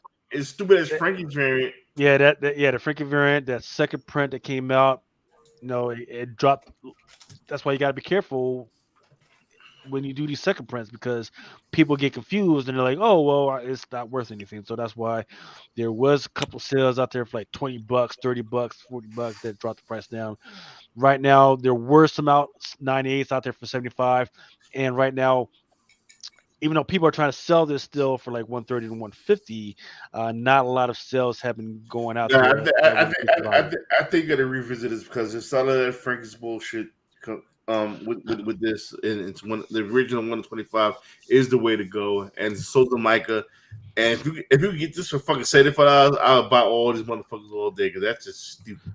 It's still her best cover, in my opinion. It is. But the same thing happened to that Bloodstone cover too, right? For that 1 in 10 on the previous slide. Yeah, because it was the second print cover, right? It was a second print that was open to order instead of a whatever. There you go, Lucas. This seems to be close to the beginning of the show. Hey, everybody loving this, Lucas. Everybody loving it. We got work to do now. The Strange Academy #15, man, freaking! I still love the value on that one. That was a $3.99 book. Ben had it at 18 and 20. Well, I mean, right now it's at $15, right? That's still pretty good. Okay, why? Because there's a second printing that came out and satisfied the need for all the spec. Right, but 13 is the first appearance of Gaslamp, so stop. That's right. That's exactly why, Mel. That Hulk #3, that Chad Moore joint, that was that whole null joint. $50 to $60, but right now it's at 44. Probably shouldn't be there. Probably should be lower at 25. Lucas, you got work to do. The Venom #4, David Yarden homage variant. That one was at 10.15. It's actually not bad at 14.28. That black look, the Tosin. That 1 in 25, that Torrin Clark joint, which was at 200, has gone up raw to 332. Some of those 9.8s are now coming back at $812. Yeah, it's not coming back because it was $1,000 book. But let the people. James, I'm pretty sure I've seen that Venom cover before, right? Yeah, we have a variant of that sells regularly for $60 on Whatnot. The Deathstroke #5, that Nathan 31 and 25 variant, which was at 125. Now it's floating around 84. Yeah, I'm curious to see what this Mary Jane, because I do like that Mary Jane cover. What we at with it? Yeah, it's definitely dropped. Yeah, it's definitely dropped. It was 120, then it dropped down to 87. And I think that's probably because there was a lot of retailer exclusives out there, so they just popped those loose. Thor #21, that Mike Wash at 125 was 70. Now it's down to 52. So a lot of drops. 1 year ago, Department of Truth #1, that 6th print. Yes, I want to see this. What is that going for? It was going for 100. Now it's going for 73. Right, and look, there was there was a lot of confusion about what the fuck was going on with that, because you had to do this, you had to fucking turn yourself around and do the hokey pokey and everything to get that shit right. I can't believe it was a year ago. Yeah, Black Knight, Curse of the Ebony Blade, that Stephanie Hans variant. That was the first appearance of I forget what her name was. Exactly, Mutant daughter. Was 40. Too. Yeah, was 40. Now it's around 45. But look, the volume is there. Within the last year, it has been 24 sold. Yeah. Something's Telling the Children #18. The volume really isn't there. But I'm talking about the 1 in 25. But it was a 35 to 40 book. Now you can get it. Some of those sales that are popular are like around $20. Lucas, let me tell you something. You have solidified yourself as one of the best motherfuckers in the game. Hey, just me and Ultra just freaking putting in the work, man. That's all we do. Read it, and then freaking when somebody says, "Man, this shit's worth it," we're like, "Let me do a little research and make sure that my bearings are straight." We gonna keep going. I thought you was done. Go ahead. Oh no! Remember, we got to go to 5 years, and that's why I'm trying to talk quickly. Holy crap! Yeah. Remember that War of the Bounty joint? That new, I forget what her name is. That one was 60. It actually went up 77. Star Wars. Well deserved. Going up. Well deserved. Shout out to my man Jim Comics. Well deserved. Nice House of the Lake, #1, went up. Yeah. Right, $36. Star Wars Fuck you, mean it went up. Fuck you, mean it went up. It was at $30. Now it went up to 36. And if you look at the volume, 6,000 sold. And that's raw. That's raw. Well, you also have to remember, Mel, that's the first print. They want 3 printings on that? Mm-hmm. Yeah. Interesting. And wait, it was recently like at $10, $15. Right. Wow. And now it's back up again. What was it? The second print that had that 1 in 25? Is that right? Yeah. Yes. Yeah. Interesting. Because I don't think this is $35 book yet. I've seen that second print 1 in 25 slab for like $100 at cons recently. That this title people have gotten kind of cheap with. That's interesting to see that there's that kind of strong demand there. Yeah. I just remembered her name. Her name is Jax, and there's where she first appears. Yeah. And then where is it? We're talking about from the Ebony Black Bleed. Blade. Looks like I put a bunch of stuff. I'm a minute late on that one. But, hey, fellas, I'm gonna jump off. But Lucas, keep doing your thing. Appreciate you guys having me. Thank you, Bolo. Thank you for coming. I need to holler at you. I'll probably holler at you tomorrow. Let me know when you come. We can talk about some shit because what Lucas is doing can be very, very, very for What Not show. But yeah, we'll talk. Bolo, thank you for coming. I want to say thank you for coming through. You know what I'm saying? I wanted to get you away from the What Not shit. I hope you had fun just talking about comics. Yes. Have a good time here. Much love. Love you to death, my brother. I appreciate you guys. Thank you, everybody. See you next week, bro. Great to have Bolo on. And for all you cocksuckers that thought Bolo was gonna blow up on fucking Lucas, suck my dick. Let's move on. Once again, Star Wars also hitting that freaking list. The interesting one was that Shazam #1 that Steve Leiber 120 variant. It was a whole issue with them being delayed. So right out the gate, it was like around $100. But when the joints finally started coming in, it freaking drops. Now you can get them for like around 40. That's what thank you, brother. Thank you. That's what I'm talking about. Thank you. Moving on to Canto 3, Lionhearted #1, that 1 in 25. It was going for 30-40. It dropped just a little bit, but also I'm a little worried about the volume sales. Yeah. The Never #1. This is one that Mel actually told me about regarding the second print of that freaking book. It's interesting because it's a evil Peter Pan, right? Here's the deal. If you've ever read the original Peter Pan material, it's called Little White Bird, you would know that Peter Pan was evil in the fucking first place. But this dude is actually out for fucking blood, right? He's not trying to trap you or some shit. He's actually out for fucking blood. He wants shit. Right? And he's out there making zombies and all the other shit, so it's kind of crazy. So that one was at $15. The problem is that on their website, and I'm talking about Heavy Metal's website, you can actually get that joint for like $3.99. So they fucked themselves, right? God Killer Tomorrow's Ashes #1, that DeLuca 1 to 30. It was 60, but now it dropped down to $30. Now it's a Scott Summers Dream cosplay variant. White #1, right? Was a $7,500 books, but now it kind of dropped to $20. But you know what? I don't understand. Look, you can hardly find this freaking book in a freaking good price with a good 9.8 anyway. So I mean, let's just hold off on that one. But it was the thing. X Factor #10. I don't know really what was backing that, but I do know that I did like it because it was a homage to the original Ernie Lieber Sugar Shack joint, which recently in that Sugar Shack joint actually sold for like 15.3 million. White number one out of $20.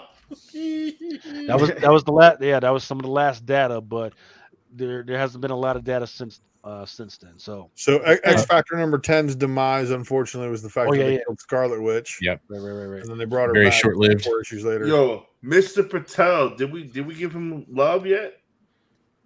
Bro, $50. Love. Thank you. Much Thank you. fucking love, right?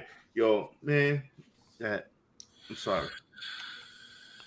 So Black Cat Annual, everybody? Well, I do know black was option. I'm not sure about white yet. No, No, I'm talking about Black Cat Annual.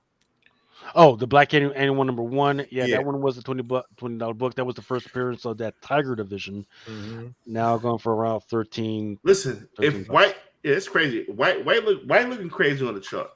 If you're not buying white as well as black right now, I feel you might be missing on a lot of shit. So the Black Cat Annual also had a second printing. Yes. Tiger division on the cover. Right. Oh, nice. White Fox Chasers know about that. Now, this one was the ones that I have here.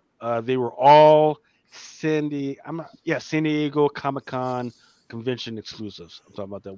This is from a year ago? It's from a year ago. No, excuse me. No, excuse me. This was from 5 years ago. 5 years ago. What the fuck? You going 5 years. You going back too far? Nope. Because so you must. I don't think you were actually here for when I explained my process. Is that 5 years ago, 2017, in June, all the newspapers started talking about how inflation was going to fuck up the rest of the freaking the federal fucking market, right? They were going to start raising inflation, and then by 2018.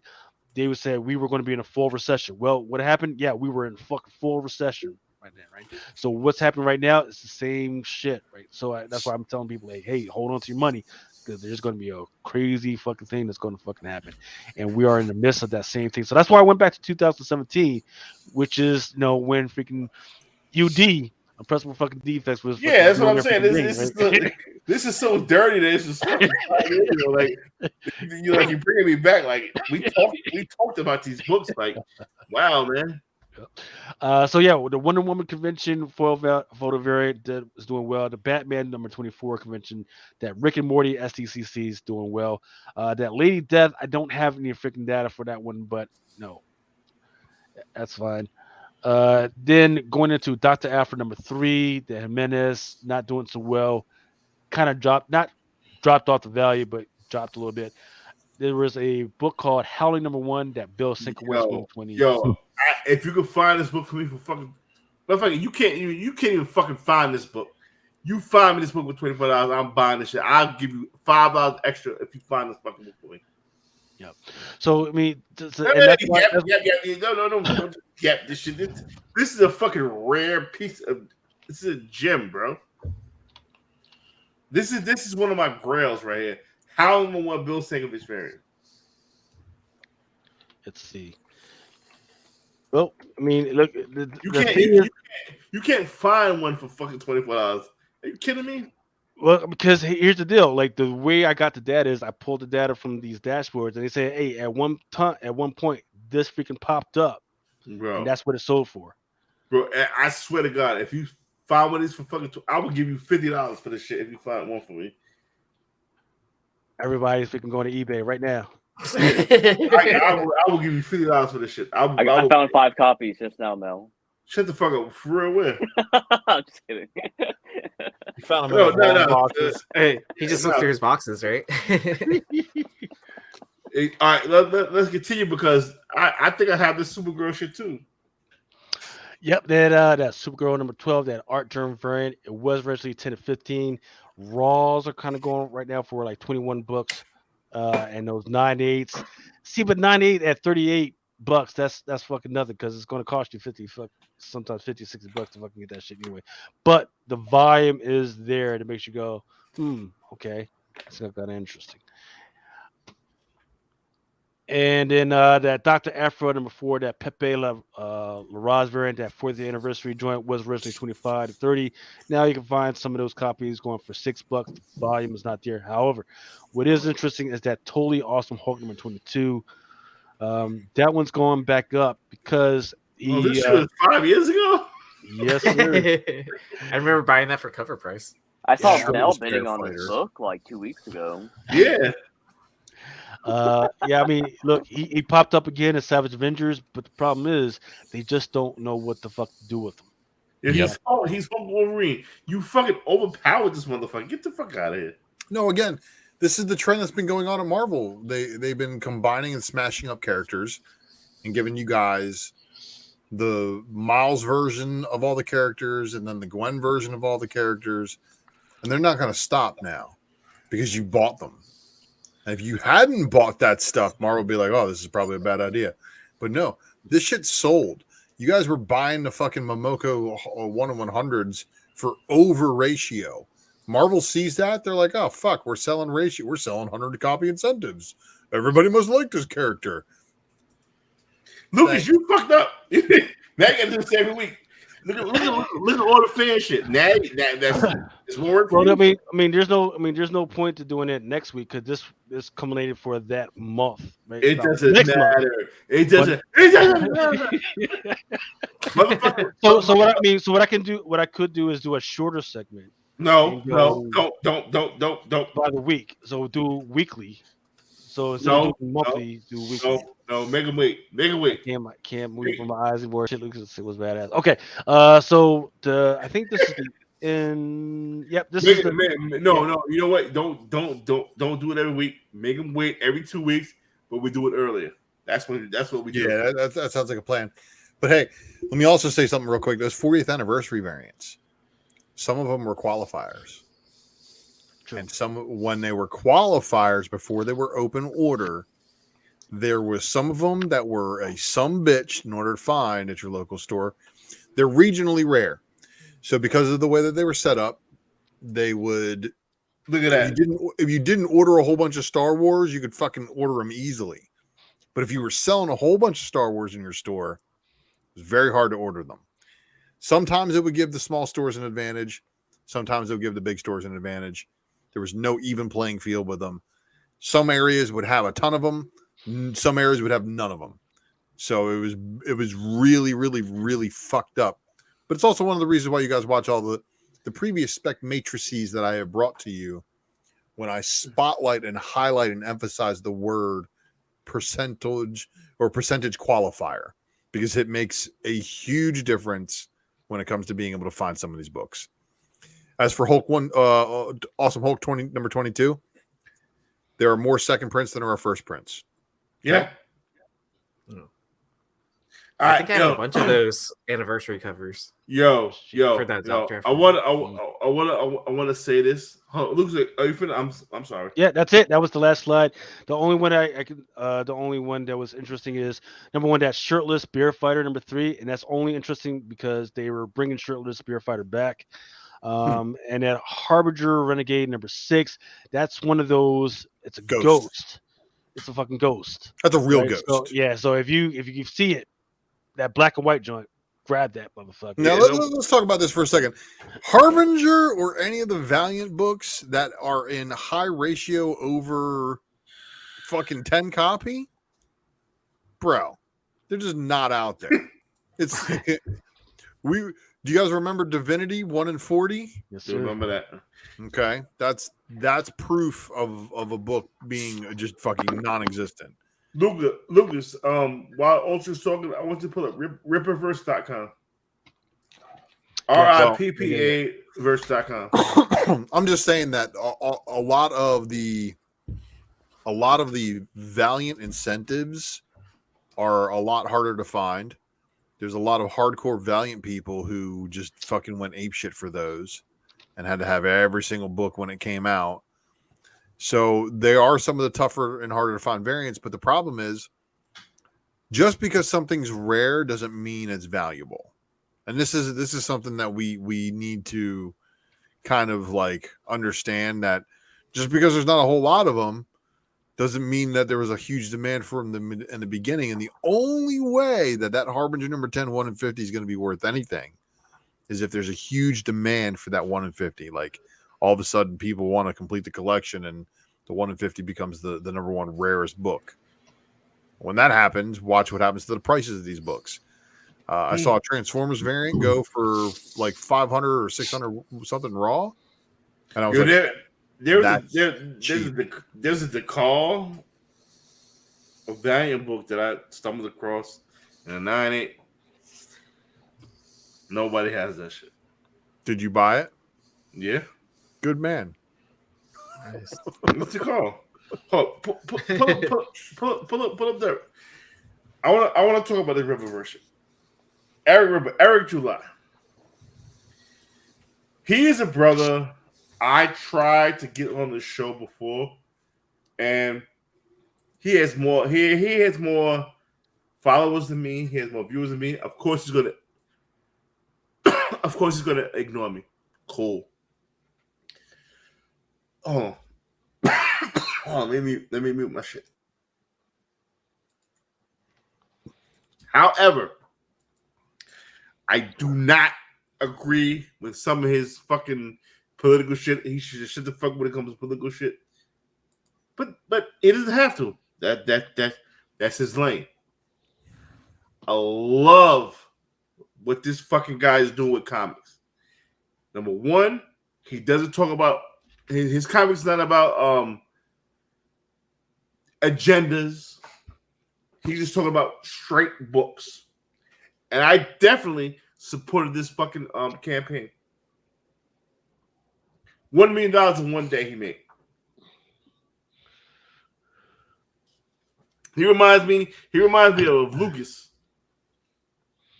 but with a bad attitude. If you watch his videos, he makes a lot of fucking sense. Again, I don't agree with I do not agree with his political views. I don't buy books for political views. I buy books for good stories. I think this motherfucker's on to something. Not only that, dude, he did this without doing Kickstarter, without doing Indiegogo. I mean, he just did it from his platform. That's impressive. Yeah. Now, there's a lot of motherfuckers who like what the fuck this motherfucker's saying, but they support his shit. I don't like what he's saying, but I supported his shit. Support this man's shit. I'm always going to support another brother doing this thing. I'm always going to do that. That's just me. Support this motherfucker doing his shit. If you don't agree with it, that's cool. Support stories. Support stories that's given back to just comics without political shit. This is what I want. I don't want. And he's always said he doesn't want Black Batman. Make it another fucking character. I've always said that. I always got heat for it. I don't want to see a black Batman. Batman's not black. I don't want to see a black Superman. Well, now he is. You a black Superman is fucking Icon. Build off Icon. I don't understand what the fuck the problem is when I say that. People have a problem with me saying that. It's been going on for a while. This shit right here, we're getting new heroes. We're getting heroes from a non-political standpoint, and I support it. Do I support his political views? No. Do I support his comic shit? Let's do it. Now listen. I'm gonna get heat. I'll eat that. It's all right. But again, $1 million in one day. What's a pull? It is what the fuck it is. You know what? If you guys want to hear stories about non-political shit, just straight comic book shit, I don't see where you guys would have a problem with supporting this. He said, "Expand your mind now." Listen, I supported it, but again, it's a lot of motherfuckers who support what he's saying, but have not supported this shit. And let me know what's up, man. I bought 2 copies of each. I spent a lot of money with this dude. It is what the fuck it is. It is what the fuck it is. And I would love him. If you motherfuckers fuck with him, have him come on our show. I reached out to him. He ignored me. So, time to come through. Time to come through and be on Drunken Chat because we keep real over here, and I fuck with this. We were supposed to be off of here an hour ago. Huh? You said you had to be off of here 3:30. Yeah, my wife was gonna be yelling at me. So mine too. I'm supposed to be up in like 4 hours to paint the house. You know what I'm saying? It is what the fuck it is. It is what the fuck it is. Bronze Nerds, did you support this campaign? Ultra. I'm surprised you didn't support this campaign. Why? Because he's giving you what all of us want. It's just comic book shit. Okay. He's just giving you comic book stories. That's it. This is what I want when I finish my comic. I want it to be a bunch of comic book shit. I don't want political shit. Yo, that's what I want to write stories. I mean, I want a little bit of mirroring the real world, but I want it to be in a format that tells a story. Like this is what I think comic books are actually missing right now. They're missing a little bit of the moral compass that was once put in there by the editors.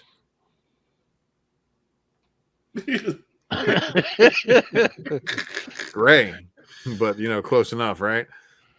Imperial gray, by the way. So it looks good. Phantom black. No, man, it's the stories are kind of lacking that kind of what the X-Men brought in the 80s and 90s to the Marvel universe as far as bringing some of people's prejudices to the forefront and such. But now it's a little bit different because they're trying to be a little bit more forceful about acceptance than I think is not being tolerated by the normal reading audience. That the comic book audience doesn't. The publishers don't know their audience very well. In other words, what I'm trying to say, and they don't know their demographic as well as they think they do, and it's causing a little bit of fun. But we'll see what happens with the continued growth of the big publishers, but these smaller publishers are putting out the good stories right now. Everybody in my LCS has to tell me, "Oh, Marvel's going to crash." I'm like, "What? No, Marvel's not going to crash." You know why? Because Marvel doesn't give a shit. Star Wars keeps Marvel Comics afloat. Star Wars pays for Marvel Comics. He's like, "What do you mean?" I'm like, "Dude, they can put out 4 titles, 3 titles, 2 titles, however many fucking Star Wars titles they need to, and that will pay for all of the rest of Marvel to get printed." Plus, they're owned by the mouse. They have more than enough funding to go around and keep them afloat. And they will continue to make product, but they're eventually going to do, I think, like what DC did, which is that line-wide slim down, where they're going to focus on their main properties again. But the indie comics right now are packing the most punch. Short, complete, finite stories that hit and leave a little bit of a mark on people and cause companies to want to option them. Even if they don't get paid, they're still going to get optioned. They're going to get paid to sit and rot. You know what I mean? So it's a win-win for the maker of the story, and it's only a lose if the person who options it does not have the funding or the balls to make it a good property. You know what I mean? Like into a different format. What it also gives us the option to continue a story too, right? That it gets so much demand, they do a second part to it or whatever. Yeah, it's going to pull Something Is Killing the Children 6-issue miniseries. Nice. Here we are, almost 30 issues in. Yep. Spinoff, a whole bunch of other shit, and yet there's nothing else going on with the property yet. Yeah. Yo, man, I just love that it's just. Let's get back to comics, man. Nobody cares about a lot of this shit. I mean, representation is key. You know what I'm saying? But just do it right. Do it right. But you are right about that. Don't copy. Make something new. Marvel had the perfect thing with fucking Mosaic. They got scared. They got scared and didn't do nothing with. When last time we see Mosaic? 4 or 5 years from now. I saw him in my head wearing that Ghost Panther suit in a Spec Matrix a couple months ago. It was just stupid shit. Mosaic is a badass, bro. Follow up Mosaic. I love what they're doing with the Black Adam, making them White Adam. Yo, follow up on that. You know what I'm saying? I need that Mosaic. Make a. Where the fuck did Phil go? Phil left. Yeah, his battery's about to die. Yeah. So anybody in the chat, I'm looking for a Mosaic number 3, 125 Del Mundo. Listen, man. Yo, don't be scared. Camilla Khan, you wasn't scared about Camilla Khan. You know what? Y'all said, fuck it. I'm making a whole kind of new character, making a Muslim. Fuck it. What happened to the fucking stage? You know what I'm saying? Fuck it. Keep Radiant Black. Yo, Hive, y'all motherfuckers is on that Radiant Black shit early. Y'all gonna be the watch what happens when Radiant Black take off.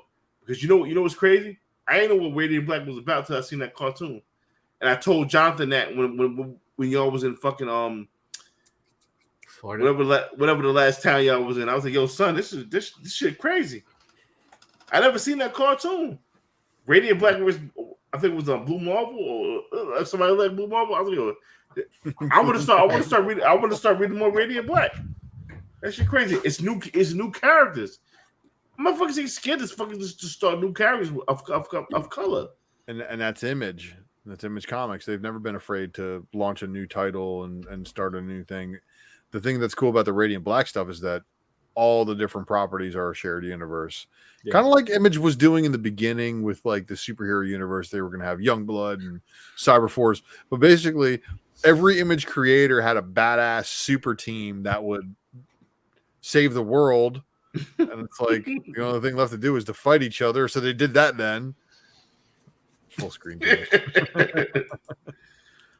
So after Image gets done crossing over and then murders a couple of their people, it's weird to see Image evolve into what they have now because of where they started off with, Cyberforce and breaking backs like Shadowhawk. I don't know. Guilfoyle. I don't know what Guilfoyle means. I don't even know what the fuck. From fucking Silicon Valley, I think. I don't know. I don't know. Right. What do you think? What do you think about Bronze Age? I'm gonna take you off. Talk about hating, dude. I'm totally disillusioned with modern comics, especially from the big two. I'm like a lot of collectors of my generation, a lot of our generation, and older. I'm looking at older books that I missed or never had, or the ones that got away, and that's what I'm looking at because so there's great art out there. There's some good stories out there, but every time I try to like keep up with Marvel continuity or even DC continuity, it's just all over the place. I don't really like where it's going. I've always been an X-Men fan. I pretty much always will be an X-Men fan. I'm trying to get caught up on the current X-Men Hickman era and all the stuff that's come since then. And, some of it's interesting, but reading through it all, doing the whole reading order thing, I'm just like, this is way too many titles telling me not enough stuff, not enough original shit. 100%. There's too many clone characters, too many multiverse characters, too many this is that version of it. Like, how many of okay, we got Miles. Miles is fucking fantastic. Great. We got Gwen. She's pretty fucking cool. How many more Spider characters do we have room for in our lives and our hearts as comic fans? There ain't many, man. It's not going to happen. And so, at least 100 for the Spider-Verse, right? I prefer Poole over Stacy. I said it. Well, I mean, and there are cool, there's fan favorites for every character out there, and I don't want to take away from what anybody loves. I mean, there should be room for everybody in comics, but as far as for like what I see and like what really gets my motor running, it's nothing really new. And the things that are new that are pretty cool are coming out of, shit like Something Is Killing the Children or, stuff like that. That's where I'm seeing like the excitement and the energy. And even then it gets old pretty fast. So this is a very good question. Have you ever thought about making your own comic? I've got one being made right now. I'm not making it. Drew one as a child. I'm having better writers than me write it, but I'm doing a 4-issue, well, maybe 5-issue charity book about a kid who gets superpowers through his chemotherapy treatments. And you guys will be hearing way more about that down the road as it gets written. But my brother's writing it, and then I'm going to get him a co-writer to help polish it up. But we're going to do it as 100% of the proceeds will be charity contributions. We're going to wrap some of the contributions into doing a whole bunch of trade paperbacks to distribute to children's hospitals. So dope shit. Awesome. Dope shit. Yeah. That's cool. Lucas, you ever thought about doing a comic? Every goddamn day, man, that I wake up and I gotta go to work and see those fucking clowns, man. Fuck. Lucas gonna make a book about Joe Biden and all kinds of crazy. No, I won't. I don't need to they can have Secret Service at my fucking door. Fuck that. You know, I can see that motherfucker, he fell off his fucking bike down there. Oh, so you thought it was funny, huh? Like, hold up now. Nope, I'm good. Straight. No ha for me, man. Yo, I had so many ideas. I got a dope idea. I know my shit'll pop off. You know what I'm saying? I know my shit'll pop off. Disgusting. My idea is sold to something good. I know it'll reach Hollywood. Shout out to Sam Elliott, man. I want Sam Elliott to play the fucking lead role of my comic. Hope it don't die before I write it. Yeah, you gotta hurry, man. Unfortunately. By the time you write it, by the time it's out, by the time it gets optioned, by the time, shit. Nah, this is the ultimate option. Like, yeah. If he does, unfortunately, demise, I got a bunch of old motherfuckers, old white people that I need for the role. To answer the question, yeah. So that's what I wanted to do when I grew up. I used to love writing and still a dream, but like I didn't really want to create original characters. So I'm totally being a hypocrite right now because I tell you I love original characters, and yet what I want to do is play in the sandbox that Marvel created. And I mean, I was looking at it, it just doesn't seem like an attainable dream, but it's something I'm still kind of like working on the back burner. I have a couple artists I've talked to, but I think a lot of us, that's our dream, right? We want to make the shit, or at least be involved in that process, right? It's either that or own a comic book store or both. yo, just do it, man. Like, you know what I'm saying? Like, I never thought I'd be podcasting, man, but just do it, man. Just say fuck it, man. Just fuck it and run with it, bro. Like, yo, I'm telling you something, man. The man that just left here, Bolo, I'm gonna give a big shout out to him and Superman because during the pandemic, they did a show. It was like, Mel, I want you to come through and do a New York show with my man Wolf Warner. And I did that show, and that rejuvenated my shit for doing podcasts. And if it wasn't for the motherfuckers, man, it would be none of y'all motherfuckers here right now. I'm telling you, man, that shit was just dope shit, bro. Word. All right. Yeah. And then I wouldn't be on podcast if I stay any longer. Yeah. And then I wouldn't be on podcast if it wasn't for you. So. Ultra, you got a dip, and I gave I knew how dope Ultra was, and a lot of motherfuckers didn't see how dope Ultra was. Ultra was just being used for some dumb shit. I knew Ultra was just dope as a motherfucker, and I was like, "Oh, man, come on through, man." Because they knew I was a threat. They tried to hide me. Not even that. Before that, yeah, before that, they still knew I was a threat. I'm like, goddamn. This dude's like Soldier Boy. Lock him up. Keep him away. Sedate him. Gas him. Do whatever you got to do. Keep him from talking. I said, fuck that. But Lucas, Lucas been on the fucking ride since day one. I tried to put Lucas onto other avenues. They didn't see the potential of this man, Lucas. I said, Lucas is going to be with me all day. So any conflict we ever had that you see that you wanted to see again tonight, fuck you, suck my dick, number one. Number two, Lucas always was gonna be number like here and now, and he gets busy. I knew Lucas was gonna get busy all day, every day, and he fucked with me from day one. And I respect that. I love you for death for that. You know what I mean? Look, I deal with heavy ass personalities every single fucking day.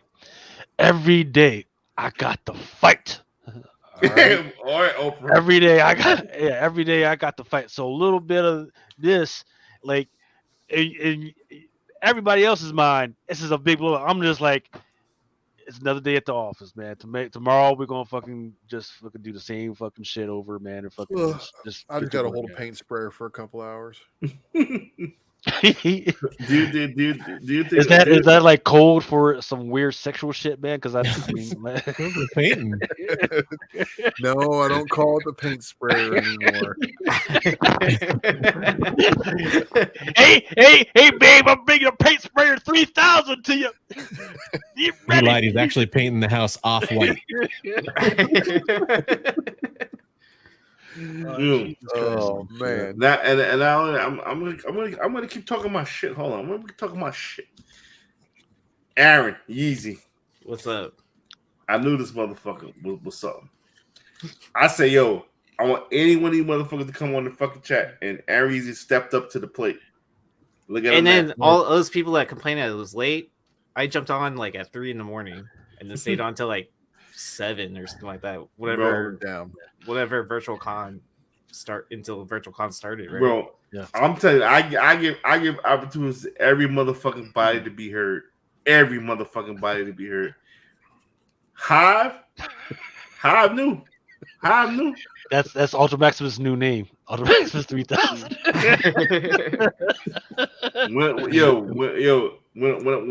When I first met Hive, I was like, yo, hold me up with that baby eating variant. Hive was like, nah, I can't do that. I said, you know what? I respect the fuck out of that, man. Come on through, promote your shit. Hive is in the intro. Yep. Yeah. James is in the intro. Every time I see Hive at any con, it ain't nothing but love between him and Jonathan. Much fucking love. Respect the fuck out you, motherfucker. Only because they had integrity. They didn't do no fuck shit with their variants. Yeah. You understand what I'm saying? They do no fuck shit. It was like, nah, it's Mel. We got to give him some early access. They never did that. I promise y'all they never did that. And I respect the fuck out of the motherfucker for that. And they always, still to this day, never gave me early access to none of that shit. Integrity. Goddamn it. How you say it, Ultra? Integrity. Fuck is locked. Yep. And integrity is what you do when people aren't looking. Yep, when people aren't looking. Exactly. I've won so many giveaways from Hive too. It's not even funny. And I promise you, Hive never did no fuck shit to nobody. And if y'all ever said Hive did some fuck shit, Hive never fucked up an order for nobody. Hive ain't never nobody said that Hive, I never got my order from Hive. There ain't nobody never fucking said that. Now the postal service has fucking crunched a couple of packages, but Hive is taking care of those. Yeah, we always make it right. Yep, and 100%. And I wish nothing but success for fucking Hive, and Hive been doing the goddamn thing. So if you think Hive is on some bullshit, then fuck y'all too. You know what I'm saying? Definitely got getting and 20 other people will call you out and call you a liar. So suck my dick. And 78 points. If I could grow a beard, I would, but I can't. If matter of fact, big shots to Warner Comics too. There was a gentleman that came in the chat and said, Warner Comics fucked their order up. What did I do? I went to Warner Comics. I said, hey, motherfucker said you fucked their order up. They came on my shit and said, did you fuck it up? Make that shit right. And guess what? Drew made that shit right. Absolutely. Shout out to Warner Comics, by the way. See, we're friends with the three best people who do store exclusives, in my opinion. Just Bird City, Hive, Wanted. Shout out to Bird City. Bird City, top of the food chain. There are other stores. No, Hive, don't get mad. Bird City, top of the fucking food chain. And as for the live chat, I'm looking for a very good occult artist. If you know what I mean. You know what I mean. Let's come on, let's get out of here so y'all can go. I'm talking shit. I'm talking shit. What happened to that book? We sold it on Whatnot for $85. That's what happened to Mel's second book. Yeah. Matter of fact. Let me take that back. How you motherfuckers told me? Nah, man, but respect, yo. It's because Jonathan didn't leave a note for James. Jonathan was drunk. Jonathan was probably drunk as shit. Y'all was sitting in the house with B-side. Jonathan said it's not my responsibility to watch him at this time. Yeah. Dude, I haven't shipped anything in like a month. Jonathan's been holding everything down on his own. It's been crazy. Yeah, I just been getting this house together and everything. I'm finally getting next week. I'll be back into it, but yeah, it's been nuts. Well, for 2 days until we leave for San Diego. I tell you what, I would rather paint the exterior of this house 10 times than repaint the interior of the house once. Yeah, it's fucking awesome. Before we leave, Bronze Age, you hate motherfucker. Give me a top 5 modern books right now that you would want, and this is exclusive. I'm gonna give you exclusive shit.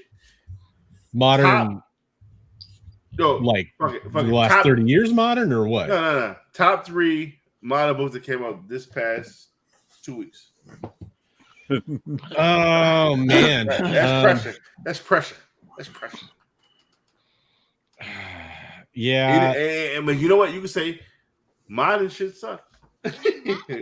Well, I think it mostly does, but it doesn't. Like if you're talking purely from spec value, there's going to be some good stuff. Talk to me. Give me 3. I ain't even asked for 5. So I think 8 Billion Genies has some legs for a while. So that'd be one I'd go with. Anything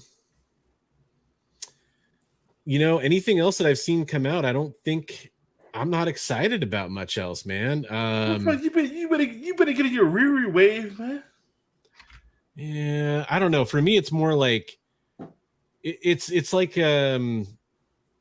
covering all the bets on a roulette wheel. Like, yeah, sure, something's gonna be super fucking hot 5 years from now that came out because there's so many first appearances and stuff. But like trying to pick which one it is, like I think if you ordered any of those books that are hot right now on FOC, congratulations, man. If you really want to, if you want to move them.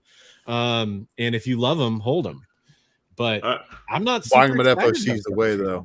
What's that? Let me buying at FOC is the way.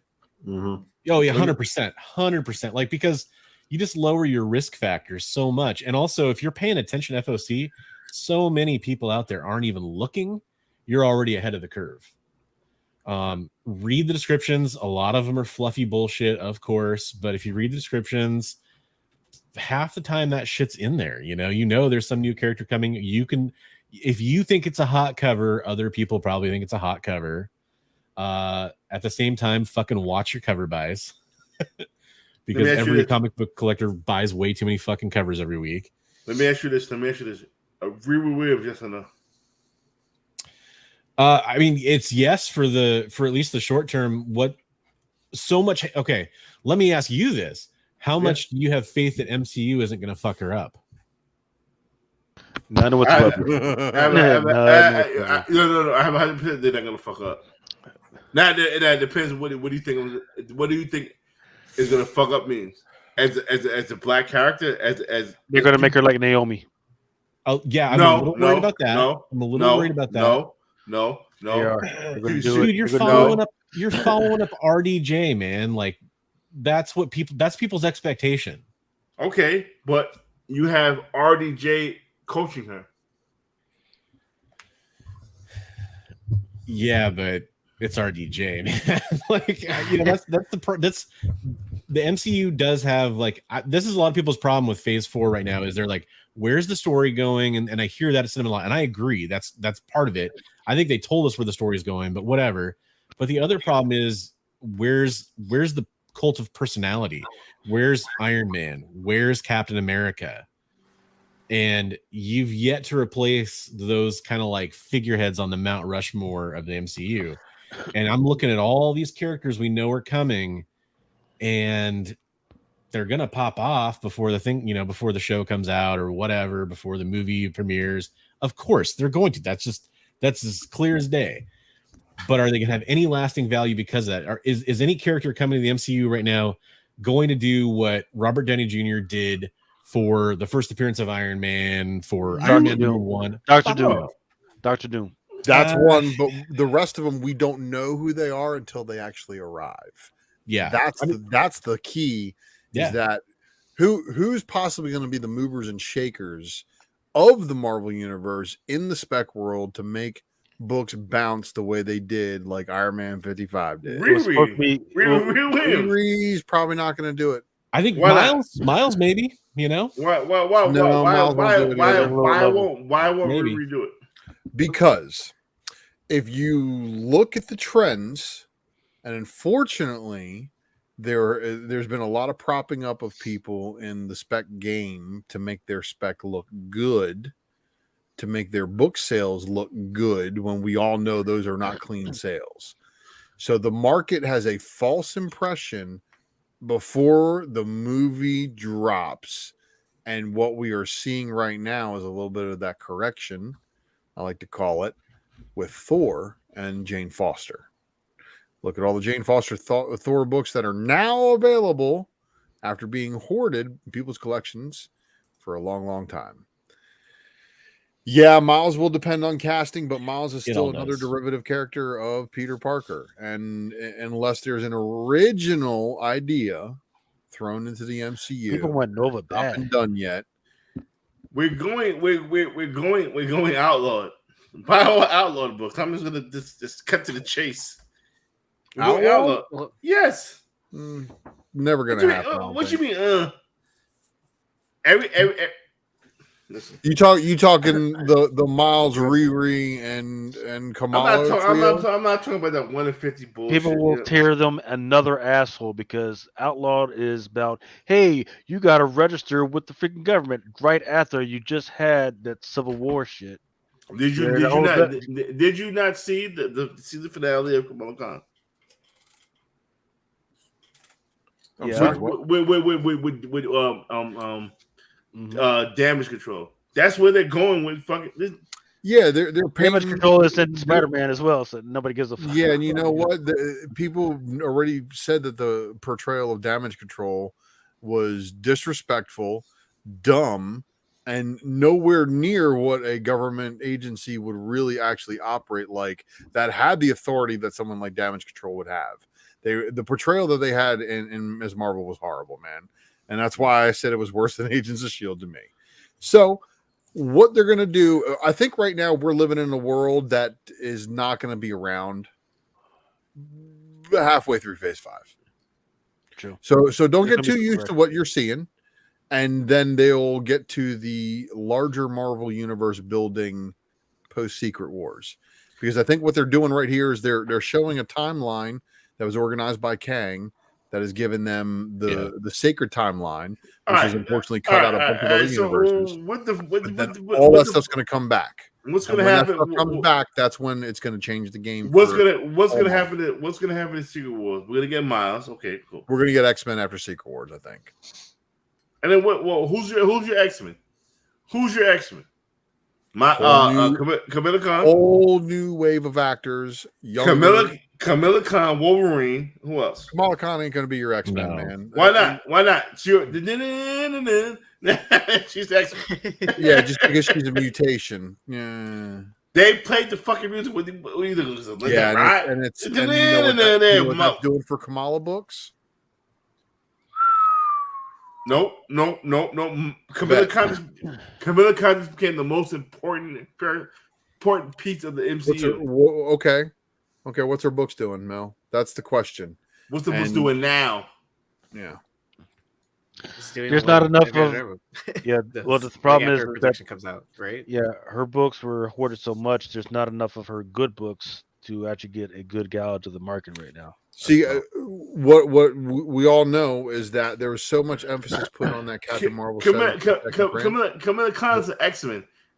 They motherfuckers that played the music. Why would they play the music if she wasn't going to be part of that? To remind people what a mutant is.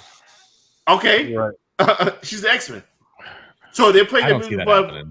They played the music for to be a human. And let me tell you something. A lot of people are. A lot of X-Men fans are like, "What the hell?" She's the future. She just opened the gate. If she's regarded as the first X-Man in the MCU, no. Which means no. Done wrong. The first X-Men in the MCU better be Professor X, and the first 5 X-Men better be Angel, Iceman, Cyclops. Well, Professor X was the first one. Professor X was the first one. And guess what? They played the same shit. All right, boom. Professor X, first X-Men. Kamala Khan is the second X-Men. This is why the MCU building that they always do, if they always alter it from the source material, always has a very negative impact. Which is the reason why X-Men movies suck as X-Men movies, but they're okay movies. X-Men movies didn't suck as X-Men movies. They were pretty goddamn good. For what we got, are you kidding me? Okay, so I'm going to say something unpopular here for a second because I see in chat Wolverine. Am I the only person in the world that wants Wolverine to come like way after the X-Men come? Yes. I want to see the original 5 X-Men. Yeah.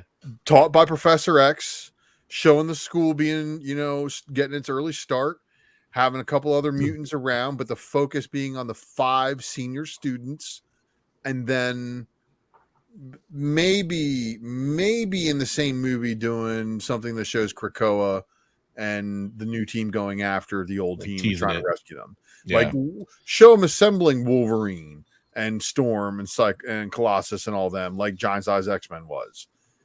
Get them naked daters off of there.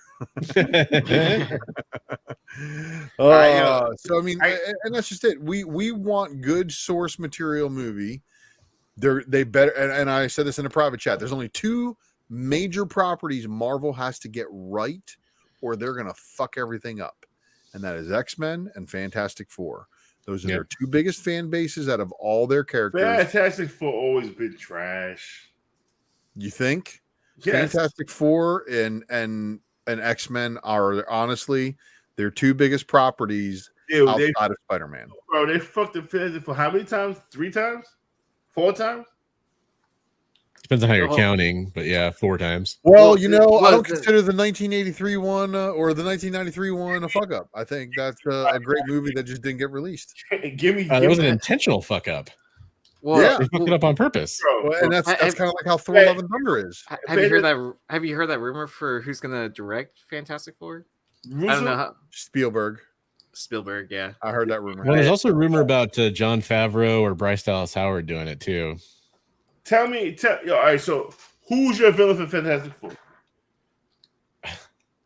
Doom again? Again. Yes. No, Mole Man. Yeah. Mole Man. That'd be cool. I will leave the chat right now. I will fucking go to sleep right now. Mole Man? Fantastic Four #1, bro. Let's do it. Mole Man on the ground. Oh, Mole Man. We going Mole Man right now? Mole Man. That's how you open a film. But obviously, you can lead into something else. What, Doom again? What about Galactus? There you go. You fucked him up already. Purple Cloud? No. The Purple Cloud was because they didn't have the rights to Galactus because he's a Marvel character. Man. See, this is why that whole Kevin Feige thing yelling at Sony being like, hey, you guys should stop fucking around trying to make a Spider-Verse and give us our properties back. and like you said it to him, like straight face, like, hey, you guys suck. Don't try to copy the MCU. And let us have Spider-Man back and we'll show you how to do it. They did Doom how many times? 9? Look, right, but they didn't do a storyline that anybody really cared about. But if you're going to integrate them with the whole Wakanda storyline, which is nobody cares about Fantastic Four. They suck. Right. Period. How many times you go to the comic shop, you skip over the whole F's? Bronze Age, you did it. Because look. How you did it? Yeah, Reed Richards' freaking brain should be used in like cosmic type shit. If you freaking give him the intelligence of a fucking cosmic entity and just keep him on Earth, you're fucked up already. Right? So what you do is you send them off on that adventure where they went out from the space and they were gone for like 20, 30 fucking years. Fantastic Four needs to open with Jean Grey coming back from them with the space mission with all the rest of the X-Men and turning into the Phoenix. Man, you think it's 5 minutes in. Thinking too much. I gotta go. My wife Ben was gonna come in. Mine already opened the office door and let an animal out. So I should have been dead hours ago. Okay. When's your next Whatnot Mill? I don't even know. How about you, Yi? Sunday, I think. I might have one scheduled tomorrow. Sunday. What about you, Hive? You got any Whatnot going? I think we're taking a short little break because we got like 10 scheduled for, or 10 or 12 scheduled for San Diego. Probably 15. Really? We might have 15 scheduled for San Diego. So what I don't understand is, so y'all realize this is the 16th. This is the day after the 15th. People get their money on the 15th. So people just might have cash. Yeah, but we've just done like 8 days in a row. So money don't sleep. Money don't sleep. Yeah, money don't sleep. Right. What you got? You got a show going this weekend, Ultra? Maximus 2000? I hope so. I got an FOC show. I hope I get it done. Sunday or Monday? Oh, Sunday or tomorrow? All depends. If it rains like a madman and I can't get any painting done tomorrow, then I'll have to try to avoid all the other work that my wife probably has for me, and then see if I can get an FOC show in. But maybe Sunday at the latest. All right. How about you, Bronze Age Nerd? What you got going up? Might have a Whatnot on Monday, but I've kind of been not digging the scene. There's too much competition. I'm not a fish. Competition. Oh, man, I'm tired of having 9 people in my show every time I go live. Let me tell you something, man. Competition number to see word in the dictionary, man. Stop all that bullshit, man. Well, I went live on YouTube the other day and sold 5 times more than I've ever sold on Whatnot. So I don't know, man. Hey, man, he's not lying. Listen, let me tell you something, man. You got 2,000 followers. You tell the motherfuckers come to your Whatnot sale. Listen, hold on. If you're making more money on YouTube than you are making on Whatnot, hey, man. Do you got that? I ain't mad at that.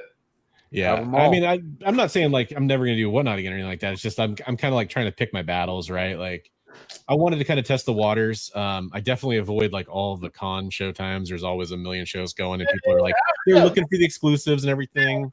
Man. Listen, sell the books you don't want to sell, man. You're gonna make money, man.